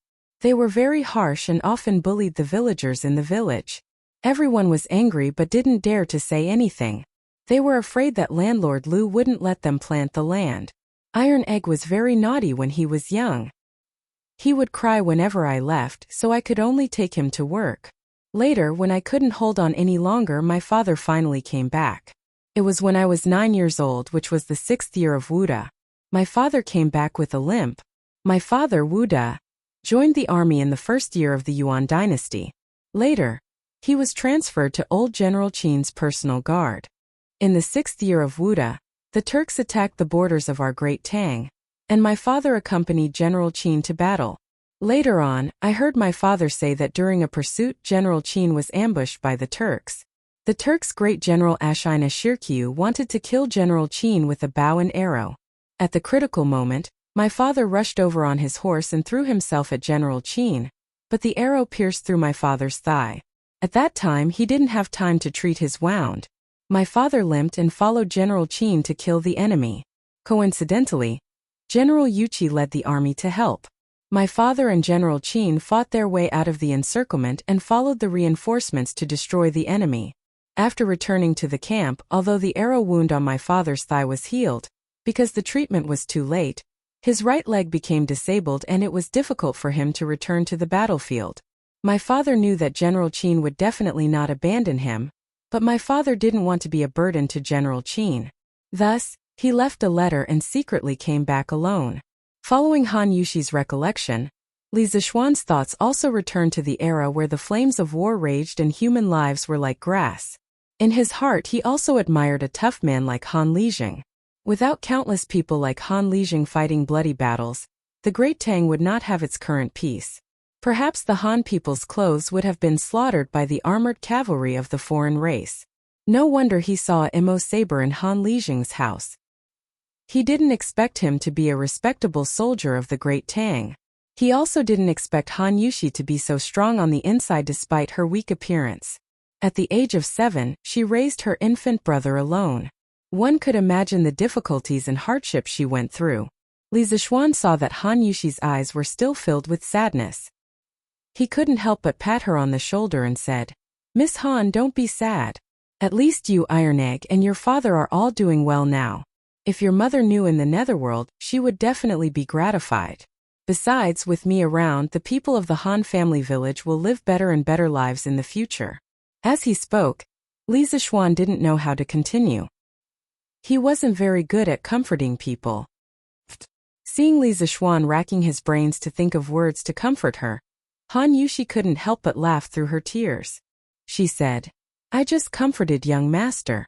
I didn't expect young master to comfort me again." Hearing Han Yushi's words, Li Zixuan thought about it and felt that it was rather interesting. He smiled and said, "In that case, let's not comfort each other. We'll be happy in the future. This way we can let the ancestors who love us leave at ease." Han Yushi agreed softly. Yes. At this moment she felt the weight on her shoulder.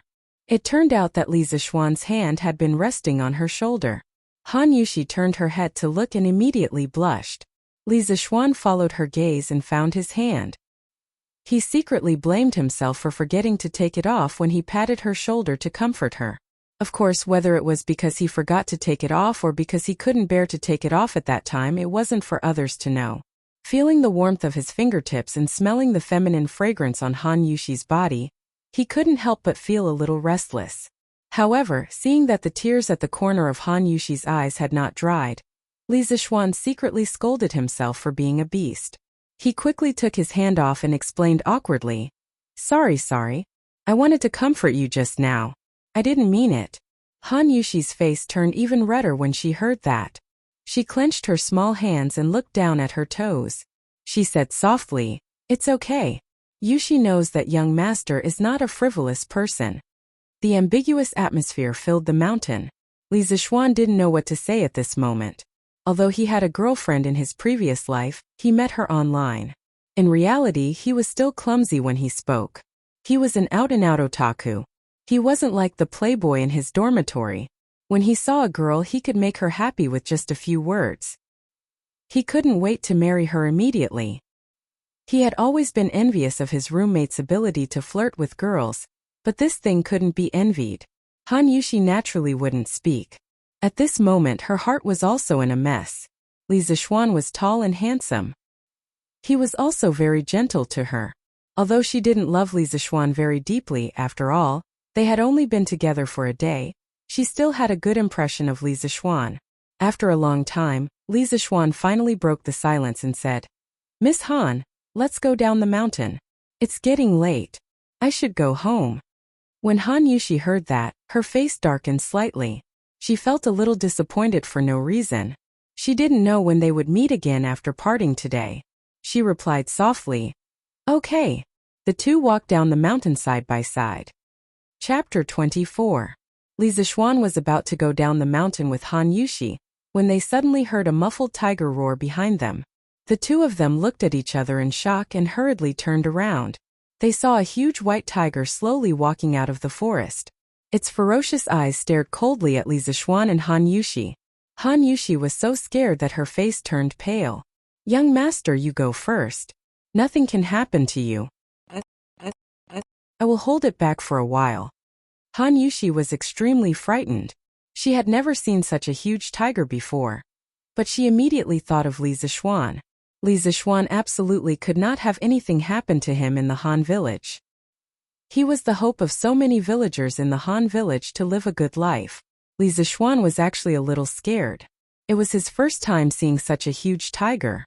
Moreover, this tiger was emitting a bloody smell. It was obvious that it had just finished hunting. He did not know if his martial arts could deal with this huge tiger. After all, he had experience fighting with people, but he had never fought with a tiger. However, when he heard Han Yushi's trembling voice, he was really touched. He did not expect this girl to ask him to go first even though she was clearly scared. Of course, Li Zixuan wouldn't leave. Although he didn't have any experience in fighting a tiger, he was quite confident in his martial arts. Besides, even if he couldn't win, he wouldn't let the girl he liked sacrifice herself to protect him. Seeing that the tiger was getting closer and closer to the two of them, Li Zixuan pulled Han Yushuan's soft and boneless hand. At this time, he was not in the mood to feel the beautiful girl's hand. He said in a very serious tone, "Miss Han, when you encounter a tiger, you must not turn around and run. That will only lead to death. A human cannot outrun a tiger. In a while you will face the tiger and slowly retreat. I will deal with this beast. I, Li Zixuan, will not let a woman stand in front of me."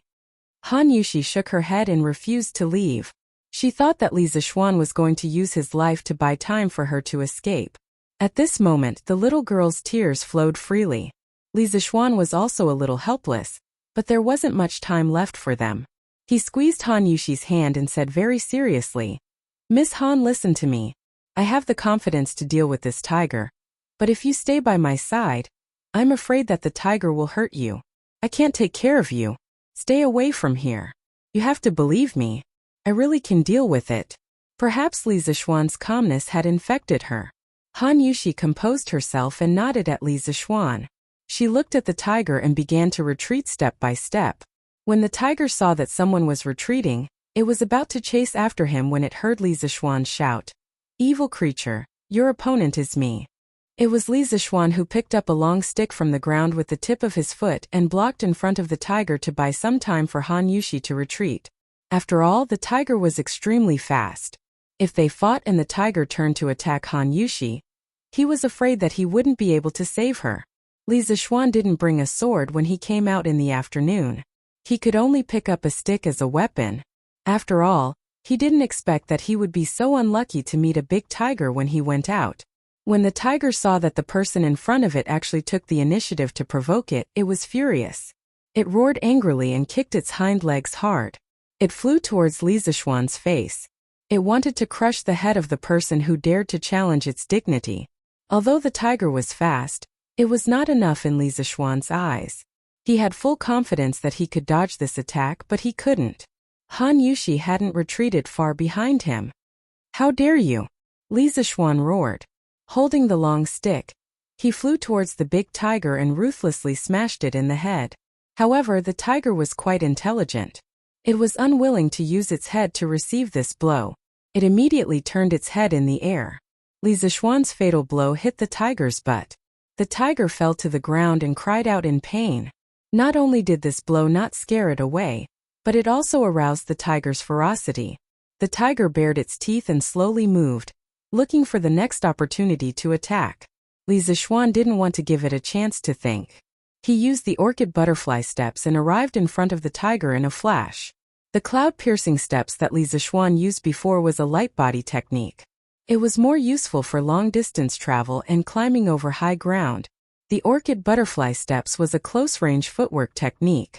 The instantaneous burst of speed was very shocking. It was very useful in close-range combat. It was like a vigorous butterfly moving left and right in the battlefield, making it difficult for the enemy to distinguish. The big tiger didn't expect Li Zixuan to be so fast. At this time it was too late for it to dodge. It used its head to take the blow and was immediately sent flying 10 meters away. Its eyes were seeing stars. The tiger was furious. Since its debut, it had never suffered such a big loss. With a leap, it pounced towards Li Zixuan again. Li Zixuan didn't expect the tiger's head to be so hard. It could still counterattack after being hit by his stick. Therefore, he held the stick in front of his chest with both hands and waited for the tiger to rush over to give it a ruthless blow. Unexpectedly, the tiger changed direction in the air and used its foreleg to block Li Zixuan's long stick.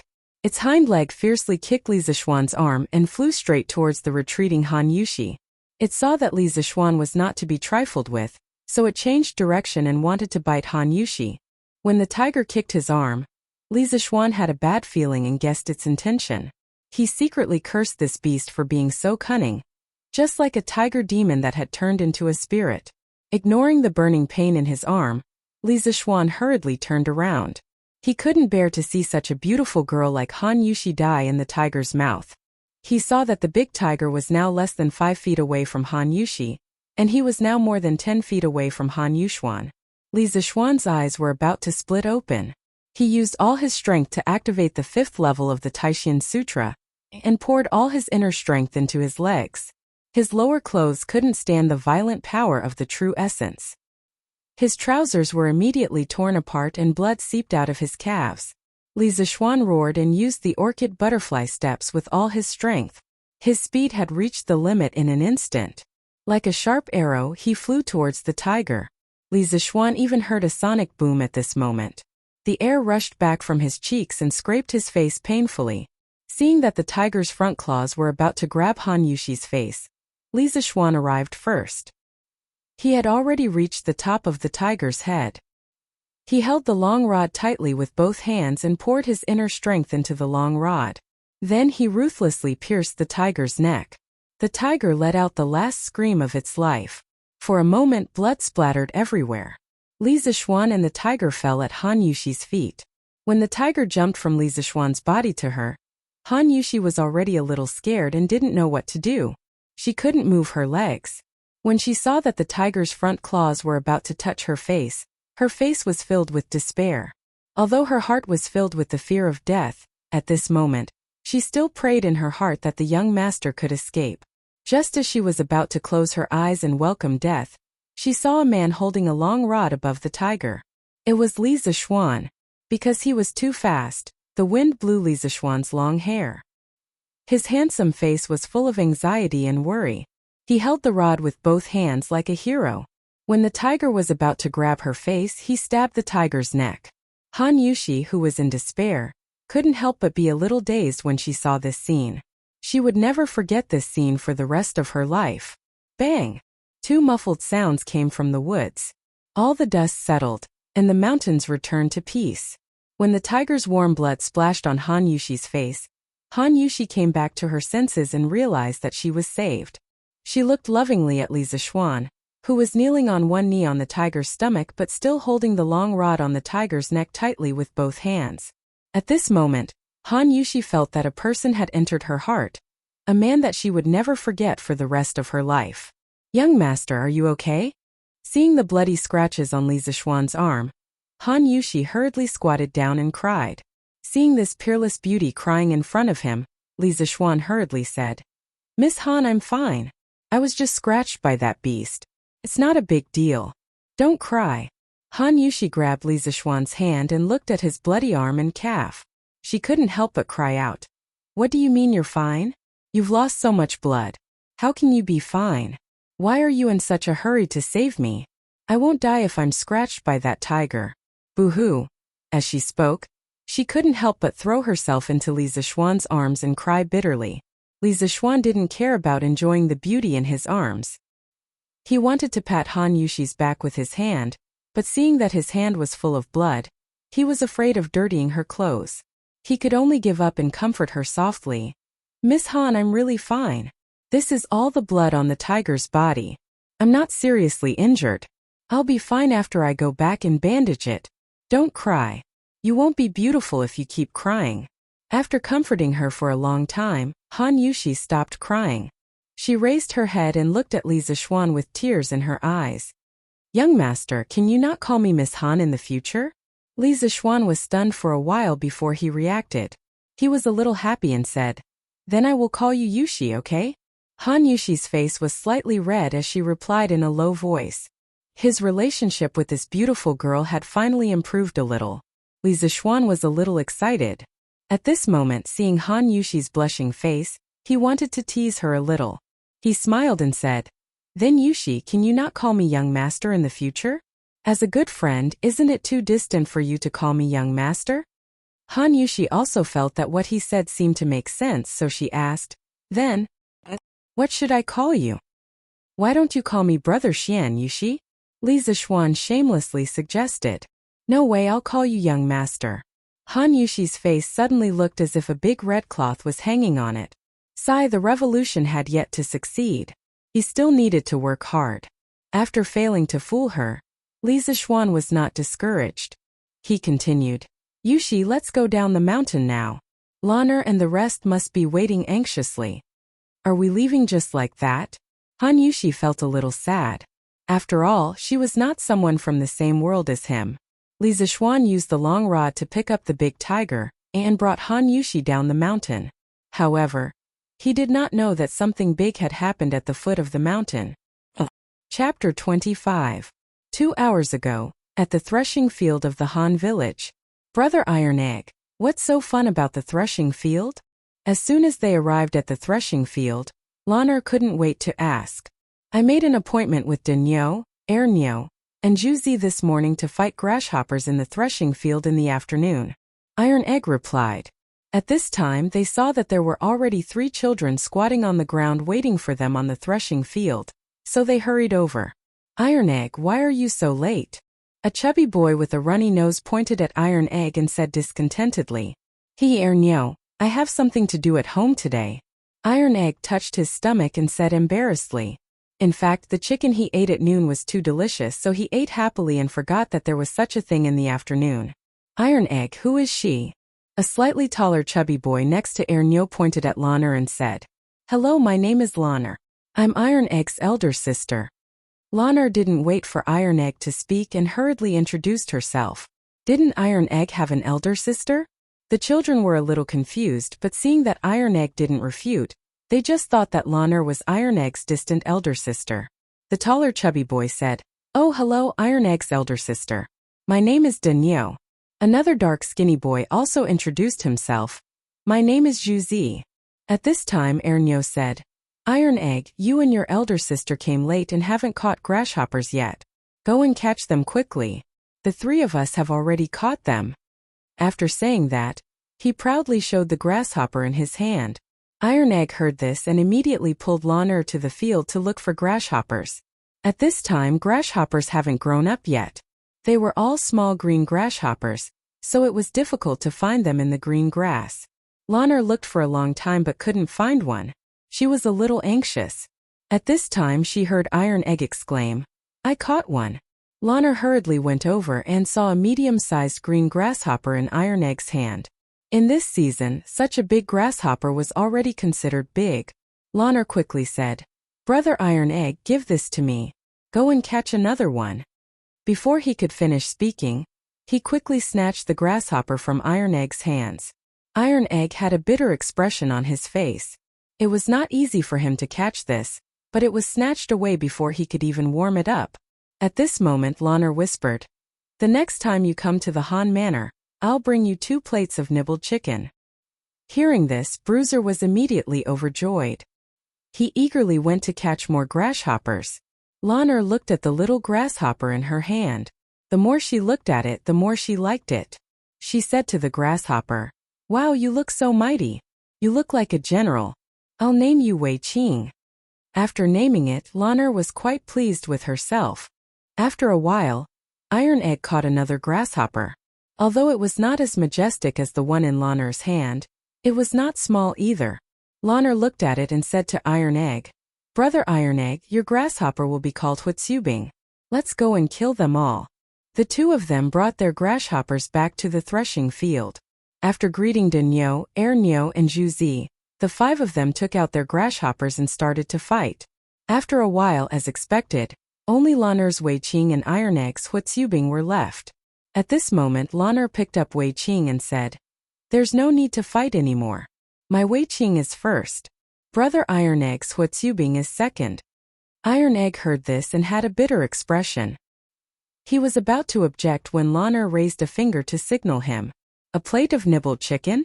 Iron Egg understood Lanner's meaning and swallowed his saliva. His eyes lit up and he hurriedly nodded in agreement. Oh, I was wondering who this was. Iron Egg, are you fighting grasshoppers? At this moment, everyone heard a male duck's voice coming from the village entrance. Iron Egg looked at the person who had come. It was a wretched fatty around 10 years old with 3 moles on his face. He frowned and said, Lu Haojian, why are you here? Why can't I be here? Lu Haojian raised his eyebrows and said, This young master is here to fight your grasshopper today. It just so happens that you just finished fighting those 3 brats. Quickly take out your grasshopper and fight with this young master. I won't fight with you. Iron Egg frowned and said. After saying this, he pulled Lanner back home. Hey, you won't fight with me? This little girl is quite cute. If you don't fight with me, this young master will capture her and make her my maid. Lu Haojian said with ill intentions. After he said this, a few servants went up to block Lanner and Iron Egg's path. Iron Egg heard this and was furious. You dare? This is the Han Manor. My father will beat you to death when he comes.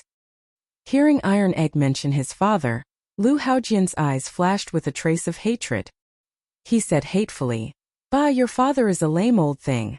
A few years ago, every time I came to collect rent with my father, that old thing, your father just had to meddle in other people's business. Sooner or later I will kill that old thing." Iron Egg heard the other party cursing his father and his eyes were spitting fire. He clenched his fists so hard that his nails dug into his flesh. He said angrily, "That's because your rent scale is not following the rules. That's why my father stepped in." Lu Haojian waved his hand and said, "Don't talk so much nonsense. Are you going to fight or not? If you don't, I will capture this little girl and make her my maid." At this moment Lanner pulled Iron Egg's hand and asked in a low voice, "Who is this ugly fatty?" Bruiser almost laughed out loud when he heard this. He quickly explained in a low voice, "He is the son of our Han Manor's previous owner Lu Haojian. This person used to bully the people in our manor and is very bad." Lanner heard this and suggested, "Brother Iron Egg, you should fight with him first. Your Huatsubing will definitely not lose. Let's stall for time and wait for my brother to come and beat him to death." Iron Egg heard this and felt that it made sense. He nodded and walked out. "Lu Haojian, I will fight with you." When Lu Haojian heard that he had finally agreed, he grinned. The fat on his face was piled up with wrinkles. Lanner, who was watching from the side, felt a little disgusted. She couldn't help but think to herself that when her brother came later, she would definitely ask him to smash this disgusting fatty's face. Iron Egg and Lu Haojian took out their grasshoppers and placed them together. Huatsubing was obviously stronger, and killed Lu Haojian's grasshopper in a few rounds. Lu Haojian saw this and was furious. "You cheated. I want to see your grasshopper." Iron Egg naturally had a clear conscience and placed the grasshopper in his hand for him to see. Who knew that Lu Haojian would snatch Huatsubing away, and throw him on the ground and stomp him to death? "You!" Iron Egg saw that his favorite had been stomped to death and was furious. He wanted to fight. "What about me? You want to hit me? Come and hit me, come and hit me." Lu Haojian pointed at his own face and taunted Bruiser. Iron Egg was furious, but when he saw the 6 or 7 servants behind Lu Haojian, he calmed down. If he was alone he would run. If he could not win he would just be caught and beaten. However, he had Sister Lanner by his side. His father had told him to take good care of Sister Lanner, so he could not take the risk. A wise man does not fight when the odds are against him. Iron Egg hatefully said in his heart, "Humph, coward, you don't even dare to hit me." Lu Haojian spat at Iron Egg's feet in disdain. Just as he was about to leave, he heard a voice. "Lu Haojian, you are so despicable." Lanner could not bear to see Iron Egg's brother being bullied and scolded from the side. Lu Haojian heard this and his eyes turned red. In the past, there were people who used his name to make fun of him, but that person's legs were broken by Lu Haojian's servants. He did not expect to be scolded by a little girl today. Lu Haojian glared at Lanner and roared, "You guys, go and grab this little girl and beat her until her mouth is swollen." Chapter 26. A group of servants rushed over to surround Lanner in an aggressive manner. "Who dares?" Iron Egg was shocked when he saw this. He picked up a bamboo stick from the haystack next to him and stood in front of Lanner, waving the bamboo stick in his hand fiercely. The servants were a little hesitant. Lu Haojian shouted from behind, "Hurry up and attack him. There are so many of you who are afraid of this little brat." Iron Egg didn't wait for them to come up. He took the initiative to attack, waving the bamboo stick in front of him. Immediately, a servant's head was hit. Iron Egg continued to use the crazy devil stick technique to rush towards Lu Haojian. Lu Haojian saw this and ran away, cursing as he ran. "You bunch of trash. You can't even take him down with so many people. I'll teach you a lesson when I get back." "Oh." Iron Egg hit the back of Lu Haojian's head with the stick. Seeing Lu Haojian being hit, Lanner jumped up happily and clapped. "Little brother Iron Egg, come on, hit him hard." Lu Haojian was completely angry. He shouted at the servants, "Hurry up and attack him. Even if you get hurt, take the stick from that brat for me." Sure enough, when 2 of the servants heard this, they pushed against Tai Dan's rod and approached him. No matter how much strength Tai Dan used, the The two of them could only endure it. Finally, the two of them got close to Iron Egg. One of the servants grabbed the stick from Iron Egg's hand. The rest of the servants immediately rushed forward and held Iron Egg down. Iron Egg was anxious and shouted at Lanner, "Sister Lanner, hurry up and go back and call my father." Lanner didn't try to be brave. She quickly ran to Iron Egg's house to get help. Lu Haojin saw this and sneered. "Want to run? You two go and catch that stinky girl for me." The two servants quickly chased after Lanner. Soon they caught Lan. They didn't notice that Erniu had secretly run away. Lu Haojin walked in front of Iron Egg and ruthlessly slapped the Iron Egg's face twice. He hatefully said, "You little bastard, hit me, hit me." Then he spat at the Iron Egg. Iron Egg's face turned red with anger. He clenched his fists and stared at Lu Haojin's fat face. When had he ever suffered such humiliation? Especially when he was beaten up by this fatty in front of Sister Lanner, he felt even more humiliated. He secretly swore in his heart that he would definitely take revenge. Li Zixuan carried the big tiger and finally walked to the front of the Han family's courtyard with Han Yushi. Just as she was about to enter, she saw a little fatty with snot running towards Han Yushi. Sister Yushi, quickly tell your father to go to the village entrance." Iron Egg was beaten up and someone called Lanner was also caught. The little fatty ran in front of Han Yushi and said while panting. Li Zixuan was shocked when he heard this. He didn't dare to talk nonsense. He threw down the tiger on his shoulder and hugged Han Yushi's slender waist. He used all his strength to use the cloud-piercing steps and rushed towards the village entrance like a gust of wind. Erniu put his hands on his knees and lowered his head to catch his breath. He didn't hear Han Yushi speak for a long time. When he looked up, there was no one in front of him. He muttered, "Am I hallucinating?" Just as he was about to turn around and go back, he saw two young girls and an old man come out of the house. The young girl in green grabbed him and asked, "Little brother, who did you say was caught?" Erniu replied, "Iron Egg and Lanner." The three of them turned pale with fright. They heard the old man say, "Xiao He, quickly go to the village and find Han Lijing. Tell him to go to the village entrance quickly. Xiao Shi and I will go first." After saying that, the three of them hurriedly split up. These three people were Xiao Shi, Xiao He, and Steward Wang, who were resting in the Han family. They heard the noise outside the courtyard and hurriedly rushed out to investigate. Village entrance, threshing field. After Lu Haojin humiliated Iron Egg, he was about to rush towards Lanner. Iron Egg said anxiously, "Lu Haojin, if you have the ability, come at me." "What kind of ability is bullying girls?" "Oh, you haven't been beaten enough? Then I'll fulfill your wish." After saying that, he kicked Iron Egg's stomach twice. Iron Egg was on the ground holding his stomach in pain, but he still stubbornly said, "Lu Haojin, if you have the ability, come at me. Don't bully Lanner." Lu Haojin couldn't be bothered with him. He turned around and was about to teach Lanner a lesson. When Lanner saw Lu Haojin hitting Iron Egg, she was so angry that her face turned red. She said angrily, "Lu Haojin, stop. When my brother comes, he'll beat you to death." Lu Haojin scolded, "Stupid girl, you dared to scold me before. See if I don't tear your mouth apart." After saying that, he reached out to pull Lanner's mouth. "Stop." At this moment, a loud roar came from outside the crowd. Lu Haojin saw a young man in a servant's uniform walking over. He sneered, "Which family's dog servant dares to meddle in my business? Are you blind? How dare you touch my young miss?" This servant was San Bao. Previously, Li Zixuan asked San Bao to watch the carriage at the village entrance. In the afternoon, San Bao took a nap on a haystack at the side. When she woke up, she saw many people gathered at the threshing field and wanted to take a look. Just as she walked over, she heard Lanner scolding Lu Haojin. Her young miss was being bullied. San Bao quickly ran over. When she saw Lu Haojin about to pull Lanner's mouth, she immediately stopped him. Lu Haojin was furious when he heard that. A stupid servant dared to speak rudely to him. He shouted to the two servants beside him, "The two of you, go and beat this dog servant to death. Beat him to death." After being angered one after another, Lu Haojin was losing his mind. 2 fists were no match for 4 hands. San Bao was quickly beaten down by the two servants. Lu Haojin came over and kicked San Bao more than 10 times.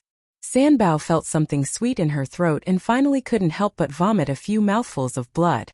Lanner saw Sanbao vomiting blood on the ground. She was so anxious that she cried, "Stop beating him. Lu Haojian, stop." Lu Haojian walked towards Lanner and sneered, "Stupid girl. No one will come to save you now, right?" Lanner snorted, "My brother will be here in a while. When he comes, I'll smash your ugly face."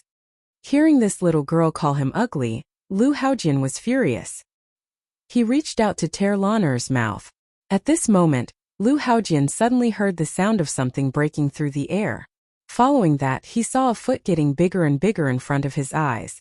Lu Haojian instantly flew out like a kite with a broken string. Li Zishuan brought Han Yushi to the threshing field. He saw a fat man with 3 moles on his face. He was about to reach out to pinch Lanner's face. Li Zishuan couldn't help but be furious. He usually couldn't even bear to speak harshly to his sister Lanner, let alone hit her. Now that he saw this fat man wanting to hit Lanner, Li Zishuan couldn't hold it in anymore. He put down Han Yushi and used his movement technique. He dashed to a spot not far behind Lanner in a few steps. He leaped up and kicked the fat man's face. Then, Li Zishuan gently landed on the ground. Without stopping, he kicked the 2 servants who were holding onto Lanner's arms and sent them flying. Li Zishuan pulled Lanner to his side and carefully looked at her. When he found that Lanner was not injured, he was slightly relieved. He secretly rejoiced that he had arrived in time. Otherwise, who knew how much his little sister would have suffered? Li Zishuan's series of actions happened in a flash. The other servants didn't even have time to react before their young master was kicked to the ground. The servants were shocked. They quickly helped Lu Haojian up and protected him in the middle. Lanner saw that her brother had finally come to save her. She hugged her brother's arm excitedly and cried, "Brother, this damn fatty bullied Lan?" Li Zishuan patted Lanner's shoulder and wiped her tears. He couldn't help but feel his heart break. He comforted her in a low voice, "Don't be afraid, Lan. Brother will avenge you." Lu Haojian's face was covered in blood. He looked ferocious. Li Zishuan's kick almost knocked him out. Even if he didn't faint, Lu Haojian was seeing stars. He had never been hit like this before. He shook his head and chased the stars away. He pointed at Li Zishuan and shouted incoherently, "All of you go. Cripple him." Chapter 27. Iron Egg. Suddenly a sorrowful cry was heard. Han Yushi rushed to Iron Egg, who was lying on the ground and clutching his stomach. She squatted down and helped Iron Egg sit up.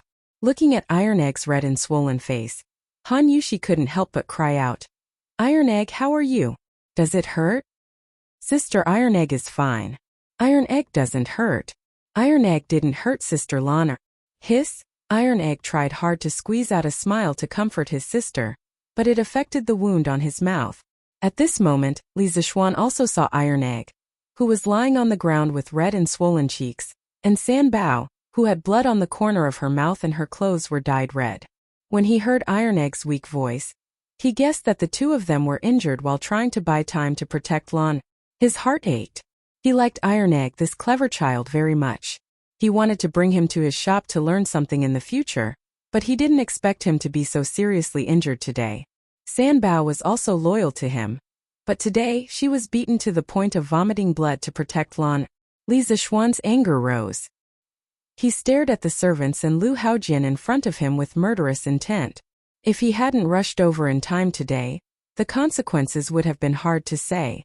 They dared to bully Lanner and hit the people around him. They must pay the price. The servants saw Li Zishuan's murderous gaze and the blood on Li Zishuan's body. This was the blood from the tiger on the mountain. He didn't even have time to change his clothes. At this moment, Li Zishuan made the servants feel that this person was like a demon from hell. They usually ran amok in the village and had never seen such a terrifying person. Hearing Lu Haojian's roar, the servants didn't dare to step forward. They were just paid to be servants. There was no need to put their lives on the line. At this moment, Lu Haojian's mind was slightly clearer. Looking at the murderous Li Zishuan, he felt that this person was not easy to deal with. Today's matter would not be settled peacefully. He pulled over a servant and whispered a few words into his ear. That servant immediately ran away like a wisp of smoke. Li Zishuan knew that this fatty wanted to call for reinforcements. He looked at them coldly and did not stop them. It just so happened that there were not enough people in front of him to vent the anger in his heart. However, before the fatty's reinforcements arrived, there were many things he could do. Li Zishuan looked at Iron Egg and asked, "Iron Egg, who is this fatty?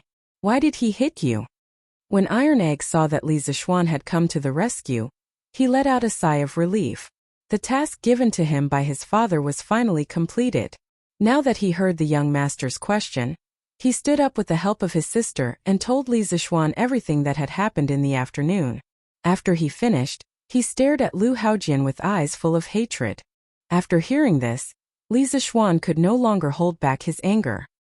He stared coldly at Lu Haojian as if he was looking at a dead man. "Lu Haojian, how do you want to die today?"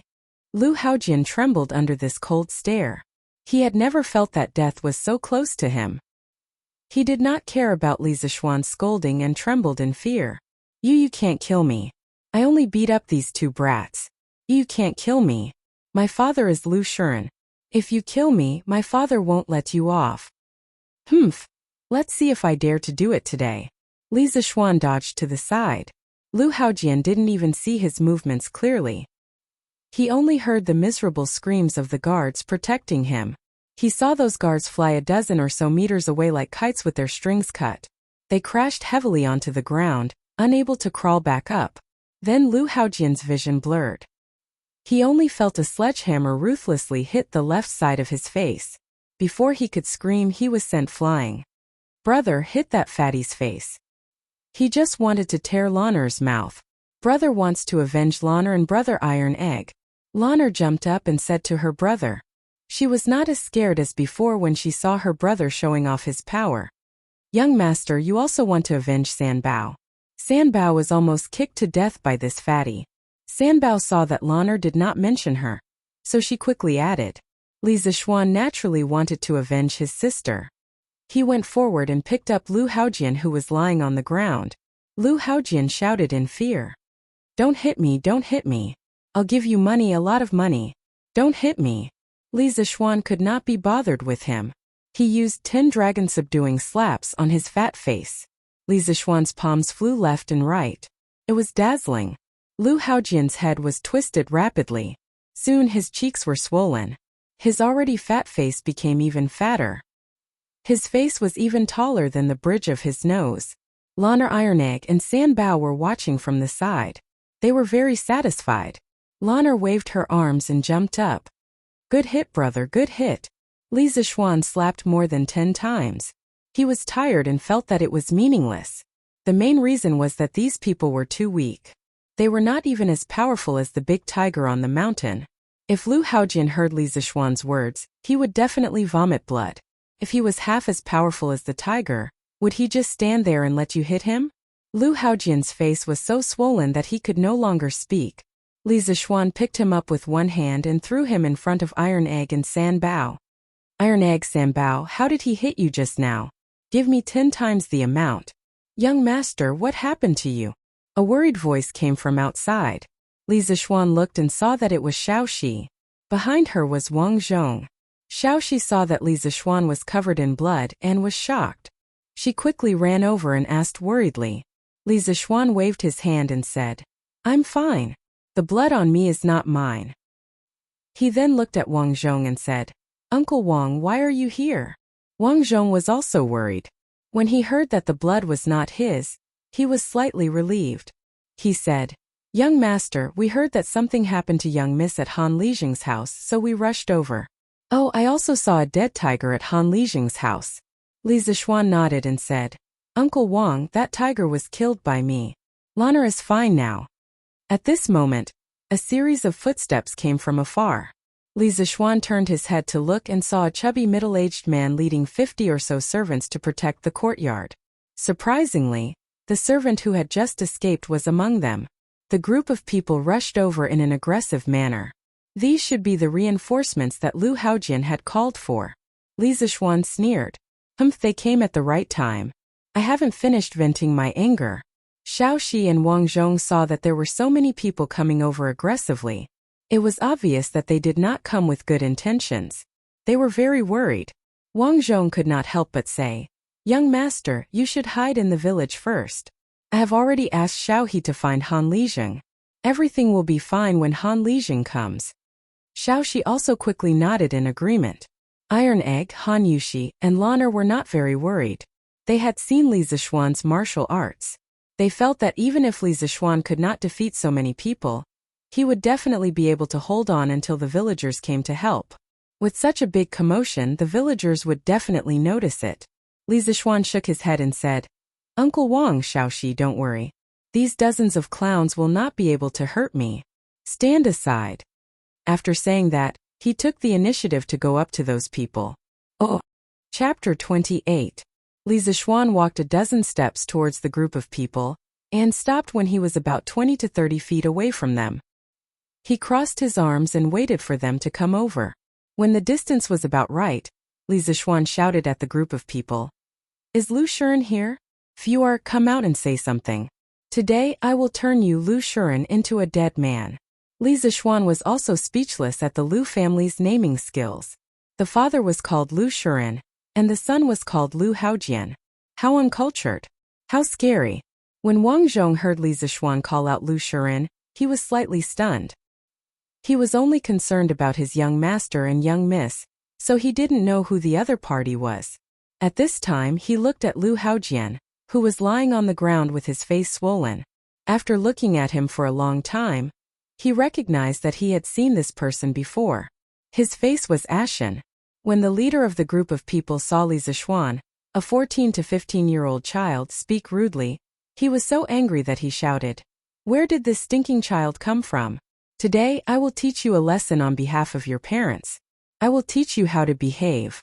All of you go and beat him to death." This person was Lu Shuren. He was originally at home with the concubine he had just taken in, but he was interrupted by a servant.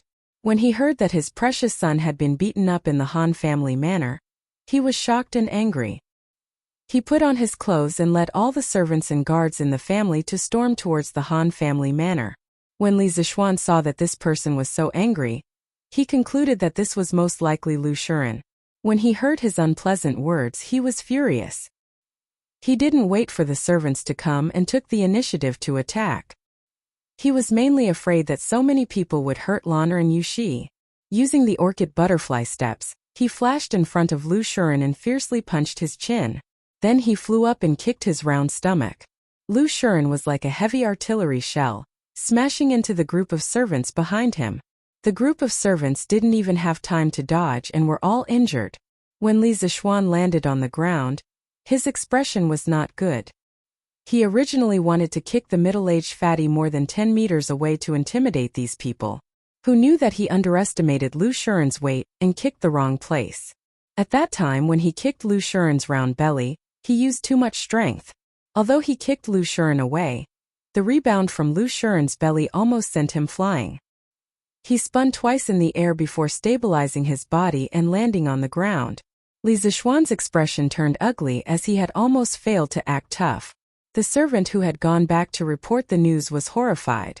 It was so fast again.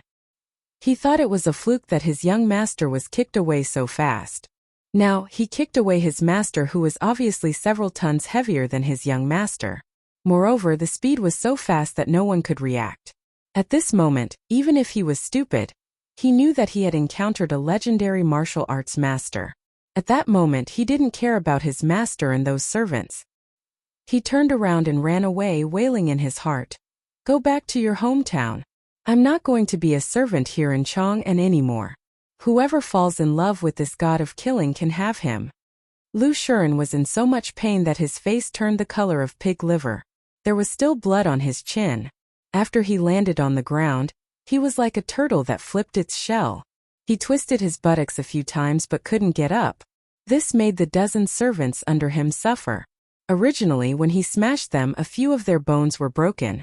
Now that Lu Shuren was twisting his buttocks and trying to get up, they instantly howled in pain. A few servants who were not injured rushed over and spent a lot of effort to pull their master up. Lu Shuren's face was in a mess. The hat on his head was long gone, and his hair was disheveled. Most importantly, his head was bald, and only his hair was around. Lan'er, who was watching from the side, couldn't help but giggle. Xiaoxi and Yushi also couldn't help but laugh. Lu Shiren was furious at this moment.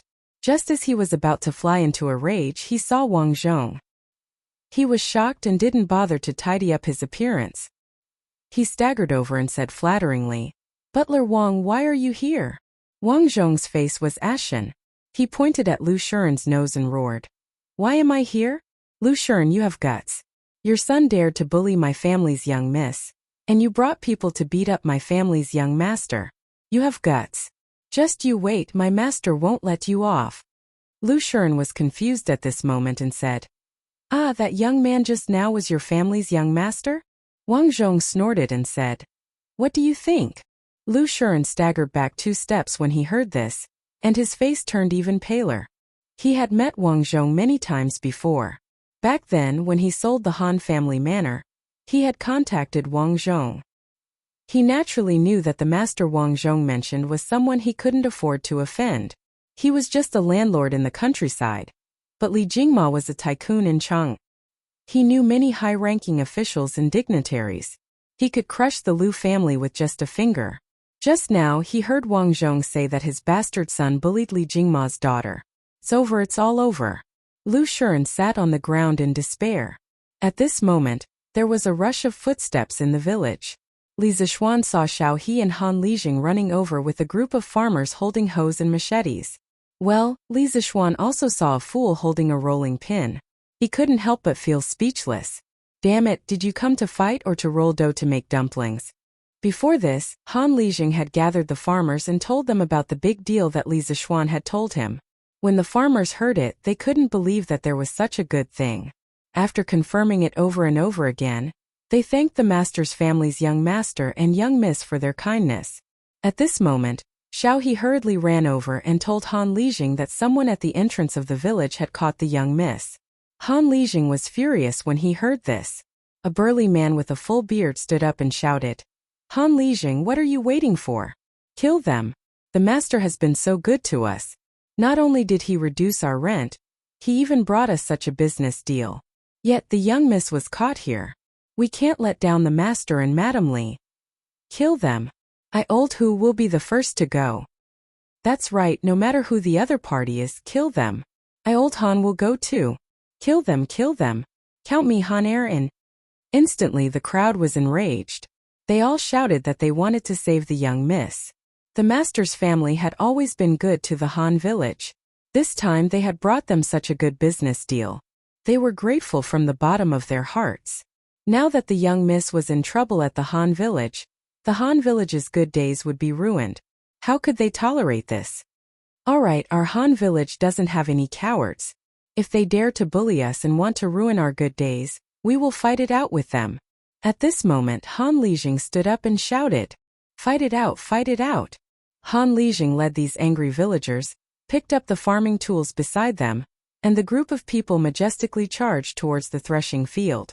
When Han Lijing arrived at the threshing field, he saw from afar that the young miss was still safe and sound. His heart was slightly relieved. When he saw Li Zishuan covered in blood, his heart was filled with fear. He quickly walked to Li Zishuan's side and anxiously asked, young master, are you all right?"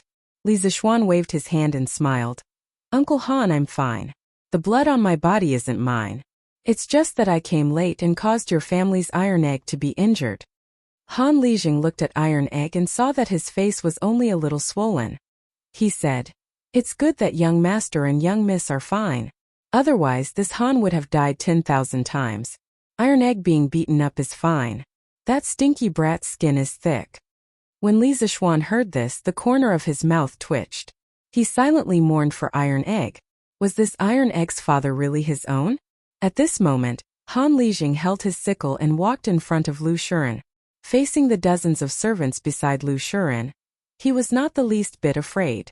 Thinking that if the young master had come a little later, the young miss might have been in trouble, the more he thought about it, the more scared he became. A monstrous murderous aura filled the air. This was the murderous aura that he gained from killing a mountain of corpses and a sea of blood. At this moment he really wanted to kill Lu Shiren. The Han family manor had finally welcomed such a kind-hearted master. If something happened to the young master and young miss here, the consequences of the Han family manor could be imagined. Han Lijing coldly said. Lu Shuren, what do you mean? When you were in the Han family manor, you maliciously bullied us villagers. Now that you've left, you came back to beat up our young master and young miss. Do you really think that the people of the Han family manor are made of mud? Do you believe that I won't kill you? After he finished speaking, he placed the sickle in his hand in front of Lu Shuren's throat. At this moment Lu Shuren's heart was filled with fear and grievance. He brought so many people here, but before he could even say a few words to Li Zishuan, he was already beaten up. Who was the one bullying who? Kill him, kill him. The surrounding villagers all waved the farming tools in their hands and roared angrily. Lu Shuren was scared out of his wits by the angry roars of the crowd in front of him. He fearfully said to Han Lijing, I was wrong, I didn't know that this person was your young master. Don't kill me, please spare my life. A trace of warm liquid flowed out from the bottom of his trousers. He was so scared that he actually peed his pants. The surrounding servants also did not expect that the villagers that they used to bully so casually would be so fierce today. They were so scared that they did not care about their master and young master anymore and scattered in all directions. Han Lijing pressed down with his other hand, indicating for everyone to be quiet. He said to Li Zishuan, Young master, how do you want to deal with them? If young master wants to kill them, I old Han will do it myself. After that, I old Han will go to the government to take the blame. Han Yushi was a little touched at this moment, but she was also a little worried. She was really worried that Li Zishuan would let her father take the blame after killing them. However, this was her father's decision, and she could not stop it. Before Li Zishuan could speak, a big man with a full beard stood out and said, No, young master, let me do it. I old Hu will take the blame. I old Hu have long disliked this Lu Shuren. The villagers immediately stood out and shouted, Let me do it, I will take the blame. Li Zishuan looked at the scene in front of him and was a little touched. This was the simple people of Tang Empire. If you were good to them, they would repay you tenfold or 100-fold, even at the expense of their own lives. However, he did not want to kill the father and son of the Lu family. It was not worth it. He wanted to make them suffer a fate worse than death. Li Zishuan pressed down with his hands and waited for everyone to be quiet. Li Zishuan pushed the sickle away from Lu Shuren's throat and said to Han Lijing, Uncle Han, even if I want to kill them, I won't let you take the blame. Moreover, I don't want them to die. I want them to suffer a fate worse than death. Uncle Han, get someone to break the father and son's hands and feet, then send them back. Han Yushi looked at him gratefully when she heard that. She thought to herself that she had not misjudged him. Young master was not that kind of selfish person. Li Zishuan said to Lu Shuren, Lu Shuren, if you are not convinced, you can go to the government and sue me. I, Li Zishuan, will accompany you to the end. After saying that, he ignored the father and son of the Lu family who had fainted from fright and brought Lan'er Han Yushi and the others back to Han Lijing's house. Such a bloody scene was not suitable for them to see. The rest was left to Han Lijing and the villagers. Chapter 29. Wow, what a big tiger! Li Zishuan and the others returned to the Han family's courtyard. Lan'er saw the big tiger at the door and was shocked. She screamed and immediately hid behind Li Zishuan. Li Zishuan patted Lan'er's head and said gently, Lan'er, don't be afraid. That tiger is dead. Lan'er heard this and stuck her head out from behind Li Zishuan. After making sure that the tiger would not move, she slowly walked forward and observed the tiger. Iron Egg was also very curious. He ran over and touched the tiger with Lan'er. Li Zishuan did not care about them and entered the house with Han Yushi, Xiao He and Xiao Shi. Young master, I'll go boil some water. You can take a bath later. I'll bring my father's clothes for you to change into. Han Yushi suggested when she saw Li Zishuan covered in blood. Li Zishuan looked at his dirty body. It was indeed time to take a bath. If he went home like this, his mother would faint from fright. He nodded and said, Okay, then I'll have to trouble Yushi. Xiao He, go and help Yushi. Xiao He had already noticed that the young master had changed the way he addressed Han Yushi from Miss Han to Yushi. The little girl looked at the young master suspiciously. When she heard the young master instructing her, she quickly agreed. She did not dare to ask the young master face to face. Moreover, how could a servant casually ask about the young master's feelings? After a while, Han Yushi and Xiao He carried a bucket of hot water into the house. Then, Han Yushi handed Li Zixuan a set of clothes and said, "Young master, please take a bath in my room. Young master, you can wash in my father's room. These are my father's clothes when he was young. They might not fit you well. Young master, please wear them first." Li Zixuan looked at her beautiful little face and smiled. "Okay, Yushi, it's been hard on you. You must have been frightened today." At this moment there were only the two of them in the room. It was a little ambiguous. Han Yushi blushed and said, "Young master, what are you saying? Young master, quickly take a bath. Yushi will go out first." After saying that, he hurriedly ran out of the door. Li Zixuan closed the door, took off his clothes and sat in the bathtub. He shook his head and said to himself, "I didn't ask you to take a bath with me. Why did you run away so quickly? Could it be that this young master is not handsome? This shouldn't be the case." Li Zixuan finished showering, put on his clothes, picked up the bathwater, walked out of the door and poured it out. Then he walked back into the house. Han Yushi happened to see Li Zixuan wearing clothes that were obviously one size bigger than his body. He looked quite funny as he walked. She couldn't help but laugh. Li Zixuan turned around when he heard the sound. He knew what Han Yushi was laughing about. There was nothing he could do. He was only 14 years old. He would definitely look big in Han Lijing's clothes. So be it if she laughed. It was a good opportunity to admire the smile of a beauty. Han Yushi was shy from his stare. She quickly stopped smiling and her little face was a little red. She went forward to help Li Zixuan tidy up his collar. As Li Zixuan was taller than her, she was tiptoeing and tidying up the collar behind Li Zixuan's neck with both hands. This posture was very ambiguous. Li Zixuan looked at her lively eyes, white nose and red lips. His Adam's apple bobbed a few times. He was very tempted. Han Yushi saw Li Zixuan staring at her.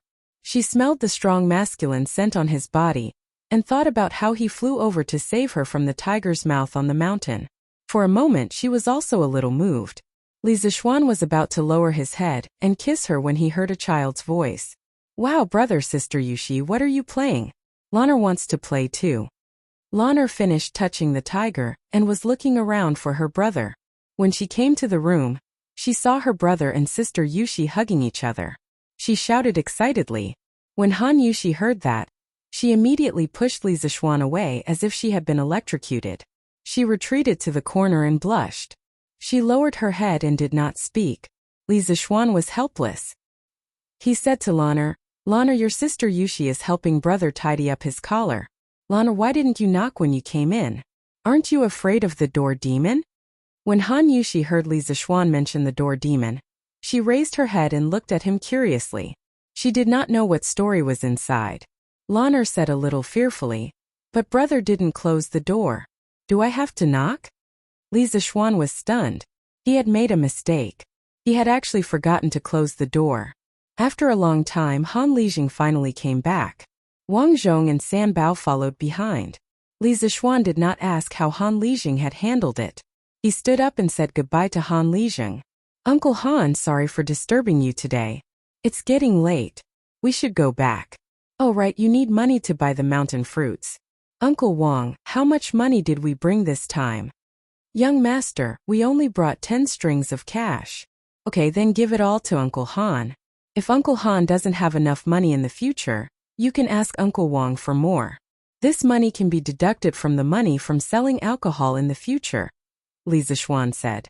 Han Lijing did not expect his young master to be so thoughtful. He took the money and said gratefully, "Thank you for your trust, young master." Li Zixuan waved his hand and looked at San Bao. "San Bao, how are you? Can you still walk? I'll give you a raise when we go back this time." Previously, Wang Zhong had brought San Bao to the village doctor for some simple treatment.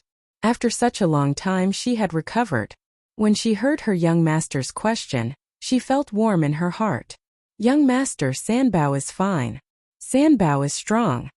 After saying that, he even showed off his biceps. Li Zixuan smiled and said, "Okay, then let's go. Lanner, let's go home." Coming. Lanner ran over. Li Zixuan clasped his hands and said to Han Lijing, "Uncle Han, We'll meet again someday. He turned back and looked at Han Yushi deeply. Li Zixuan would be lying if he said that he was not moved by this gentle, brave, and fairy-like girl. Although they had only known each other for a day, Han Yushi had left an impression on him that could not be erased for the rest of his life. Li Zixuan waved at her and said, "Yushi, goodbye." After saying that, he turned around and prepared to leave. Han Yushi silently watched Li Zixuan's back from the side. She was very reluctant to part with him, but so what? God could not help her make him stay. Perhaps God had heard the call in her heart. At this moment, the wind and clouds suddenly changed. A muffled thunder came from the sky. Wang Zhong looked at the dark clouds in the west and said worriedly, "Young master, I'm afraid that the rain is not light. We can barely make it back by horse, but it's very dangerous for a carriage to take the mountain road in this weather." Li Zixuan remembered the bumpy mountain road when he came back. He also felt that it was dangerous to take the mountain road in the rain. He hesitated and joked to Han Lijing, "Uncle Han, it seems that we have to keep guests in this weather. We can only trouble Uncle Han for one more night. We'll leave tomorrow when the rain stops." After saying that, he was secretly happy. Was it because he could stay with Han Yushi for one more night? He could not explain it. Han Lijing laughed heartily and said, "Young master, what are you saying? It's my honor that you can stay in my house.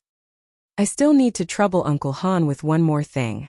Uncle Han, find a strong man with good skills to go to Chang'an City and tell my mother that I'll be back tomorrow. I'm afraid that my mother will be worried." Li Zixuan suddenly thought of his mother and quickly told Han Lijing, "Yes, young master, don't worry. I'll arrange it." Han Lijing nodded and replied. Han Yushi was still sad about parting. When she heard them talk, she was happy. She thanked God in her heart for letting Li Zixuan stay. She even thought that it would be great if the rain never stopped. Chapter 30. After dinner, Han Lijing brought Iron Egg, Sanbao, and Wang Zhong out. There were only 3 rooms in his house, and they definitely couldn't fit so many people. He had no choice but to bring the 3 of them to another house to sleep for the night. He had already made arrangements with those families. When they heard that they were the young master's people, they welcomed them with open arms. The rain outside was getting heavier and heavier. Li Zixuan tossed and turned, unable to fall asleep as he listened to the pitter-patter of the rain. Moreover, it was too early now. It was almost 6 o'clock in the evening in the modern world. In his previous life, he would only sleep at 11 or 12 o'clock at night. However, in this era there were no cell phones or computers. There was nothing else to do other than sleep at night. Brother, are you asleep?" Lan'er knocked on the door. Li Zixuan got up and opened the door. Lan'er squeezed in agilely. Li Zixuan looked at her and said, "Lan'er, why aren't you asleep?" Lan'er and Han Yushi slept in one room while Xiao He and Xiao Shi slept in another room. Lan'er came over and held her brother's hand. "Brother, we can't sleep. Why don't you come over and tell us a story?" Li Zixuan was puzzled. "You guys."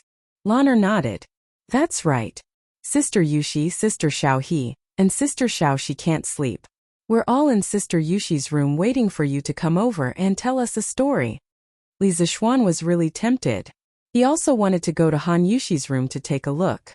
To be exact, he wanted to go to Han Yushi's room to see how charming Han Yushi looked when she was lying on the bed. Just thinking about it made him look forward to it. Lan'er didn't wait for her brother to agree. She pulled her brother's hand and dragged him out of the room. Li Zixuan came to Han Yushi's room.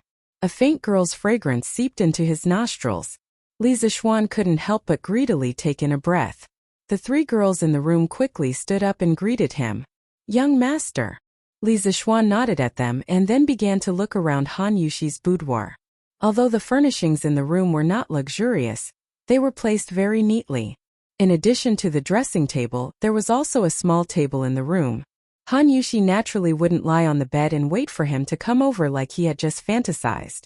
In fact, Han Yushi didn't want Li Zixuan to come to her room, but she couldn't stand the coaxing and pestering of Lan'er and the 2 little maidservants. Moreover, she was quite curious about what story Li Zixuan wanted to tell them, so she agreed to those maidservants half-heartedly. At this moment, the 3 girls and Lan'er were sitting around a small table, waiting for Li Zixuan to tell them a story. Li Zixuan looked around. There were no more stools. His heart skipped a beat. He sat on Han Yushi's fragrant couch without any trace of politeness. When it was time to make a move, he had to make a move. There were no extra stools in this room. Han Yushi had no reason to blame him for sitting on the bed. Of course, he had to take advantage of this. When Han Yushi saw Li Zixuan sitting on her bed, she blushed shyly. She also realized that there were no other stools in the room. She couldn't help but blame herself for being too careless. Lanner didn't notice the small movements of the two. When she saw her brother sit down, she said excitedly, "Brother, quickly tell me." Lanner was almost taken away by bad people today. "Brother, quickly tell Lana journey to the west" to calm Lanner down. When Han Yushi and the other two heard this, they couldn't help but laugh. No one had ever taken the initiative to ask others to calm them down. Li Zixuan was also very speechless. Lanner's lively and excited appearance didn't look like she was frightened at all. Han Yushi was frightened on the mountain today. Since they were here, the story still had to be told. He shook his head and said, "Lanner, let's not talk about Journey to the West tonight. Your sister Yushi hasn't heard of many of the previous stories. Today let's talk about another story." Lanner wasn't disappointed. Anyway, since her brother made it, it must be the best. At this moment, she shouted even more excitedly, "Okay, okay." When Han Yushi saw that Li Zixuan had to think about her even when telling a story, she felt very sweet in her heart. Li Zixuan looked at Xiaohe and Xiaoxi and said, Xiaoxi, you have heard the first part of this story before." When Xiaohe heard this, she immediately remembered that afternoon when the young master said that no one could tell that she was a man dressed as a woman. Her face suddenly turned red. She swore that she would definitely not mention the question that afternoon again today. Li Zixuan didn't tease her anymore. He looked at Han Yushi and said, "The story that we are going to tell today is called Liang Shambua and Zhuing Tai." It was said that during the Eastern Jin dynasty, there was a woman named Zhuing Tai by the Zhu family's village in Shangyu County, Zhejiang Province. She was beautiful and smart. She had been learning poetry from her brother since she was young. She admired Ban Zhao and Kai Wenji's talent and learning. She only hated that her family didn't have a good teacher. She wanted to go to Hangzhou to study. Li Zixuan used his own words to tell them the plot that he saw from the TV series in his previous life. Although the words weren't beautiful, the story was beautiful and touching. As Li Zixuan told the story, Han Yushi, Xiaohe, and Xiaoxi were all immersed in the story. Zhuing Tai disguised herself as a man to study. Liang Shambua didn't find out that she was a woman after sleeping with her for 2 years. Zhuing Tai returned to her hometown to visit her relatives and was forced to marry by the Ma family. With the story's twists and turns, the hearts of the 3 girls rose and fell like a boat on the sea. Very quickly, Li Zixuan reached the climax of the story. Zhuing Tai's bridal sedan was carried halfway when a gust of wind suddenly blew. The people carrying the sedan couldn't move anymore. At this time, the servant girl told Zhuing Tai that Liang Shambua's grave was in front of them. Zhuing Tai didn't care about other people stopping her and walked out of the sedan. She insisted on going to Liang Shambua's grave to mourn. Zhuing Tai came to Liang Shambua's grave and cried loudly. She was in so much pain that she wanted to die. She threw herself onto the grave. In a split second, lightning flashed and thunder rumbled. The wind and rain raged. A big crack suddenly appeared in the grave. Zhuing Tai shouted Liang Shambua's name and jumped into the grave. Then the grave automatically closed. After a while, the rain stopped. The clouds parted and a rainbow appeared in the sky. A pair of beautiful butterflies flew up from the grave and danced around the grave. People said that this pair of butterflies was Liang Shambua and Zhuing Tai. When they heard the part where Liang Shambua and Zhuing Tai turned into butterflies, Xiaohe and Xiaoxi both burst into tears. Han Yushi's eyes were wet. She looked at Li Zixuan with a complicated expression. She thought, although Zhuing Tai and Liang Shambua's love life was bumpy, they had lived happily together for 2 years. Although they didn't have the same quilt, they died in the same cave in the end. Wasn't that a kind of happiness? However, her status was so different from the young master's. Could they really be together in the end? After Li Zixuan finished telling the story, he stood up and said, "All right, it's late. Let's go to bed early." Lanner said unhappily, "Brother, the story you told today wasn't good." Lanner didn't understand love, so she naturally felt that this story wasn't as good as Journey to the West. Li Zixuan smiled and said, Then I'll tell Lan a journey to the west tomorrow. It's time to sleep now. He turned his head and waved his hand at Han Yushi and said with a smile, Yushi, rest early. Han Yushi's mind was still in the story. She forced a smile and said, Young master, you should rest early too. Chapter 31. The next morning, Li Zixuan woke up from his sleep. He pushed open the window and found that the rain that had been raining all night had stopped. The fresh smell of the soil after the rain hit him in the face. He immediately felt refreshed. After practicing the Sutra of Supreme Mystery for a while, Li Zixuan walked out of the room. In the front room, Han Lijing, Wang Zhong, and the others had returned and were chatting. Li Zixuan went forward to greet them and went to wash up. After eating the breakfast that Han Yushi had carefully prepared, Li Zixuan said goodbye to Han Lijing in the yard. Uncle Han, sorry for disturbing you these 2 days. Uncle Han, please pay attention to the business. If you have any problems, please find Uncle Wang or go directly to Chang'an to find me. I'll be waiting for your fruit wine in Chang'an. Young master, don't worry. I'll take care of the fruit wine. The road is slippery after the rain. Young master, please be careful. Well, it's okay. Li Zixuan turned around and looked at Han Yushi, who was leaning against the doorframe and silently watching him. This girl had noticed that her eyes were red since she saw her in the morning. Could it be that the story she told last night was too sad and she cried all night? He was also reluctant to part with this beautiful girl, but he had to go back. This was not his home. Li Zixuan actually enjoyed the quiet and elegant feeling when talking to Han Yushi, but he didn't know what Han Yushi thought of him. Maybe she had a little affection for him. He had a lot to say to her at this moment, but it was obviously not the right time. Thousands of words turned into a sigh in the end. Yushi, take care. After that, he turned around and left with the group. Back home, Li Zixuan was dragged by his mother to enjoy her mother's love. He also told his mother about the purchase of the fruit wine. Mrs. Li didn't care much about the business.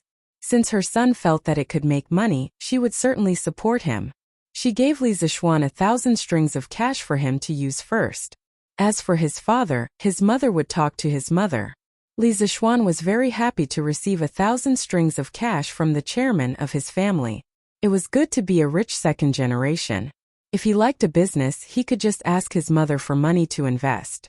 It was not like the time travel novels he read in his previous life. Some protagonists traveled to ancient times and had no money. They had to work hard to make glass and perfume to get their first venture capital. Li Zixuan said that it was too brain-intensive. He didn't want to do it for the time being.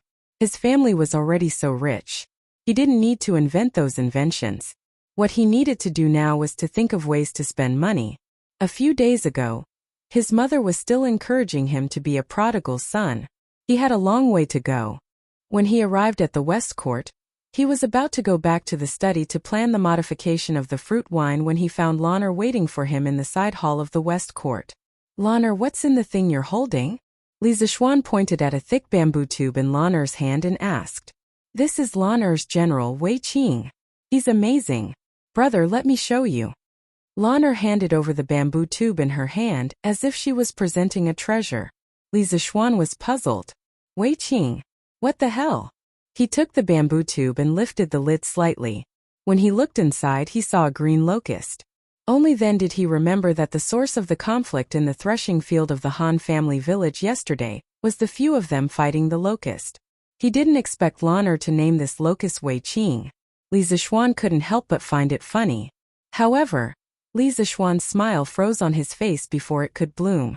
Then his expression changed slightly. The way he looked at Wei Qing became a little uncertain. Li Zixuan didn't study the history of the Tang dynasty in detail in his previous life. However, he still knew some of the major events that happened in the Tang dynasty. Some of them were from novels and some were from television dramas. Li Zixuan remembered that in the second year of the Jingguan era, the Tang dynasty had an unprecedented locust plague. At that time, the locusts covered the sky and swept across the entire Guangzhou plain. The locusts covered the sky and poured down in torrents. Everywhere they passed, the land was barren. Even the trees and weeds couldn't escape from the locusts, not to mention the crops. Last year, Li Ergang and Shelley of the Turks had signed the humiliating Wei River Pact precisely to buy time for the Great Tang to breathe. The people of the Great Tang had just welcomed the peace that they had longed for. Who would have thought that they would have to face this apocalyptic disaster? In his previous life, Li Zixuan saw on some forums that when the locusts came, there were rumors among the people that this was God's punishment for Li Ergang killing his brothers and imprisoning his father to seize the throne. Li Ergang couldn't defend himself. The history books recorded. Taizong entered the garden to inspect the crops. When he saw the locusts, he plucked a few of them and cursed, "Man's life is the grain. If you eat it, you will harm the people. The people have sinned. You have spirit, but when you eat my heart, you will not harm the people." When he was about to swallow the locusts, he admonished him to the left and right. "I am afraid it will become a disease." "You must not," Taizong said. "I hope to remove the disaster. Why should I avoid the disease?" When Li Zixuan saw this, he was quite shocked. It was not without reason that Li Er had become an eternal emperor. His breadth of mind, his bearing, and his charisma were things that ordinary people could not hope to achieve. Li Zixuan remembered that under the post, there were some keyboard warriors who commented that Li Ergang swallowed the locusts for show, to show that he loved the people like his own children.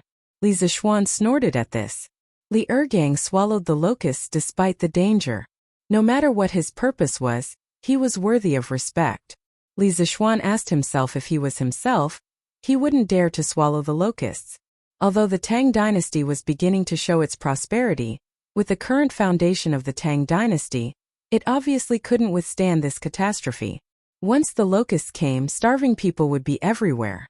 There might even be a tragedy of people swapping their children for food. Then the question was, before the locusts came, what could he do for this era? Although he hadn't been in this world for long, there were already many people who cared about him and the people he cared about. For example, his family, Han Lijing, Han Yushi, and the simple and adorable villagers of the Han family village. At this moment he realized that he had fallen in love with this era and the people of the Tang dynasty. Brother? Lan'er noticed that Li Zixuan was staring at her Wei Qing without moving. She pushed his arm. "Oh Lan'er, go play with Xiao He and Xiao Shi first. I have something to do now. I will tell you a story tonight." Li Zixuan was interrupted by Lan'er and said to Lan'er, "Oh, then you must remember to tell Lan'er a story tonight." Lan'er was a little unhappy. She wanted to come over to show off her invincible general Wei Qing to her brother, but now that her brother seemed to have something to do, she could only leave. Inside the house, Li Zixuan was alone, frowning. He was thinking about how the main characters of the novels who had transmigrated to the Tang dynasty solved the locust problem. He remembered that some people had brought potatoes with them when they transmigrated and promoted potato farming in the Tang dynasty. This helped the people of the Tang dynasty survive the locusts. This was a good idea. But he had transmigrated. Before he transmigrated, he couldn't have brought potatoes with him. What should he do? Should he tell Li Er directly and ask him to prepare in advance? No, first of all, he couldn't even see Li Er now. Even if he saw him and told him, he wouldn't believe him. Instead, he would be charged with the crime of misleading the public. Secondly, even if Li Er believed him, other than stockpiling food in advance, there were limited ways to do so. Li Zixuan rubbed his head in frustration. After thinking for a long time, he still couldn't think of a practical solution. Forget it, let's think about it slowly. After all, there was still more than a year before the locusts. Chapter 32. This morning, Li Zixuan was practicing his sword on the lawn of the west courtyard. Yes, he was practicing his sword. Not only did spiritual master Ling Su teach him internal strength, he also taught him sword skills. Taoist sword skills were quite diverse, and there were many powerful sword skills handed down from generation to generation. But spiritual master Ling Su was afraid that he would bite off more than he could chew, so he only taught him one sword skill, which was what Li Zixuan was practicing now. It was called the 9 Taixian swords. 9 swords didn't refer to 9 swords, but this sword skill contained 9 consecutive sword moves. The 9 Taixian swords was a supreme sword skill derived from Li Zixuan's internal strength. When it was used, the 9 consecutive moves were like a violent storm. The 9 moves connected in an endless stream, making people unable to cope. Moreover, each move would superimpose on the power of the last move. Under the superimposition of layers of power, the last move would be accompanied by the sound of thunder. Its speed would be like lightning and very difficult to block. After Li Zixuan obtained the memories of this body, he studied this sword skill in his heart for several days. As a modern person, Li Zixuan used to scoff at internal strength sword skills and the like. But after obtaining the memories of this body and looking at this sword skill again, he naturally had some understanding in his heart. This feeling was very magical. The 9 Taishan swords were: first sword riding wind, second sword fleeting swan, third sword treading snow, fourth sword breaking waves, fifth sword leaving dust, sixth sword flowing cloud, seventh sword phantom, eighth sword returning to origin, and ninth sword rushing thunder. The 9 sword skills matched the 9 levels of the Taishan Sutra. With Li Zixuan's current power, he could only use the first 5 moves of the 9 Taishan swords. But this was already very powerful. According to his master, with his current cultivation, no one in the younger generation in Jianghu could match him. Unless he met a reclusive master like his master, his life was not in danger under other circumstances. Spiritual Master Ling Su had already practiced the 9th sword rushing thunder when he was alive. According to him, when he used the 9 swords in succession, even a great grandmaster expert could only hold back his hatred. But using the 9 swords in succession consumed a lot of energy. After using the 9 swords, he basically collapsed. Currently, the commonly recognized strength levels in Jianghu were Qi drawing, body tempering, Qi forming, master and great master. According to his master's introduction, there were only 3 martial grandmasters in the world today. His master was naturally one of them, and he was a peak existence. The other 2 were Shaolin Abbot Xian Kong and Tuzhua Imperial Advisor Wu Jia. As for the number of grandmasters, there were no clear records, but his master estimated that there were only a few dozen grandmasters in the world. In his memory, the current martial arts world wasn't as exaggerated as what was written in modern cultivation novels. Even a great grandmaster expert couldn't extend their lifespan by several hundred years. At most, they wouldn't get sick easily. Although his master had been a great grandmaster for many years, he couldn't escape from old age, sickness, and death. He passed away at the age of 125. In short, martial arts could only make people stronger and more agile. It would not allow people to transcend the category of humans and become immortals. They were just a little stronger than ordinary people. However, even a great grandmaster expert would not be willing to fight with a small army. Moreover, a great grandmaster wasn't an invincible existence. The gap between great grandmasters wasn't very large. If a great grandmaster was besieged by a dozen great grandmasters, he would still die. Li Zixuan's predecessor had reached the 5th layer of the Taishan Sutra a year ago. Currently, he was an expert at the peak of Qi forming. When he reached the 6th layer of the Taishan Sutra, he would enter the ranks of great grandmasters. The Taishan Sutra had 10 layers, but the Taishan 9 swords only had 9 sword moves. In his memory, his predecessor had asked his master why. Spiritual Master Ling Su only said that in the 1,000-year history of Taoism, no one had practiced the Taishan Sutra to the 10th layer, so at present, there was only the Taishan 9 swords. At this moment, in the west courtyard, Li Zixuan's figure changed. The 5 major sword moves, wind riding, graceful grace, snow treading, wave breaking, and dust parting, were used one after another. The grass around him swirled. Even the peach blossoms that had just bloomed on the 2 peach trees next to him were swept away by the strong wind brought by his sword qi. For a moment, the courtyard was filled with sword light and the falling petals were a riot. It was very beautiful. Wow, brother is so powerful. Lanner also wants to learn swordsmanship. Lanner saw her brother flying around in the field with sword light shining in all directions. He was like a peerless sword immortal. She jumped and jumped around excitedly, shouting that she also wanted to learn this handsome swordsmanship. Xiao He and Xiao Xi's eyes were also filled with extraordinary splendor. They knew that their young master knew martial arts, but they didn't expect him to be so powerful, especially when their young master was dancing with the sword. He was so handsome that their hearts were beating wildly. After practicing these 5 sword moves, Li Zixuan was also sweating slightly. He took the silk handkerchief that Xiao Xi handed over and wiped the sweat on his forehead. Then he said to Lanner, "Lanner, practicing martial arts is very tough. Do you really want to learn?" Li Zixuan didn't want to teach his sister martial arts because it was too troublesome. This girl was obviously only enthusiastic for a short period of time. Moreover, to practice martial arts to his level, one must suffer a lot. He couldn't bear for his sister to suffer. Yes, Lanner wants to learn.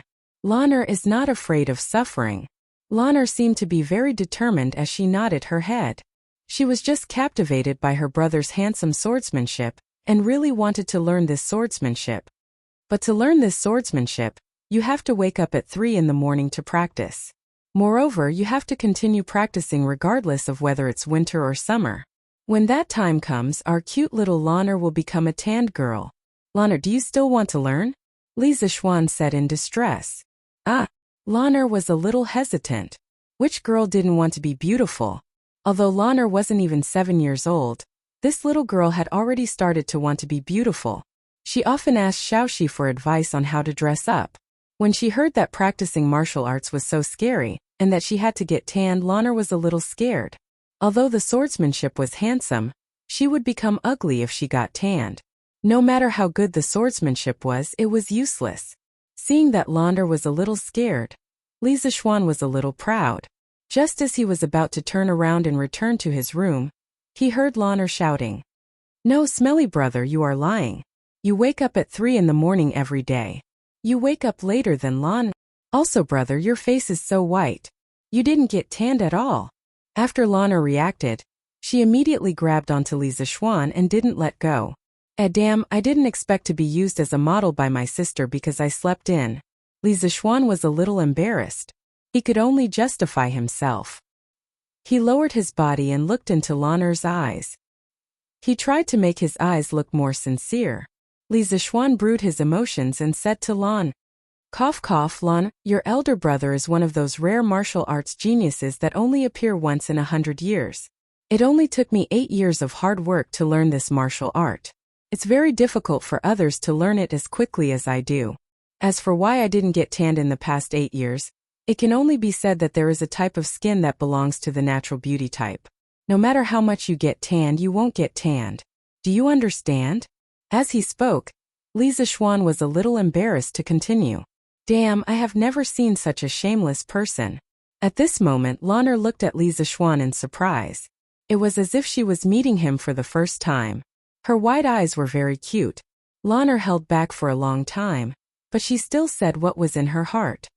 Brother, why are you so shameless? Lanner is embarrassed to be your sister. Li Zixuan was speechless. There was silence all around. Then there were 2 giggles. Xiaohe and Xiaoxi saw that their young master had failed to fool around in front of Lanner, and finally couldn't help but laugh out loud. Li Zixuan was instantly attacked. His old face darkened. He glared at the 2 young maidservants who were gloating at his misfortune. He then looked at Lanner and said sadly, My heart hurts. Little sister, I have always been so nice to you. Is it really okay for you to insult me like this? Hearing her brother's strange words, Lanner was dumbfounded. Just as she was about to ask, she saw Sanbao walking over. Young master, the eldest son of the Chung family is waiting for you in the front hall. He said that he has something to talk to you about. Master is accompanying him at the side. He wants you to hurry over. Sanbao came over and bowed to Li Zixuan. Chung Chumo? Why is that guy looking for me? Does he want me to treat him to my chicken again? Li Zixuan shuddered when he remembered the resentful look shopkeeper Lu gave Chang Chumo last time. He hoped that it wasn't like that. Lanner, go play with Xiaohe and Xiaoxi. Brother has something to do and will leave first. After Li Zixuan finished speaking to his sister, he turned around and rushed to the front hall. P.S. Regarding this book, Swordsman would like to say that the main plot of this book is still history. The addition of some martial arts is just to let the main character act cool in the Tang dynasty. This book doesn't give the main character a heaven-defying system, but it's not too much to give him some martial arts. Furthermore, the Tang dynasty originally had a culture of chivalry throughout the country. From the Li Tang dynasty's rebellion against the Sui dynasty, to the Xuanwu Gate incident of Li Shimin, and then to the Tang dynasty's foreign wars, there were the shadows of chivalrous men in the Jianghu. It was not nonsense to add elements of chivalry into the book. This book will use history as the main plot and describe the magnificent history. There will also be some chivalrous and tender feelings in the Jianghu. Martial arts is not the same as fantasy. There won't be any nonsense like summoning the wind and summoning the rain. Wanderers were a respected profession in the Tang dynasty. Without wanderers, the Li Tang dynasty would not be able to overthrow the Sui dynasty. Li Shimin would not be able to rely on a coup d'état to take the throne. After the Tang dynasty was unified, wanderers started to join the army to prove their worth. Many wanderers walked the path of joining the army, making contributions and receiving titles. Chong in return to wanderers, Luoyang was rich and talented. Jade sword and floating cloud ride, golden saddle and moon bow. Fighting cock over Wei Bei. Riding horse to Guangdong. Sun Bin waits from afar. Guojie secretly communicates. Without 1,000 gold titles, who would talk about 10,000 miles of merit? The general descends from the sky, riding into the clouds. The fire of the beacon is like the moon at night. The aura of the soldiers is like a rainbow at dawn. Running amok with friends, carrying feathers to join the army. Dragon banners dim the fog. Bird formations sweep up the cold wind. Chasing to the Hanhai Pass. After the battle the mountains are empty. Returning to thank the Son of Heaven, why not ride a horse? One of the 4 heroes of the Tang dynasty, Lu Xiaolin's journey to the youth field was the most realistic portrayal of the Tang dynasty wanderers joining the army to defend the country.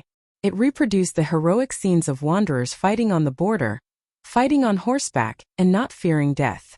Apart from that, wanderers were also a spiritual idol with symbolic meaning in the Tang dynasty society. In the strong and prosperous Tang dynasty, the chivalrous spirit of the people who worshipped martial arts was in line with the spirit of the times. Hence, it was not surprising that there were many wanderers in the Tang dynasty. Adding martial arts elements in this book was also reasonable. As for the division of martial arts in this book, it was purely made up. Scholars should not take it seriously with the swordsman. Chapter 33. In the front hall, Li Jingma was chatting with Cheng Chumo. He was quite happy that his son was able to make friends with the son of Duke Lu. It wasn't that he liked to cling to the rich and powerful, but that his son had Cheng Chumo as a friend. His son's safety would be much better in the future. However, Cheng Chumo felt like he was sitting on pins and needles. Although Li Jingma was only a merchant, he had a wide range of knowledge and experience, and his style of conversation was quite good. Cheng Chumo was an old man with a rough temperament, and was not suitable for such a scholarly conversation. "Nephew, is Duke Lu still in good health?" Li Jingma asked gently. In fact, he was also anxious. After chatting with Cheng Chumo for so long, he was almost done with all the polite greetings. Why was that brat still not here? He was really itching for a beating. He would teach him a lesson later. Cheng Chumo tried his best to pretend to be a well-read and modest young master. He replied politely, "Thank you for your concern, uncle. My father is well. As long as he's healthy."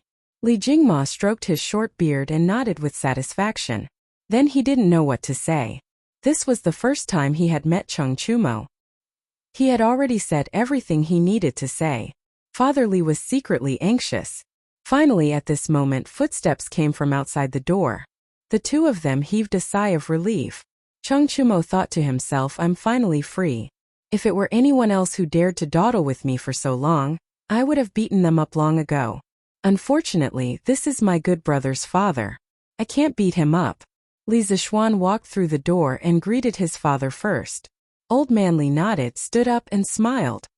"Since you're here, Xian, treat nephew Chonyo well. You mustn't be rude. You youngsters should have a good chat. This old man won't be an eyesore here." The two of them stood up to send Li Jingma off. After he left, Cheng Chumo sat down on a chair and crossed his legs. He didn't seem to be sitting upright at all. Li Zishuan did not care about these things. He asked, "Brother Chonyo, why are you looking for me today?" Knowing that Cheng Chumo didn't like beating around the bush, Li Zishuan simply asked directly. A trace of helplessness flashed in Cheng Chumo's eyes as he said, "My father wants to see you. He wants you to come to my house for a meal." Li Zishuan was a little suspicious. "Why would Lu Guogong want to see me? Could it be that you said something bad about me in front of him?" Then, he silently stared at Cheng Chumo. Cheng Chumo felt a little guilty under his stare, but he still stiffened his neck and said, "What are you talking about?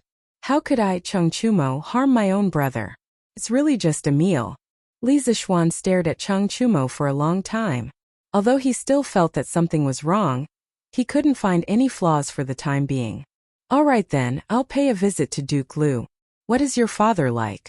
It's not good to go empty-handed on my first visit, right? Cheng Chumo impatiently waved his hand. You don't need to bring anything. Come with me. Then he suddenly paused as if he had thought of something. He licked his lips and said embarrassedly, my father likes to eat that gnawed chicken. Xiaoxian, do you want to bring some? Li Zixuan laughed heartily. No problem. I was wondering what it was. I'll tell the kitchen to make 10 servings of gnawed chicken and bring them to Uncle Cheng. Then he went out to instruct the kitchen. The cook of the Li family, Auntie Zhao, had already learned how to make gnawed chicken under Li Zixuan's guidance. Although it couldn't compare to the taste of the Drunken Immortal restaurant, if one didn't taste it carefully, one wouldn't be able to taste the difference. Wait. Cheng Chumo pulled Li Zixuan back. His face was full of shame. He carefully gestured with one finger and said, This my father said, to let you make a pot of gnawed chicken and bring it over. A pot? Damn, were all the people in Old Cheng's family animals like this? Did they eat by the pot? Li Zixuan staggered and almost sprained his waist. On Vermilion Bird Avenue, the two of them rode their horses toward Huaid Lane. However, Cheng Chumo's riding posture was very strange. He held the reins in one hand and a super large food box under his waist with the other. Under the strange gazes of the passers-by, he used his leg to lightly kick the belly of the black horse under him, urging it to go faster. There was no other way. Cheng Chumo felt a little embarrassed for his father. Who would invite someone to a meal, and then plunder a pot of delicious food from someone else's house? It was so embarrassing. Li Zixuan looked at Cheng Chumo from behind. It was rare to see the usually carefree Cheng Chumo embarrassed. He found it quite interesting. The two of them, one in front and one behind, urged their horses forward. Soon they arrived at the gate of the Cheng mansion. Looking at the two majestic stone lions and a pair of drumstones in front of the gate of the Cheng mansion, Li Zixuan felt a little envious.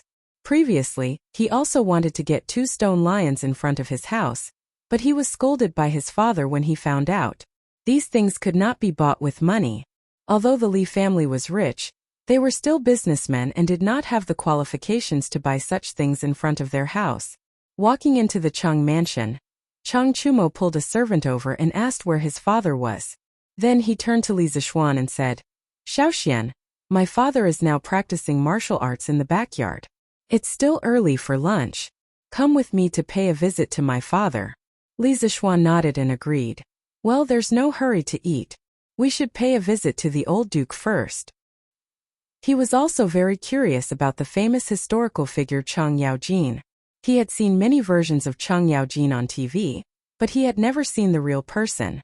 Li Zixuan felt a little excited that he was about to meet this amazing person who had left a deep mark in the history of the Great Tang Empire. Although the Cheng mansion was not luxurious, it still occupied a large area. The two of them passed through several pavilions and buildings before arriving at the backyard of the Cheng mansion. Contrary to Li Zixuan's expectations, the backyard of the Cheng family was rather large. There was even a martial arts stage in the middle of the lawn. On top of it were 18 different types of weapons. A black-clothed brawny man with a full beard was currently wielding a pair of giant axes. He was swinging them up and down in a vigorous manner. Even from afar, Li Zixuan could feel the strong wind coming from the axes. An expert. This was an expert whose skills were at least not below his own. Li Zixuan instantly made this judgment. Seeing that the black-clothed man's face was somewhat similar to Cheng Chumo's, Li Zixuan guessed that this man was most likely Cheng Yaojin. Following Cheng Chumo, he walked towards the man. When the burly man sensed someone approaching, he put down his axe and turned his head to look. He saw his son and a tall and handsome young man walking over. Cheng Yaojin laughed heartily and jumped down from the martial arts stage. His voice could be heard even before he reached the stage. Haha, you must be the new brother that my Chonyo has been talking about. Not bad, not bad. Your body is strong and healthy, and you are born with good looks. When Cheng Yaojin came forward, Cheng Chumo called him father. Li Zixuan hurriedly came forward and clasped his fist respectfully. Greetings, High Duke Lu. Cheng Yaojin patted Li Zixuan's shoulder and laughed. Haha, Don't be so courteous. My Chung family doesn't like these complicated formalities. Since my Chonyo has acknowledged you as his brother, we will be family in the future. Come, let's talk in the front hall. The three of them walked towards the front yard. Oh. Chapter 34. Chang Yaojin was chatting with Li Zixuan in the front hall, mainly to learn about Li Zixuan's past. At this time, a pretty servant girl came in and bowed to Chang Yan. Master, the food is ready. Do you want to eat now? Chang Yaojin waved his hand. Then serve the food. The servant girl accepted the order and left. At this time, Chang Yaojin said to Li Zixuan, Today, thanks to nephew, I can eat chicken again. Your family's drunken immortal restaurant is too stingy, limiting the amount every day. I can't eat enough. Li Zixuan stood up and said, This nephew didn't think it through. Since Uncle Chung wants to eat, why don't you send a cook to my house to learn how to make this dish? This way, Uncle Chung can eat as much as you want in the future. Chang Yaojin was moved, but he still pretended to be reserved. How can this be? This method of eating chicken is your family's drunken immortal restaurant's business secret. How can it be spread? Old Chung will not do such an unkind thing. Finished speaking, he looked at Li Zixuan. His eyes were clearly saying, Come and refute me, come and convince me. Sure enough, Li Zixuan was very cooperative. Uncle Chung, what are you saying? This little bit of food can at most be exchanged for some stinky things. Since Uncle Chung likes to eat it, there's no harm in teaching it to the Chung estate's kitchen maids. In addition, this nephew believes that the Chung family's servants will not spread the method of eating chicken. Moreover, there was one point that Li Zixuan did not mention. Although the method of eating chicken was novel, in less than a month, there would be other restaurants that could imitate it. Chang Yaojin was a little surprised. Merchants valued profits. Previously, he had looked down on Li Zixuan because of his family's business. He did not expect that this child would value profits more than righteousness. What he said before was also a test for Li Zixuan. Good, you are an interesting child. You are not like other merchants who stink of money. Come and eat. The two of you are not allowed to fight with me for the chicken for lunch. You must have eaten enough before, Chang Yaojin saw the servant girl bring in the dishes. He happily patted Li Zixuan's shoulder and invited him to the table to eat together. Li Zixuan only felt a huge force on his shoulder. If it wasn't for his good martial arts, with Li Zixuan's physique in modern society, Chang Yaojin's slap would definitely have slapped him to the floor. As for Chang Yaojin's shameless words, he didn't care at all. He was indeed a little tired of eating chicken. However, Chang Chumo was not tired of eating it. On the way back, he was carrying a big box of food. Although he was a little embarrassed, he was still secretly happy. He thought that his father would not be able to finish all the chicken, and that he would be able to get a share. He did not expect that before the chicken was even served, his father would mercilessly extinguish his hopes. He did not dare to argue with his father. Old Chung would not reason with him and would only talk with his fists. Chang Chumo sat next to Li Zixuan and ate the rest of the dishes fiercely, while looking at his father eating. And delicious. Little Xian, you don't have to be polite. Other than this, you can eat whatever you want. Chang Yaojin stuffed a mouthful of chicken meat into his mouth and chewed as he called out to Li Zixuan. Then, he felt that his mouth was a little dry. So he poured himself a bowl of wine and ate the chicken meat while drinking by himself. He even forgot to call out to Li Zixuan to drink. Li Zixuan's mouth twitched. However, he was happy that Chang Yaojin did not persuade him to drink. Otherwise, if Chang Yaojin insisted that he drink, he really could not think of an excuse to refuse. He definitely could not use the excuse he used to fool Chang Chumo. If he dared to say that to old Chang, Li Zixuan believed that Chang Yaojin would definitely beat him to death. After the meal, everyone ate and drank to their heart's content. Of course, Chang Chumo was an exception. This fellow did not have a good meal. After the servant girls removed the banquet, Chang Yaojin rubbed his swollen belly and let out a comfortable groan. He picked his teeth and said to Li Zixuan, Little Xian, your chicken is so delicious. Little Xian, the chicken you gnawed on is really too delicious. I, old Chang, have lived for more than half of my life and have never eaten anything so delicious. How did you think of this thing? Li Zixuan looked at Chang Yaojin, who did not care about his image, and said, This was taught by my master. My master not only taught me martial arts, but also taught me some cooking, arithmetic, and the art of investigating things. Oh, that Taoist priest spirit void? Chang Yaojin had heard Chang Chumo talk about Li Zishuan's master before. Li Zishuan nodded. Chang Yaojin said curiously, I only heard that Taoist priest spirit void has great achievements, but I have never heard that he also knows how to cook. Was his lie about to be exposed? Li Zishuan was a little flustered, but he still forced himself to be calm and asked, Uncle Chang, you know my master? Chang Yaojin shook his head, a look of reminiscence on his face. How could I know such an immortal? I only heard of your master when I was in Wagong more than 10 years ago. At the end of the Sui dynasty, the world was in chaos. The Turks wanted to take advantage of the situation in the Central Plains. They burned, killed, looted, and committed all kinds of crimes. But at that time, the Central Plains was in chaos. There was no extra force to resist the harassment of the Turks. Once, a small group of over 200 Turkic wolf riders was raiding a village to the south of the Ain Mountains. An old man in a green Taoist robe came with a sword in his hand. He fought the 200 Turkic wolf riders alone and killed them one after another. Then, he piled the heads of the Turks on the border between the grassland and the Ain Mountains. He set up a huge rock and wrote a cross on it. Those who offend the Central Plains will be killed. Spirit void. When this news spread, the world was shocked. In those years, although a large number of powerful martial artists emerged from all over the world, no one dared to face a regular army of more than 50 people, not to mention more than 200 Turks with outstanding combat power. This kind of combat power was simply shocking. Taoist priest Spirit Void became famous because of this battle. After that battle, Taoist priest Spirit Void floated away and no trace of him could be seen. Later, although the Turks occasionally went south to take advantage of the situation, they did not dare to act like before. At best, they would massacre villages and cities. At most, they would rob the food of the people at the border. Brat, you're quite lucky to have such a godly figure as your master. Speaking of this, Chang Yaojin's face was full of emotions. He touched the big beard on his chin and suddenly looked at Li Zishuan. He said with interest, Since your master is Taoist priest Spirit Void, your martial arts must be quite good. Come and spar with me, old Chang. After saying this, he began to rub his fists, eager to give it a try. Li Zishuan was listening to Chang Yaojin talk about his master's bravery from the side. His master had never told him about these things before. Who knew that Chang Yaojin would then propose to spar with him? Li Zishuan's face was full of black lines. This Chang Yaojin was like an elder, but with his rough temper, he did not know how to control his strength.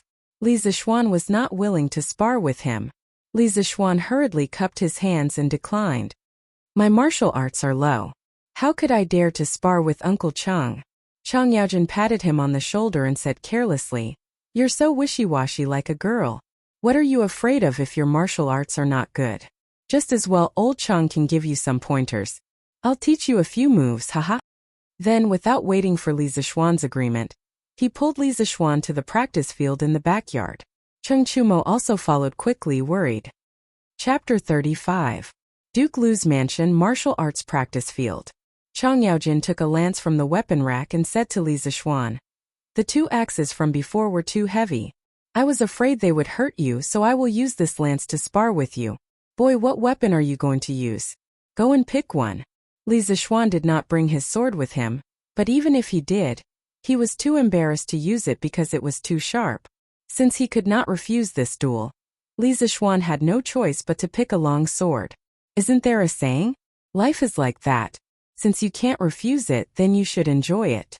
It just so happens that Li Zishuan needed some real combat experience to improve his martial arts. This sword was slightly light in his hand, not as heavy as his chasing wind sword, and not as sharp as his chasing wind sword. However, it was still a good sword. Li Zishuan casually swung the sword a few times to get used to the weight of the sword. Cheng Yaojin saw Li Zishuan's standard movements and his eyes lit up. He praised, Hey boy, you are also a sword master. Li Zishuan's forehead was full of black lines. He almost cursed out loud. In his heart he cursed. You are the one who is a sword master. When Li Zishuan saw Cheng Yaojin practicing in the martial arts practice field, he knew that Cheng Yaojin's skills were not below his. He did not waste any time and poured his internal energy into the long sword.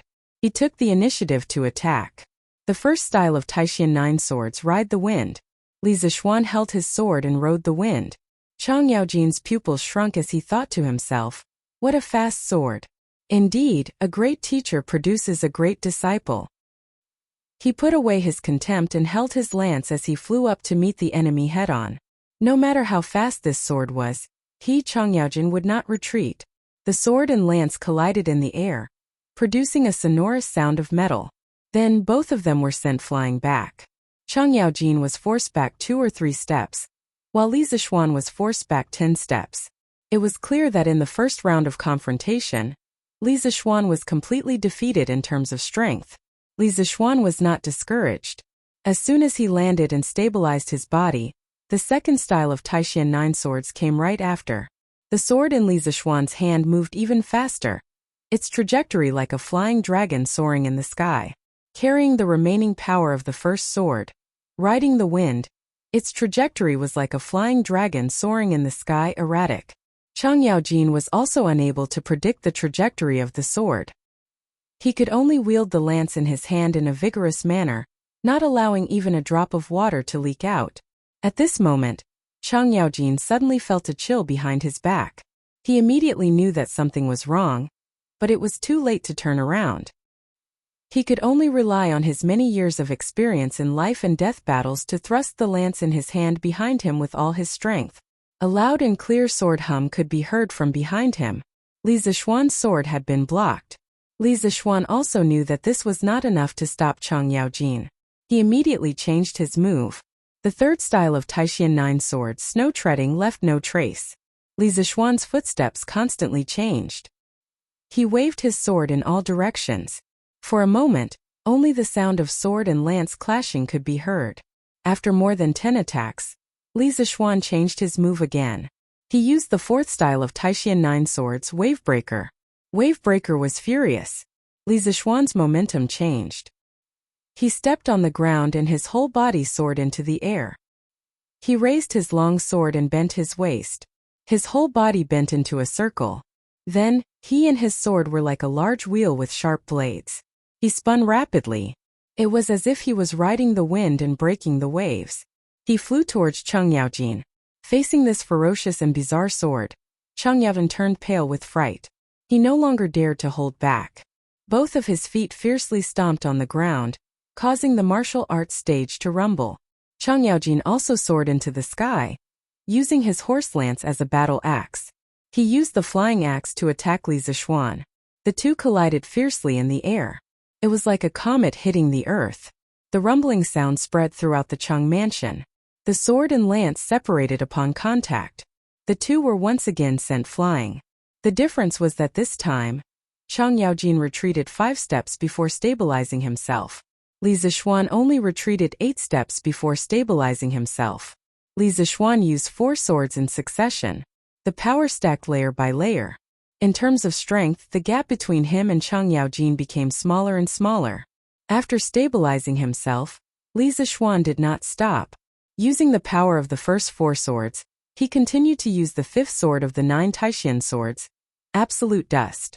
After fighting for so long, he could see that Chang Yaojin was a master. Even if he was not in his prime, he could still block his sword. Therefore, he used the 5th sword with all his strength. The sword was bleak and cold. The cold light at the tip of the sword emitted a bright light. This sword, Absolute Dust, arrived in a flash. Chang Yaojin had fought for many years, but he had never seen such a fast sword. He roared. Relying on his many years of battle experience, he predicted the direction. Using all his strength, he fiercely smashed the lance in his hand towards the sword tip. Suddenly, the stage was filled with smoke and dust. After a while, the smoke and dust dispersed. The two people in the stage were standing facing each other. However, the lance was broken and the sword tip was damaged. Both sides were injured.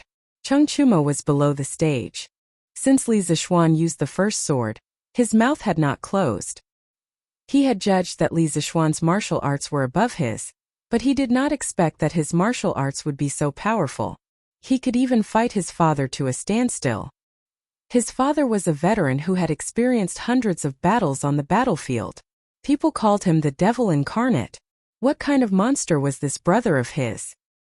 He was younger than him by 2 years, but his martial arts were comparable to his father's.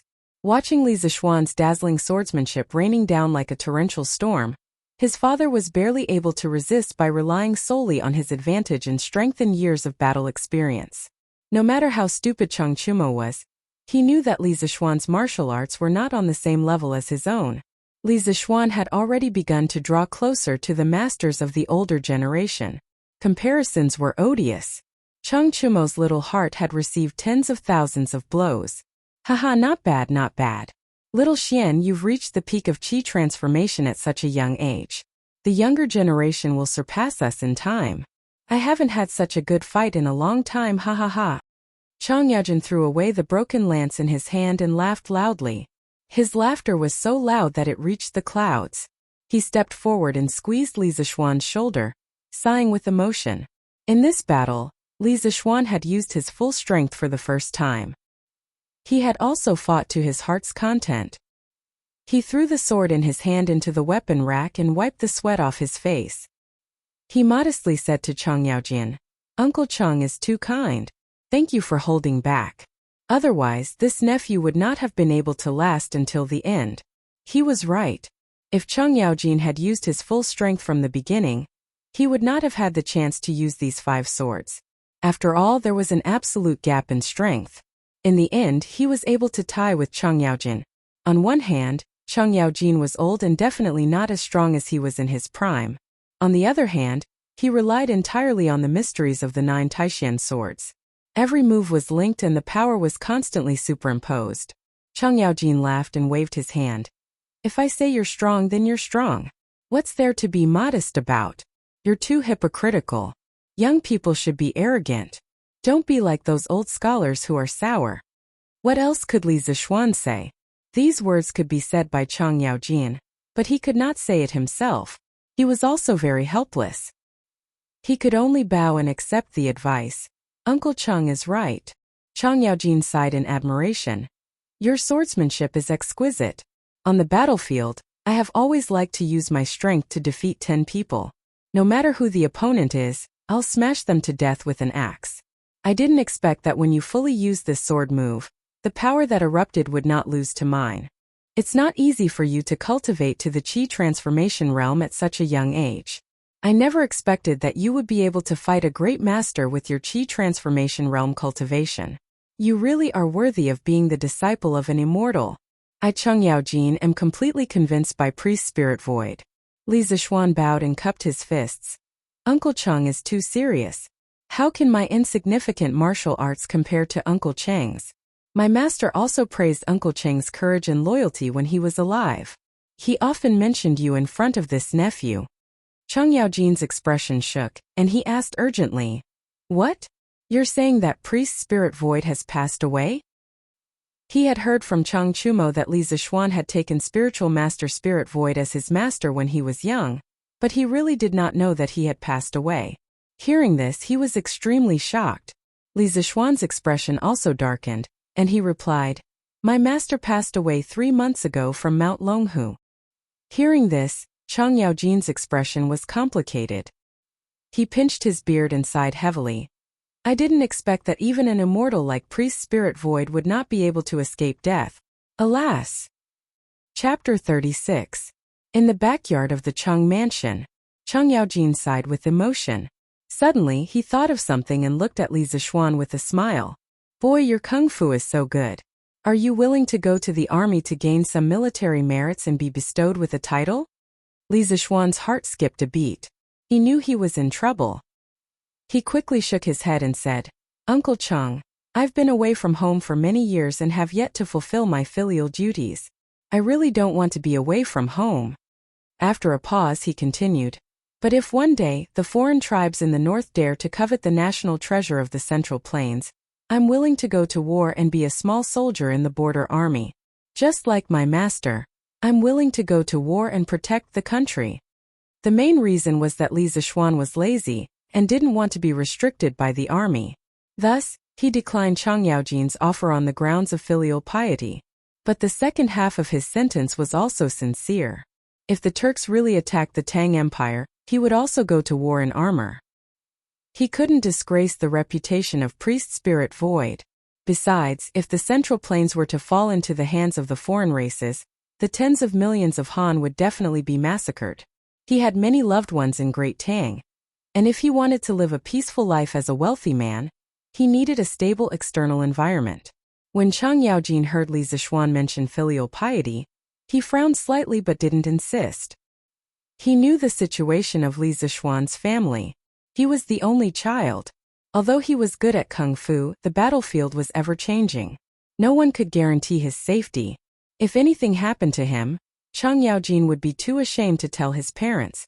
When he heard the second half of Li Zixuan's words, Chang Yaojin's heart warmed. He secretly thought that this boy was a good seedling. After pondering for a while, he said to Li Zixuan, "Since it's like this, old Chang won't say anything more. If you change your mind one day, come and tell me. How can a dignified man stay at home and wait for death? My Tang Empire's men naturally have to earn military merits. Go back and think about it." After saying that, he patted Li Zixuan and left alone. At this time, only Li Zixuan and Cheng Chumo were left in the backyard. Li Zixuan stood on the side and carefully considered Chang Yaojin's words. After a long while, he shook his head and said to himself, "I'll just be a rich man." At present, the Great Tang is still filled with fierce generals and powerful soldiers. The borders are safe and secure. There's really no need for me. He knew that Chang Yaojin was saying these words to him because he cherished talent and wanted to guide the younger generation. He was very grateful to Chang Yaojin for thinking highly of him, but he had no plans to join the army at the moment. Having lost the familial love, friendship, and love of his previous life, Li Zixuan wanted to live well for himself in this life. Cheng Chumo walked over and touched Li Zixuan's shoulder. He looked at him with a strange expression and said he looked at Chang Yaojin and said with a strange expression, "Xiaoxian, you really hid it from me. I didn't expect you to be so secretive." Li Zixuan smiled and said, "Brother Chonyo, I didn't hide it from you. You didn't ask me about my martial arts before, right?" Cheng Chumo looked up and thought about it. It was true. He had only estimated Li Zixuan's martial arts based on his experience. He thought that even if Li Zixuan was better than him, the difference wouldn't be too big. Now it seemed that it was just his wishful thinking. Cheng Chumo patted Li Zixuan's shoulder dejectedly and said, "Xiaoxian, your martial arts are really good. Other than Uncle Qin and Uncle Yuqi, I haven't seen anyone who can force my father into such a difficult situation. Moreover, you're younger than me by 2 years. Today I've been dealt a blow by you." Li Zixuan saw that Cheng Chumo's mood seemed to be a little down. He patted his shoulder and comforted him. "Brother Chonyo, what are you saying? You and I are brothers. If you need help, how can I not help? No matter how good my martial arts are, I wouldn't use it against my own brother, right?" Cheng Chumo thought about it. "That's right. If that's the case, won't I have such a great master to help me when I fight in the future?" Thinking of this, Cheng Chumo chuckled and said, "Xiaoxian, I like your words. Haha, you're indeed a good brother. If one day I get into a fight with someone, you have to remember to help me." Li Zixuan was speechless. This idiot, he really didn't know what to say to him. Cheng Chumo was happy for a while. He then touched Li Zixuan and asked, "Xiaoxian, what my father said, are you really not going to reconsider it? My father wants to send me to the Northern Army next year to gain some military merits. Do you want to go with me? With our martial arts, we'll definitely be able to gallop on the battlefield and kill the Turks until they piss their pants." "Haha." Li Zixuan shook his head expressionlessly and said, "I don't want to join the army for the time being. I have to stay at home and fulfill my filial duties. When I change my mind, I'll come and talk to Uncle Cheng." Cheng Chumo chuckled and said, "Haha. Make it up, keep making it up. Do you think I don't know you? You're just lazy and don't want to go to the battlefield. That's why you're using this excuse to fool my father, right? If my father finds out, he'll beat you to death. Haha." After saying that, he looked at Li Zixuan with a gloating expression. Li Zixuan's face was full of black lines. He didn't expect this idiot to see through him. He said unhappily, "Oh, I just remembered that my cook went home to visit her parents. I'm afraid she won't be back for the next 2 months. The cook from the public house shouldn't come to my house for the time being, right? This idiot just called him brother, and now he wanted to betray him. Chang Chumo immediately panicked and said shamelessly, "Don't, I said the wrong thing. Xiaoxian, you're really a filial son. The heavens can be my witness." At this moment, Chang Chumo really hated himself for speaking the truth. If because of this sentence, his family could only eat chicken 2 months later, even if he was not beaten to death by his own father, he would regret it to death. Looking at this scoundrel, Li Zixuan laughed and said, "But why did I hear someone say that I'm lazy by nature, and that I'm using filial piety as an excuse to avoid joining the army?" Chang Chumo stuttered for a while, then he stretched his neck exaggeratedly and looked around. He said, "Who said that? Why didn't I hear it? Xiaoxian, you must have heard wrongly. Oh, there was a dog barking here just now. You must have heard wrongly." Li Zixuan looked around and asked curiously, "Where's the dog here?" Chang Chumo stretched his neck and said, "Why not? Look, it's right behind you, woof woof." Li Zixuan had just turned around when Chang Chumo immediately mimicked a dog and barked 3 times. Chang Chumo shouted, "The dog ran away. It barked just now. Did you hear it?" Li Zixuan was speechless. This idiot was going all out in order to eat the chicken as soon as possible. He said helplessly, "Okay, I just remembered. I seem to have remembered wrongly. It wasn't my cook. It was my mother's maid who wanted to go home to visit her parents." Chang Chumo was furious. He didn't expect to be tricked by Li Zixuan. He pointed at him and shouted, "Good boy, you dare to lie to me." After saying that, he rolled up his sleeves and was about to beat him up, but he didn't think about it. With his martial arts, he didn't know who would be the one to beat who. In an instant, the backyard of the Chung residence was filled with smoke and dust. Then came Chang Chumo's wailing and howling. "Oh, damn it. We agreed not to hit people in the face. You're really shameless. I'm going to cut ties with you. Ow!" Chapter 37. The sun was setting. Li Zixuan was in a very good mood after beating up this idiot who didn't know the immensity of heaven and earth. Under the strange gaze of the Chung family's housekeeper, he left Chang Chumo lying on the ground with a bloody nose and a swollen face. How many people in Chang'an City could beat up Lu Guogong's son without fear of retaliation? "I'm just that awesome, humph." Li Zixuan was secretly pleased. The next day, Li Zixuan woke up early for the first time. He didn't know why he couldn't fall asleep. Maybe it was because he had been home for so many days and slept in every day. Plus, there wasn't much entertainment at night, so he went to bed early. After washing up, he went to the front hall. His parents and Lan'er were preparing to eat. "Hey, let's eat together." Li Zixuan quickly went in and sat beside Lan'er. "Oh my, did the sun rise from the west today? Our young Master Li woke up so early?" Father Li saw Li Zixuan coming over to eat breakfast with them, and teased him as if he was an alien. Li Zixuan's mouth twitched. He didn't know what was wrong with his father. Last time he woke up late, he scolded him. This time he woke up early, he was still scolding him. Just as he was about to speak, he saw that his mother couldn't sit still. "How can you talk to Xian like that? Speaking so strangely early in the morning. You'll sleep in the study tonight," Mrs. Li said angrily as she pinched Father Li's waist. Father Li grimaced from the pinch. His face darkened when he heard his wife's last sentence. He secretly hated himself for having such a cheap mouth. He stopped talking and buried his head in the food. Li Zixuan was amused, but he didn't dare to laugh out loud. Lan'er didn't care so much. Seeing this scene, she was so happy that she couldn't stop giggling. "Ha ha ha, that's great, that's great. Lan'er can finally sleep with Mom tonight." Father Li almost vomited blood when he heard this. He had doted on his daughter for nothing. "Mother, yesterday at the house of High Duke, Lu Guogong saw that I was good at martial arts, so he asked me if I wanted to join the army. He wants me to go to the army to gain experience." The family laughed and joked for a while before Li Zixuan began to talk about business. A trace of worry and anxiety flashed across Mrs. Li's face. Mr. Li was stunned for a moment. He pondered for a while and said slowly, "Since Lu Guogong said so, it means that he thinks highly of you and wants to promote you. It's your fortune. As the saying goes, scholars, farmers, workers, and merchants. Although my Li family is rich, in the end we are only merchants. My great Tang was founded on martial prowess. Duke of Lu, your actions are to pave the way for your future. I didn't think that Xianer would have such an opportunity. Xianer, did you agree with him? Sigh, listening to Dad's words. It further proves that the status of merchants is indeed low.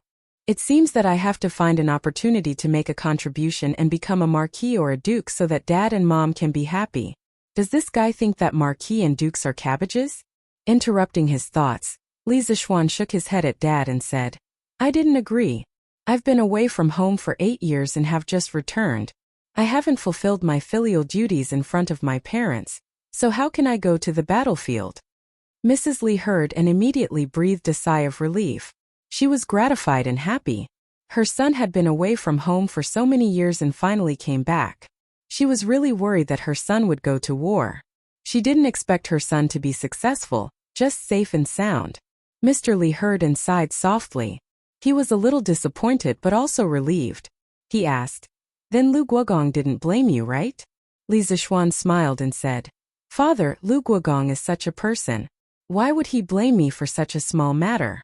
Besides, Chang Chumo and I are good brothers. He treats me like a nephew. Mr. Li heard and finally breathed a sigh of relief. He was also happy for his son's encounter. He smiled and said, If that's the case, then little Xian, you should interact more with the House of Duke in the future. Don't treat this friendship coldly. He was already old and didn't care about fame and fortune. However, he had to consider Li Zishuan's future. Father, I'm not the kind of person who fawns over those in power. Li Zishuan turned his head and looked at the sky at a 45-degree angle. He said proudly and playfully, Little brat, I'm doing this for you. Who are you calling a fawning over those in power? I think you're itching for a beating again, aren't you? Old Man Li was furious. He.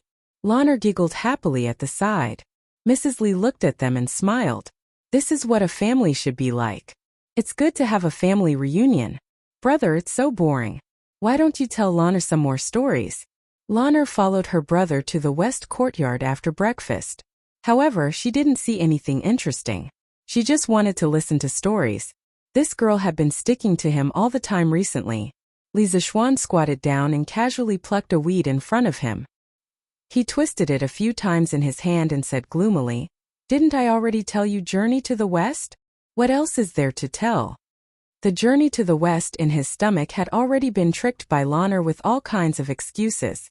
For example, one day Lanner ran over to him with a frightened expression and yelled, Brother, Lanner just saw such a big rat in the room. Lanner was scared to death. Brother, quickly tell Lanner Journey to the West to calm her nerves.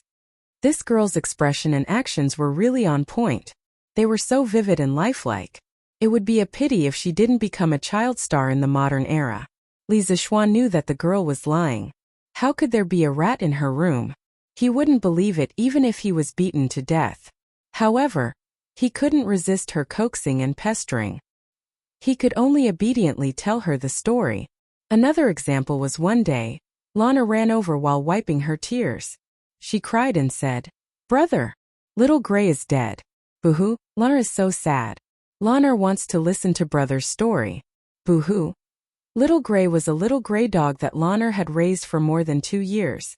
Li Zishuan saw Lana crying so sadly. His heart was broken. He didn't care if Lana was lying or not. He told her 2 chapters of Journey to the West without hesitation. Who knew that the next day, when Li Zishuan went to the backyard to look for Lana, he saw Little Gray wagging its tail and intimately biting the hem of his clothes, trying to worm its way into being friends with him. Li Zishuan, who felt that his IQ had been crushed, flew into a rage and kicked Little Gray away. Little Gray rolled on the ground and whined pitifully at him. Sigh, if this girl was in the modern era, she would definitely be a movie queen. Recalling what had happened in the past few days, Li Zishuan couldn't help but sigh. At this time, Lana came over with a smile. She shook Li Zishuan's arm intimately and said slyly, Since Journey to the West is finished, brother can tell Lana something else. As long as you don't tell Liang Shambua and Zhu Tai from last time. Li Zishuan rubbed his head in distress. He still had many stories in his mind, but he couldn't think of anything suitable for children. Suddenly, he had an idea and said to Lana, Lana, let's not tell stories today. Brother will make you something fun. Okay? Lanar's eyes lit up. She excitedly agreed in a crisp voice. Okay, okay. What is brother going to make for Lan? You'll know in a while. Chapter 38. Li Zishuan ran to the kitchen and after searching for a long time, he finally found a very thick piece of wood. After examining it carefully, he realized that it was actually a yellow birch. He secretly praised his good luck. Yellow birch wood was fine and sturdy, easy to polish. It also had good grip strength and was not easily deformed. It was a good material for making skateboards. That's right. Li Zishuan wanted to make a skateboard for Laner. However, it was a skateboard with handles in front. This kind of skateboard had a higher safety factor. Li Zishuan carried the piece of wood with one hand and came to his small courtyard. Laner was still waiting for him here. Laner saw her brother carrying a large piece of wood over and ran forward to ask, "Brother, are you going to make a puppet for Laner? But what's so fun about puppets?" This little girl was still picky. Li Zishuan pinched Laner's porcelain doll-like face in amusement and said with a smile, "Of course it's not a puppet. What kind of skill does a puppet require?" Laner slapped her brother's hand away and wrinkled her little nose, saying unhappily, "Brother, your hands are so dirty." Li Zishuan took a look and realized that he had forgotten to wash his hands after picking the wood for a long time. Seeing Laner become a cute little cat, Li Zishuan laughed dryly. Afraid that his little sister would take revenge, he hurriedly went to the porch to make a skateboard.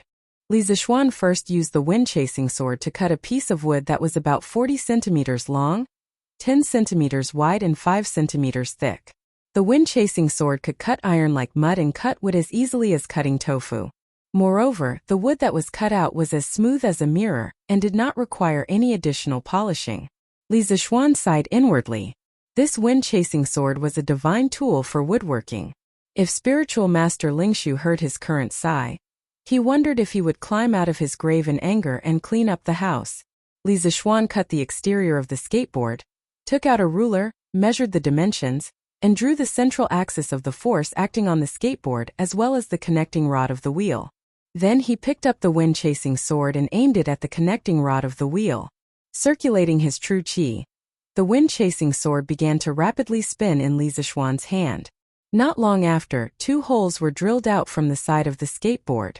The more Li Zishuan looked at wind-chasing sword, the more he liked it. It could be used as a saw, a chisel, and even an electric drill. It was truly a divine weapon. Laner, Xiao He, and Xiao Shi were dumbstruck by Li Zishuan's series of miraculous operations. It was not that they had never seen carpenters before, but who else in the Great Tang could be so amazing? Laner couldn't help but ask softly, "Brother, was your master also a carpenter in the past?" The corner of Li Zishuan's mouth twitched when he heard this. He silently mourned for his master who was in the underworld.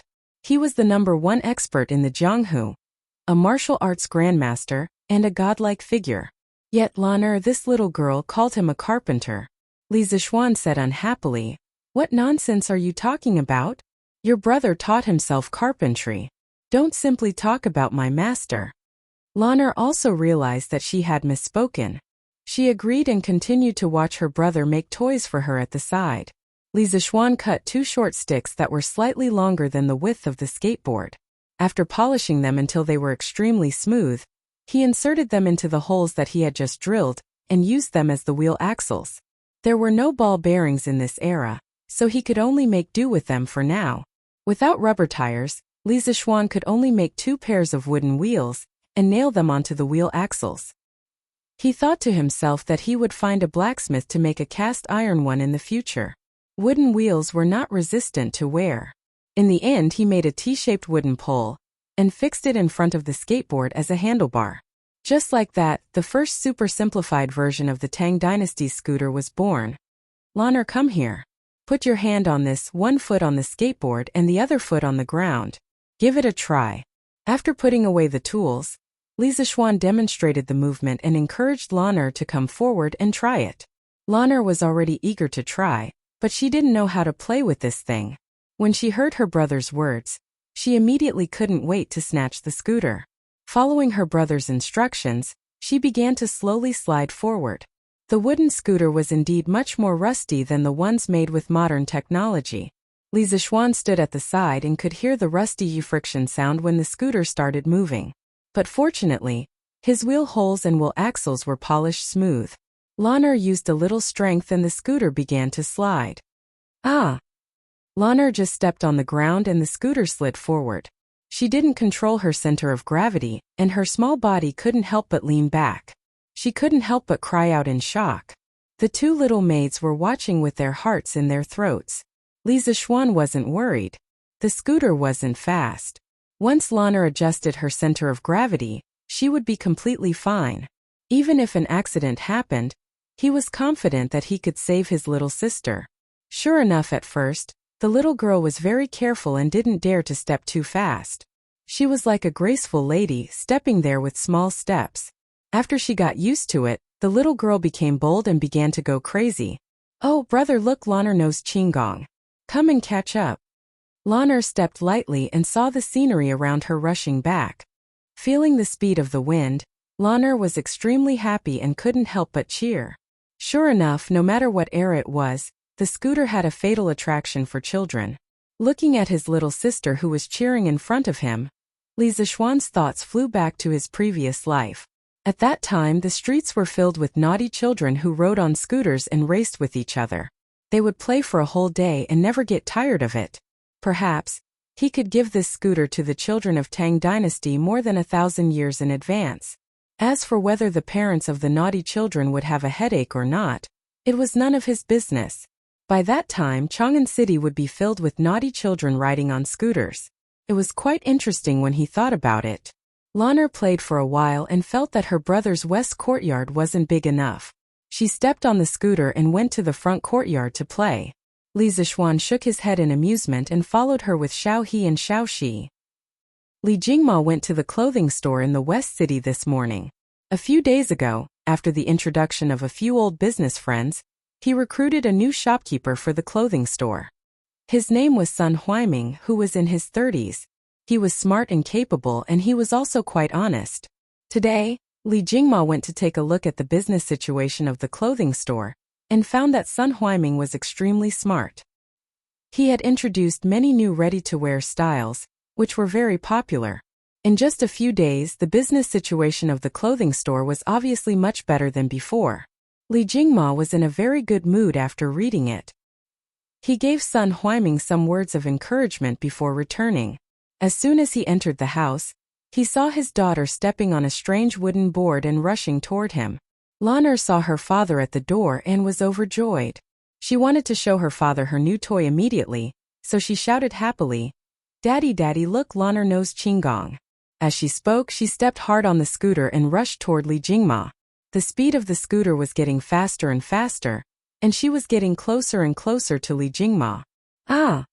After a while, Lan'er screamed. The little girl only cared about increasing her speed and was too fast. Now it was too late to slow down. She couldn't help but be frightened. Li Jingma also noticed the danger at this moment. He could avoid being hit, but behind him was the door of the residence. If Lan'er crashed into it, her head would be broken and she would bleed. He couldn't bear to see his beloved daughter get hurt. Li Jingma instantly made a decision. He stood in place and waited for his daughter to crash into him. However, with his old arms and legs, he reckoned that he wouldn't be able to get out of bed for 2 months after being hit. He just didn't know where Lan'er got this thing from. When he returned, he must punish the servants in the residence. How could they let Lan'er play with such a dangerous thing? Seeing that she was about to bump into her father, Lan'er's little face flushed red with anxiety. Tears rolled down her cheeks. She regretted her earlier arrogance. Her father was so good to her, she couldn't bear to see him get hurt. Seeing that she was about to touch her father, Lan'er suddenly felt her vision blur. Then she was carried up into the sky. She turned her head and saw that her brother had carried her and the scooter. The little girl understood that she was saved. Her father didn't have to get hurt because of her. She was very excited. She hugged her brother tightly and whispered, "Thank you, brother." Oh. Chapter 39. In the front hall of the Li residence. "You stinking brat. You don't do proper work all day long. You're always messing around with messy things. How can you let Lan'er play with such dangerous things?" Li Jingma paced back and forth, pointing at Li Zishuan's nose as he scolded him. Today's matter was too dangerous. Father, it was Lan'er who wanted to play. It has nothing to do with brother, Lan'er said weakly as she tugged at her father's sleeve when she saw her father scolding her brother. I haven't even scolded you yet. You're a girl, but you're always like a wild brat, following your brother around. You haven't been going to your mother's place to learn how to be a maid recently. Li Jingma changed his target when he heard Lan'er's words. Lan'er's eyes were red from her father's scolding, and tears were about to fall. She tugged at her brother's hand, lowered her head, and bit her lip, not daring to say anything. She also felt that she was in the wrong today. Li Zishuan couldn't stand it anymore. He reached out and hugged the pitiful Lan'er, saying to his father, Father, Lan'er is still young. If she wants to play, let her play. Why do you have to force her to learn this and that? Our family has so much money. Do you think we'll be short of food for Lan'er in the future? Although Li Jingma didn't expect his son and daughter to learn how to earn money for the family, when he heard Li Zishuan speak so matter-of-factly, as if all the money in the family was earned by him, he was so angry that he almost vomited blood. After calming down, he said he calmed down and calmed himself down. So what if the family has so much money? Isn't it earned by your father? Why? Do you want to stay at home for the rest of your life? Besides, Lan'er is almost 7 years old. If she doesn't learn how to be a maid, how can she get married in the future? Li Zishuan was speechless. Lan'er wasn't even 7 years old. His father was thinking so far ahead. Although he knew that his father was angry, Li Zishuan was still a little unhappy. Father, I won't stay at home and wait for death. Even if Lan'er doesn't learn anything and can't get married, I can still earn money to support her for the rest of her life. My sister can't be wronged by anyone.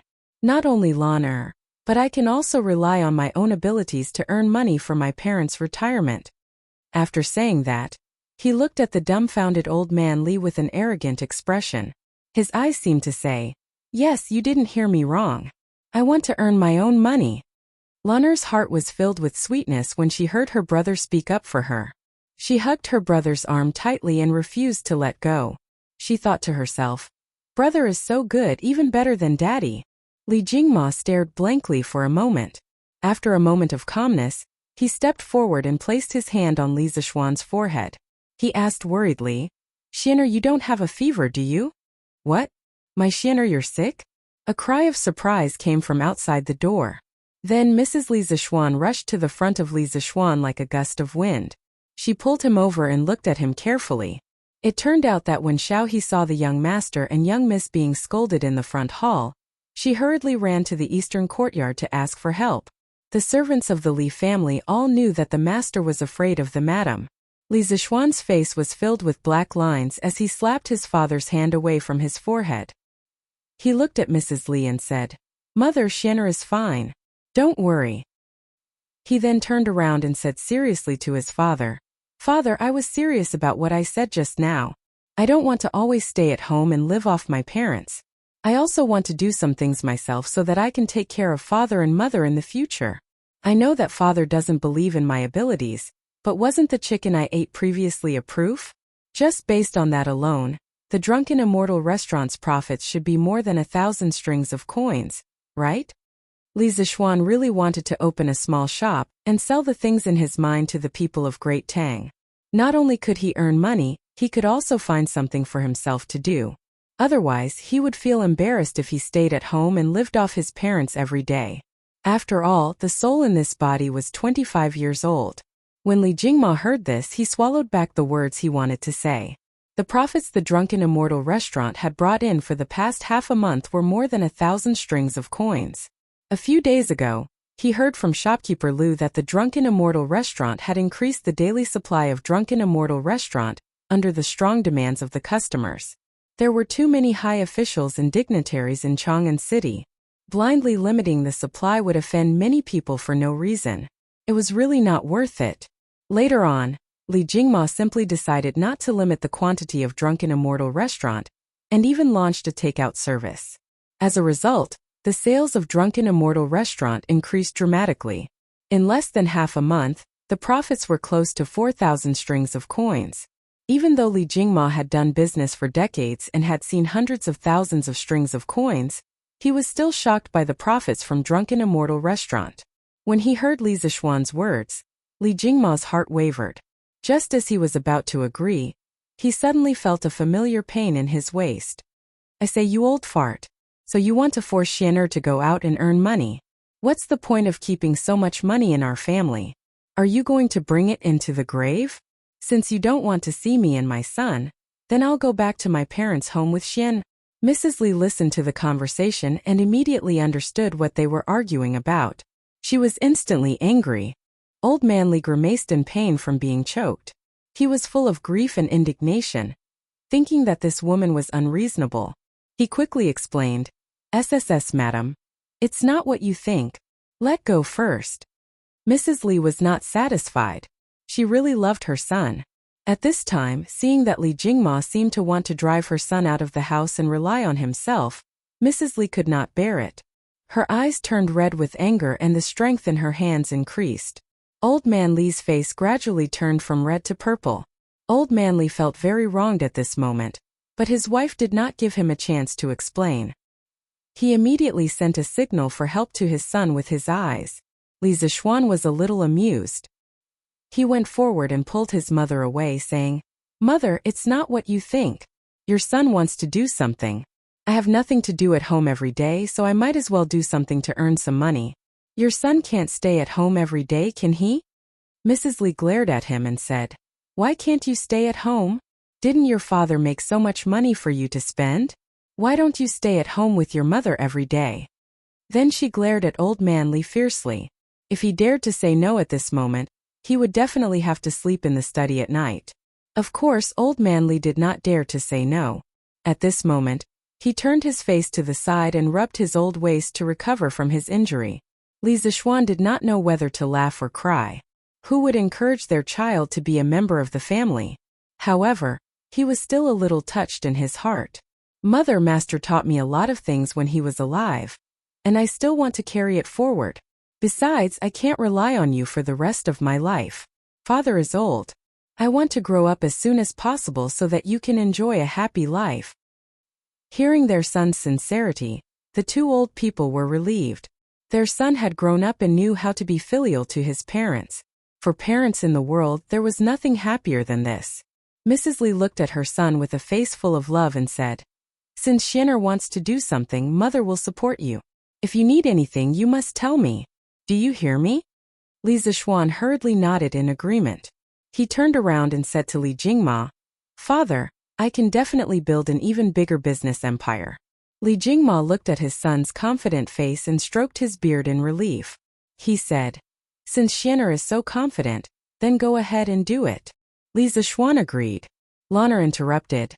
"Lanner also wants to help Big Brother do big things. Lanner doesn't want to be paid." Everyone was amused by Lanner's innocent words. Li Zishuan smiled and rubbed Lanner's head. He wanted to pull Lanner out.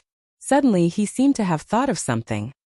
He stopped in his tracks and walked back to Li Jingma, who was full of gratification, and said, "Father, since I want to start my own business and open a shop, you can't not give me the capital, right?" Li Jingma said in a muffled voice. "Then how much do you want?" Li Zishuan smiled and probed. "It's not much. Just give me half a month's profit from the Drunken Immortal Restaurant's chicken. It'll be 1,000 strings. Is that okay?" When Li Jingma heard this, his eyes lit up. This little brat probably thought that the chicken he was eating was still limited to 200 servings a day. He pretended to be generous and said, "How can 1,000 strings be enough? Father will give you 2,000 strings as the initial capital." Li Zishuan was overjoyed. His father was still quite generous. He hurriedly thanked his father and left with Lanner. Seeing his son's happy face and thinking that he had taken advantage of him, Li Jingma couldn't help but laugh dryly in his heart. The old ginger is still spicier. Chapter 40. Li Zishuan was very happy to receive 2,000 strings of cash from his father. Don't underestimate this 2,000 strings of cash. According to the current purchasing power, it was almost equivalent to hundreds of thousands of yuan in the future. Li Zishuan had to plan his new shop well and what he could sell. First of all, he needed to build a technical team. As his shop expanded in the future, he would need to make more and more new things. Of course, he couldn't do everything himself. In some aspects he was just a theorist. In practice, he was not as good as today's craftsmen. Don't underestimate the wisdom of the ancients. They only lacked suitable guidance. They were not as stupid as modern people. Especially before the Ming and Qing dynasties, when the ancients' thinking was not restricted. A large number of creative wise people emerged in the land of China. Li Zishuan had more than 1,000 years of knowledge. Coupled with the skilled skills of the Tang workers, he believed that he could bring a lot of new things to the Tang dynasty. Since he had come to this flourishing age, why not leave his mark in history? Li Zishuan wanted to make the Tang dynasty, which was already at the top of the world, even more ahead of the world. As he thought about it, Li Zishuan felt a surge of emotions. In the past, when he read history books, he could only be a bystander. But now, he was a participant in the construction of this prosperous era. But where could he find a suitable craftsman? First of all, the craftsmen must have a good character. They must be honest and not cunning. Li Zishuan did not want the craftsmen he had painstakingly trained to betray him in the end. Then, of course, the higher the craftsman's skills, the easier it would be. But where could he find a craftsman who could meet these two requirements at the same time? Li Zishuan had only been in the Tang dynasty for half a month, and his social circle was not big. It seemed that he had to trouble his father to find a craftsman. In his memory, his father could travel all over the country and did business for decades. He was involved in various industries such as clothing, catering, cosmetics, and so on. His father would definitely be able to find a satisfactory craftsman for him. Li Zishuan, who had made up his mind, was about to look for his father to ask for the girl when he saw Xiaohe running over while lifting her skirt. She said, "Young master Li Gaoming, who was eavesdropping on Journey to the West behind us last time, is here. He is serving tea in the front hall." Previously, when he ate with Li Changqian at the Drunken Immortal restaurant, Xiaohe and Xiaoxi did not go. Therefore, Xiaohe did not know that Li Gaoming was the crown prince. Right now, in the little girl's impression, Li Gaoming was still a little thief who eavesdropped on stories. Li Zishuan stared blankly. Now that he knew that Li Gaoming was Li Changqian, he naturally didn't find it strange that Li Gaoming could find his residence. He was only curious. What was the crown prince doing here? At this time, Lanner asked, "Sister Xiaohe, didn't Sister Lizzie come with him?" Xiaohe shook her head and said, "No."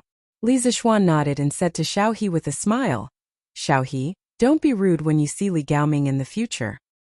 He is actually the crown prince of the Tang Empire, Li Changqian." Ah! Xiaohe opened her mouth wide in shock. Her brain couldn't wrap itself around it for a moment, and she was stunned on the spot. Li Zishuan didn't care about the dumbfounded Xiaohe anymore. He pulled Lanner and walked towards the front hall with some amusement. Li Changqian was drinking tea in the front hall when he heard footsteps getting closer and closer to him. He put down the teacup and looked outside the door. After Li Zishuan entered the door, he bowed slightly and cupped his hands in greeting. "Greetings, Your Highness." He didn't plan to hide it and directly put it out in the open. He wasn't good at scheming at all. In his previous life, whenever he saw his girlfriend watching a palace drama, he would have a headache. He really wasn't cut out for scheming.